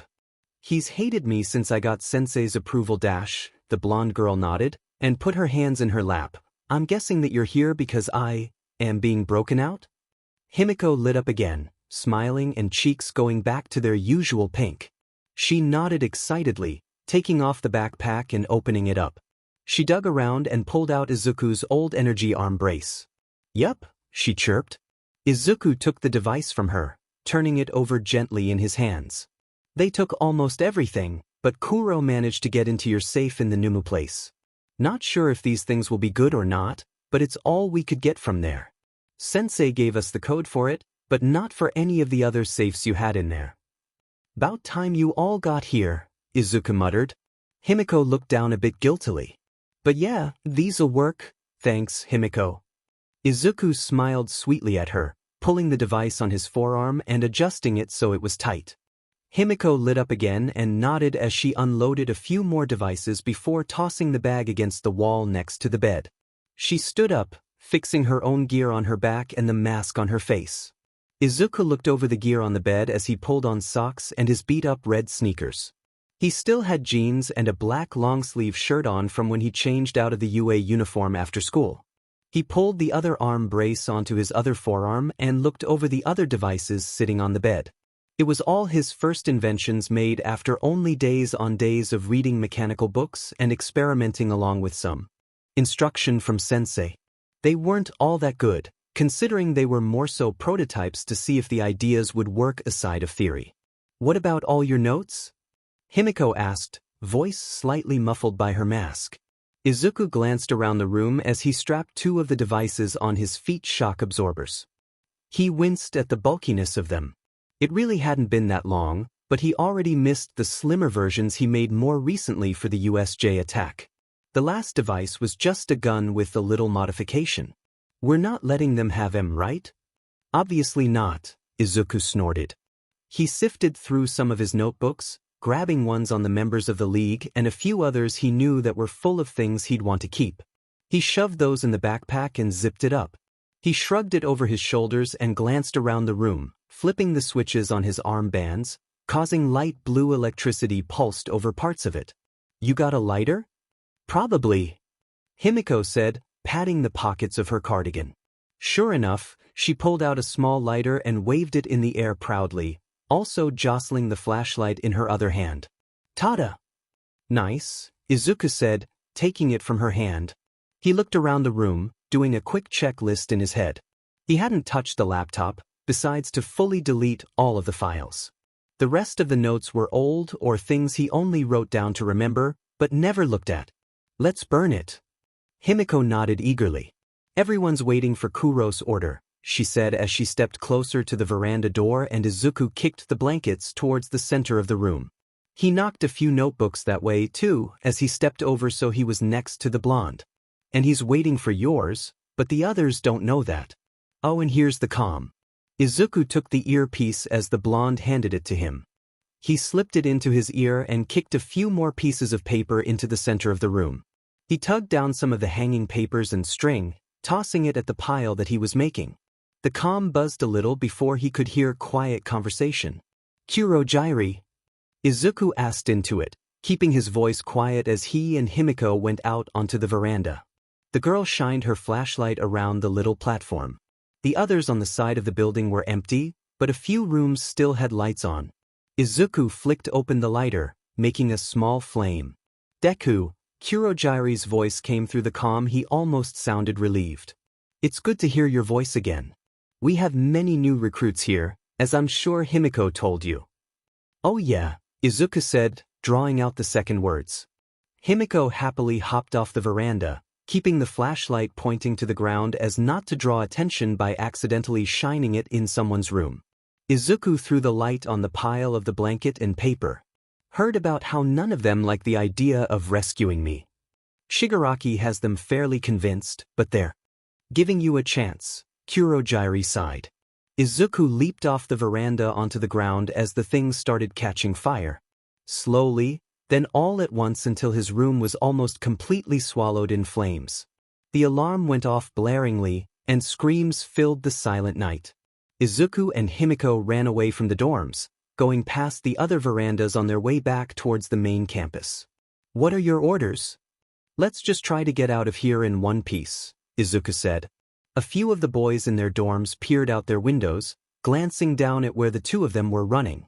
They all quickly got the idea and began running out of their rooms. "Tell everyone to be careful. There are a lot of hero-worthy quirks in this place and pros." "Understood." Himiko and Izuku rounded the corner, going past the area where the hero students of the 1A dorm had gathered outside. They all looked concerned and scared, and many of them jumped when they saw Izuku and Himiko coming at them. Izuku smirked and fired a bullet when the blonde with a lightning streak looked ready to jump out. The spiky redhead jumped in front of him, hardening his skin and making the bullet bounce off uselessly. "Wow!" Himiko cheered, giggling. She looked over his shoulder at Izuku, cheeks flushed bright red. "Can we come back and play with them sometime? I played with them at the camp with those cat people, but it'll be a lot funner with Deku here." Todoroki and a few others did jump out in front of them, now ready to defend. "Looks like you'll have to," Izuku grumbled. He reached up and tapped the comm again. "Oi, Kurojairi. We're at the 1A dorms. I set my room on fire, so everyone came out. They're putting up a fight. Portal please?" "Just a moment." Izuku held Himiko back by her shoulder. The blonde whined, slicing the knife she had through the air. The students slowly seemed to be gathering themselves, beginning to walk towards the villains, probably trying to corner them. Izuku frowned, firing another shot. The boy with the hardening quirk blocked it again. Himiko slashed out with her knife as some of them tried to get closer. Izuku turned the gun away from the hardening guy and fired again. The hardening guy tried to go and block it, but didn't make it. The bullet grazed the invisible girl only seen by her pajamas. She shouted and some of the other girls rushed to her side. Some of the students tried to lunge forward, but Himiko was there and ended up cutting one of the boys of the palm. The two villains kept walking back. Izuku watched as Katsuki and his friends moved towards the front of the crowd. Izuku pulled the trigger again and cursed at the click of the empty cartridge. He threw the gun on the ground and he saw some of the others move even closer, like the useless gun meant he was defenseless. He turned some of the switches on his armbands, causing the electricity to gather and form the outline of a blade shape. Himiko scared the gravity girl off, nearly cutting her on the face. Izuku swiped the blade through the air when one of Grapehead's purple ball came flying at them, followed by the loud screaming of the Grapehead crying in fear. The electricity burned through it. The pros are coming. Just surrender now and the heroes will go easy on you, Ingenium Jr. shouted, loud and noble, like he was trying to make a hostage negotiation. Izuku rolled his eyes and Himiko giggled maniacally. Ingenium Jr. looked a little taken back by their responses. The students were staying back now, some of them leaving with the two injured ones towards the main building. Izuku grinned at the sound of a portal opening.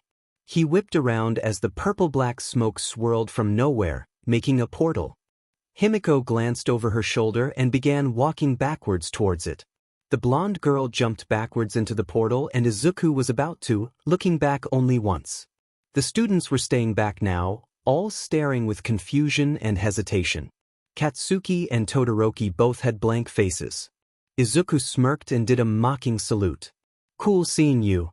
Izuku was surprised at all the newbies that greeted him when he, Himiko, and Kurogiri strutted into the new main room after a short private conversations. There were ones he spoke with briefly before the attack at the UA forest camp, but most he hadn't even seen. He shot a surprised look over at Himiko and the girl just smiled wider. Most of them were talking with each other, forming little groups at different tables. Izuku frowned slightly as he and Himiko crossed the room to one of the empty tables near the back of the room, the one with the computer monitor on it. Eyes followed him and he ignored them. Instead, he focused on undoing the straps on his arms. As useful as those were, he needed to make new ones because the ones he still had were way too bulky for what he usually did. He flopped down on one of the stools, Himiko sitting in the one next to him. "They took pretty much everything," Himiko started. "They're so mean. How did you deal with them that long?" "It was barely anything," Izuku said, leaning down to pull off the shock absorbers and throw them under the table. Kurogiri appeared next to them, sitting in the seat across from them.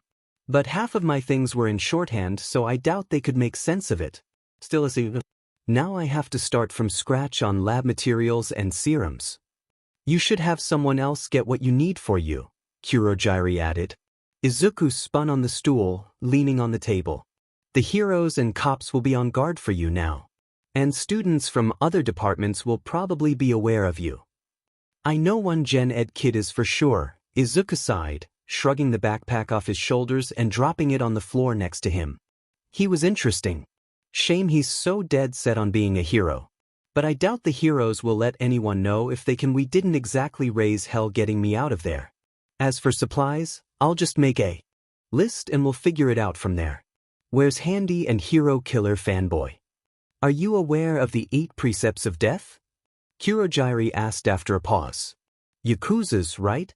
Izuku said, tapping his chin with his fingers. He froze. "Oh, please don't tell me we sent Shigaraki to handle that." "No, however, Sensei had been planning on at least reaching a peaceful negotiation with them," Kurogiri explained. Himiko nodded along. "Shigaraki and Dabi went out to simply deliver a short message, and they should be returning shortly." "You sure they're gonna try and kill me?" Izuku asked Himiko. The blonde nodded with a pout. Izuku gave her an incredulous look. "Do you actually think they'd get away with it?" "Of course not," Himiko said, leaning closer to him and slapping her hand against the table to punctuate it. "I wouldn't let them even if your guard was down. But it'll be really boring without you." Izuku smiled and Himiko did too. The blonde started to recount all the events that happened within the league while Izuku was in UA. Izuku hummed and nodded where appropriate as Himiko went on and on. He was listening but also looking over all the new recruits. He should probably go around and introduce himself, like he used to, but he pushed it aside for another day. He'd deal with their already established bias against him later. Himiko's rambling form of storytelling was interrupted by the buzzing of the screen on the table as a signal came through. She shut up immediately. Izuku and her whipped their attention to the screen, as did most of the room. A few continued talking, but quieter to keep it to themselves. Izuku noticed Himiko glancing at the group and nudged her with her elbow. The blonde looked back to the screen quickly. Slowly, the grainy image of Sensei's usual seat appeared. It focused after another few seconds and Izuku smiled. "Deku, it's a pleasure to see you with us again," the man said. Some of the recruits listening seemed to tense up and stare at Izuku at that direct address. When Sensei called in the past, he usually spoke to Kurogyari first or gave a general greeting. "I hope we did not take too long." "Just glad to be out, Sensei," Izuku replied, grinning innocently. Himiko seemed to perk up next to him, bouncing in her seat. "They confiscated a lot of my things, though. I was thinking I'd just make a shopping list of sorts to get what I need to start from scratch." "I trust you can sort out your own things," Sensei nodded. "As for the rest of the league, we will begin approaching the 8 precepts. Shigaraki and Dabi have already gone, as I understand, but they've yet to return." "They should be back any moment," Kurogyari cut in. Sensei hummed confirmation. "Until they do, Deku, I wish to speak with you in private." "Kurogyari will show you where to go," Sensei said. Izuku nodded, standing up as the transmission ended. Himiko waved at him as Izuku and Kurogyari walked out of the room, going out a backside door. Izuku waved back and let the door close behind him with a quiet click. Kurogyari led him silently down the halls and up some stairs. Izuku took the time to examine their new living conditions. The last place was just as dirty, so no complaints there. Rubble strewn across the ground, although most of it was shoved into corners or where the walls met the floor. Dust and dirt everywhere, and thickly visible in the air when light shined through the room just right. It was all dark cement and concrete walls, cracks littering every surface. There wasn't silence until they went through another door, the conversation that had started up in the main room floating down the halls even if no words could be made out. Izuku hummed happily and practically pranced down the halls as Kurogyari led the way. He enjoyed the semi-silence before Shigaraki and Dabi came after him with a death threat. At the base, he knew he'd never be able to take them, especially not both at once. He could stall and delay until either Himiko or Kurogyari came to his rescue, as he doubted any newbies would stand up for him against the two. No matter what he did to waste time, any situation he ran through his head ended with him a pile of ash. That wouldn't be fun, regardless of whose quirk did the damage. Kurogyari suddenly stopped and turned to face Izuku. He looked down at the green-haired boy for a few seconds before letting out a quiet breath. "It is a relief to have you back," Kurogyari muttered. "Tired of babysitting them all?" Izuku snorted, smiling sympathetically. He knew anyone could put it together. Really, Kurogyari was essentially the only voice of reason that anyone would listen to within the main 5 consisting of himself, Kurogyari, Shigaraki, Himiko, and Dabi. Kurogyari only let out a huff that could be called a laugh and knocked on the door they were in front of. A muffled voice came through the door and Kurogyari opened it slowly, gesturing Izuku in. Izuku hesitantly walked in. In there it was much darker than the early daylight was that filling the rest of the building. The windows were blacked out or blocked with something, and almost all the overhead lights were off. One light was on, only dimly, over a large desk with a computer monitor on it. Izuku watched over his shoulder as the door clicked shut before facing forward and walking towards the desk. "I apologize for the suddenness, but it is urgent," the person in the chair behind the desk said. They were facing away from the door, and slowly turned the chair to face Izuku. The green-haired boy's eyes widened at the familiar scarred face and mask. Sensei looked up at him. "I have something very important to tell and offer you." Izuku nodded numbly. "Please, grab a chair." Jolting back to attention, Izuku looked around, noticing a metal chair in front of the desk for the first time. He picked it up and placed it closer to Sensei and sat down, knee bouncing slightly as he tried to frantically figure out what exactly was happening. "There's no reason to be nervous, Deku," Sensei said calmly. Izuku relaxed only marginally. I simply called you here in person because it would be better for us all if the others didn't hear this. You are well aware of All Might's quirk one for all? Tish, another nod. And I've told you of my own, correct? You mentioned it was the opposite but nothing else, Izuku said quietly. He was scared that talking would somehow make him disrespectful. He did owe this man a life his to be more precise. Well, in a way it is the opposite, Sensei sighed. He shifted forward, resting his arms on the table and lacing his fingers together. You see, I have the ability to take anyone's quirk if I so wish. I can also give it back to the person, or give it to another. I keep quite a few to myself. It's how the Numis are made with multiple quirks dash. By now Izuku was too surprised at the blatant honesty to do anything but stare and listen. Dash one of the reasons Shigaraki has such a passionate dislike of you is because he worries you'll become a better successor for this quirk than he is. Which you have. Izuku's lips parted and he stared up at Sensei in awe. Usually, he couldn't get his head to shut up, he couldn't even think of anything to say to the man in front of him, one who'd given him everything almost. I called you here to tell you that, as well as make you an offer, Sensei concluded. Due to your quirkless status, it'll be hard to adjust, but I have faith that you will master it before too many people know I've passed my quirk on. Would you like to be the successor to All for One? I what? Toga scrolled through the blog she was looking at, humming to herself and kicking her legs. Her and Deku were lying down on one of the beds the league set up as they planned where their new base would be. The mattresses were put in a few of the rooms branching off the main one where all the tables were, and most of the newbies stuck around in them. They still avoided Deku and Toga. Kurogiri talked to them normally, and they all respected him as a leader. Shigaraki and Dabi were a sort of split half, were pretty social and nice with them while the others were dead scared of them. Deku seemed fine with it though, and Toga couldn't care less if Deku didn't care either. Toga was glad he was back. Things were still dicey since the newbies had yet to see him in action, and he got called away by their literal top boss only yesterday. Toga had gone out and bought everything that Deku wrote on the list, using one of the league's credit cards. Now he had a new laptop, the old had to be trashed in case of tracking devices along with some new tech to fix up and modify for his personal use, a new phone, 2 notebooks, a pistol, some chemicals, construction and copy paper, string, a few rolls of scotch and duct tape, colored markers, and 2 packs of pens. It was surprisingly hard to get the gun, but she found a way. There were also a few other odds and ends that Toga didn't fully understand but bought anyway since it was on the list, and it wasn't like she was spending her own money. Even with all that, Deku had yet to touch anything besides the laptop to set it up. Now, he was just using the webcam as a mirror. The rest of the things were in a bag next to the old mattress they set up on the floor. Toga didn't question it, though. Deku knew what he was doing regardless of what it seemed. Himiko. Deku piped up. Toga looked up from her computer. The break in their silence drew attention from a few newbies sitting nearby. Do you think I should cut my hair? Why would you do that? It's so fluffy. Toga said, smiling as she sat up on her knees and patted his head. The green curls just bounced back into place. The newbies who were listening started to tune out at that point. I look like broccoli, Deku deadpanned. Toga giggled and shrugged. Best kind, she said. But what were you thinking?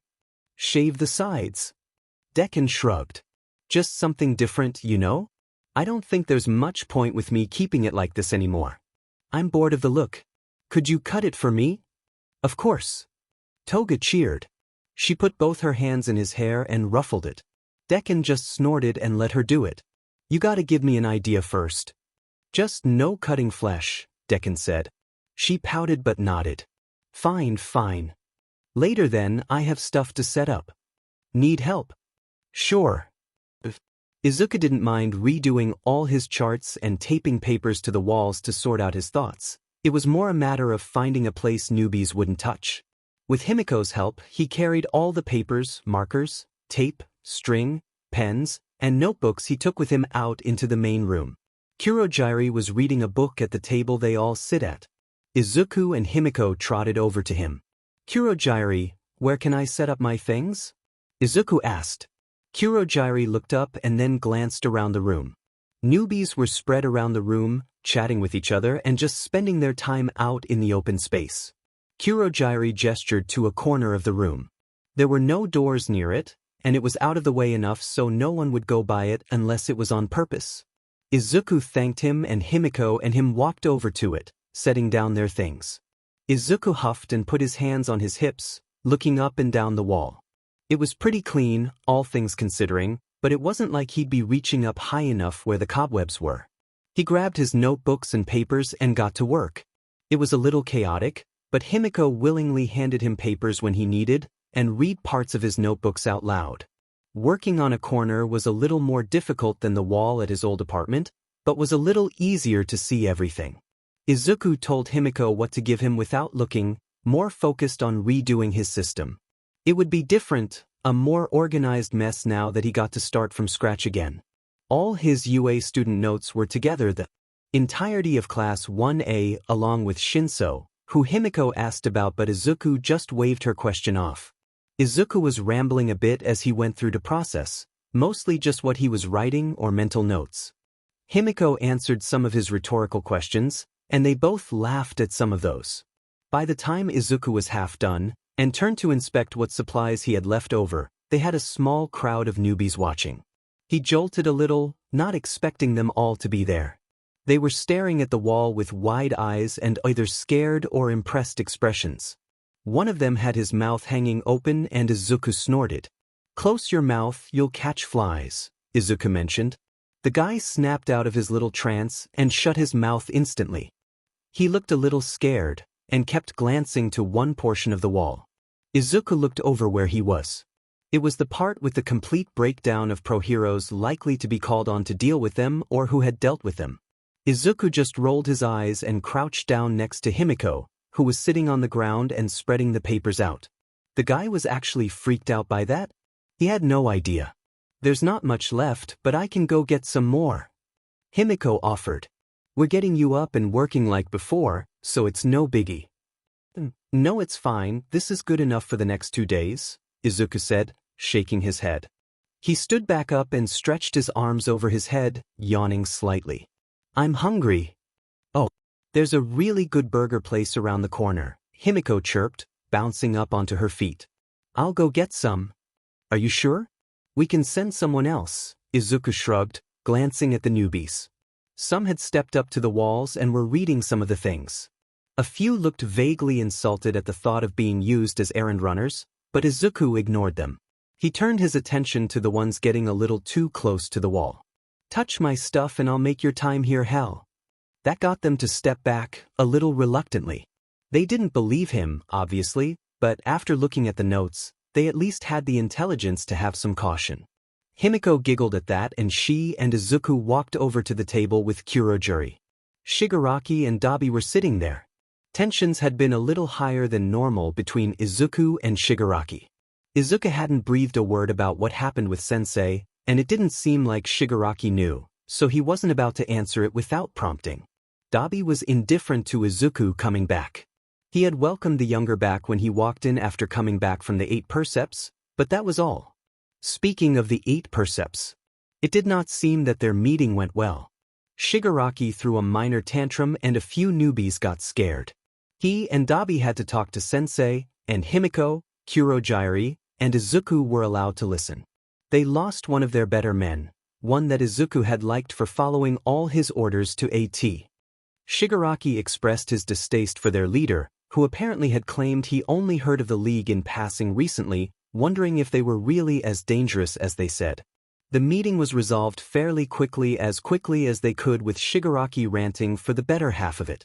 Sensei told Izuku that he would be put in charge handling the negotiations with the 8 percepts. Shigaraki wasn't happy with that, but Sensei assured him that he'd still be in charge of dealing with the newbies. That was yesterday, and it seemed that despite the reassuring, Shigaraki's anger only festered and grew.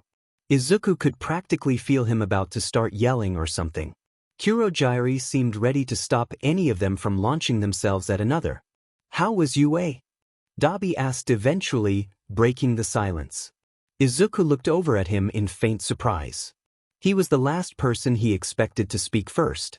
"Boring, I assume." "Painfully," Izuku snorted. Overrated, really. Not worth all the hype it gets. And yet you let almost all your things get taken, Shigaraki mumbled.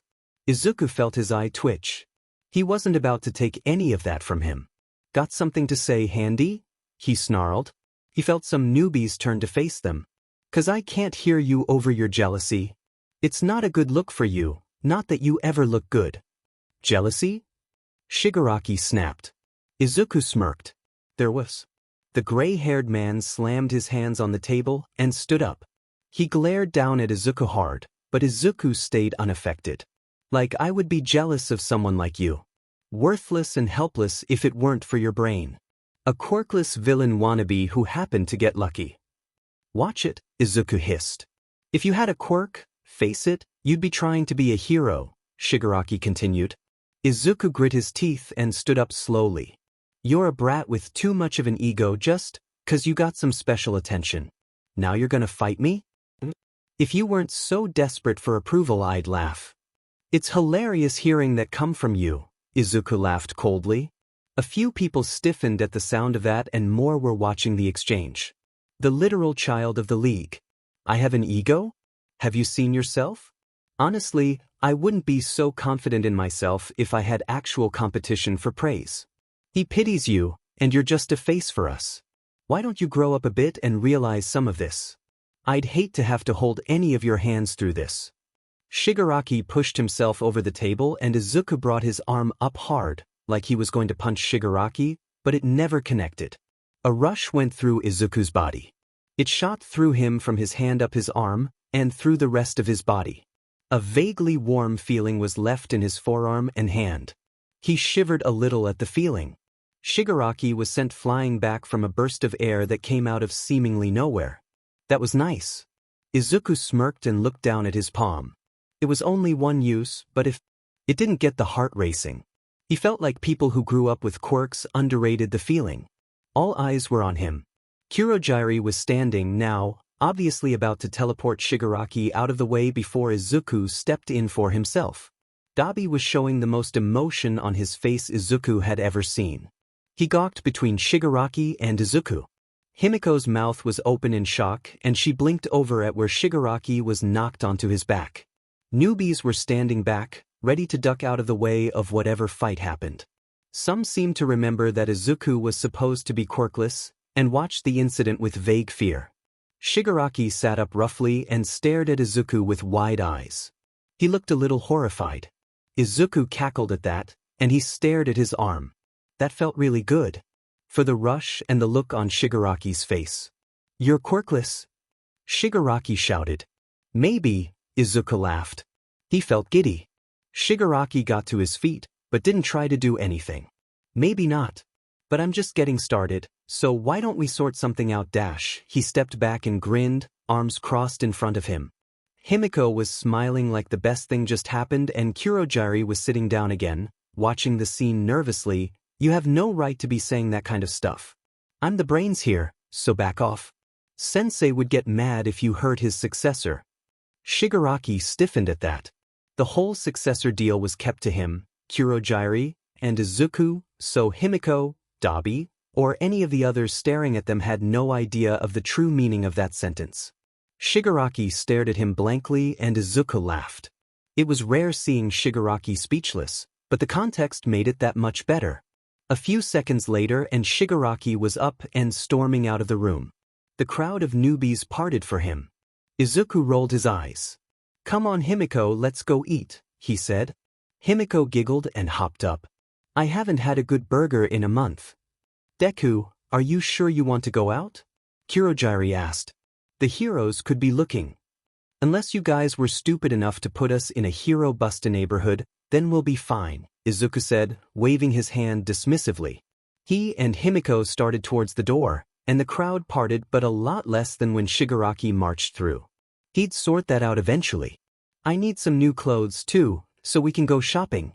Yay! Himiko laughed. It's going to be so great with you here again. Good to be back. As Izuku and Himiko exited the room and started out to the street, Izuku looked down at his palms.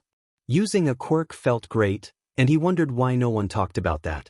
It was only one quirk right now, a basic air manipulator that was limited to blasts and large, crude movements.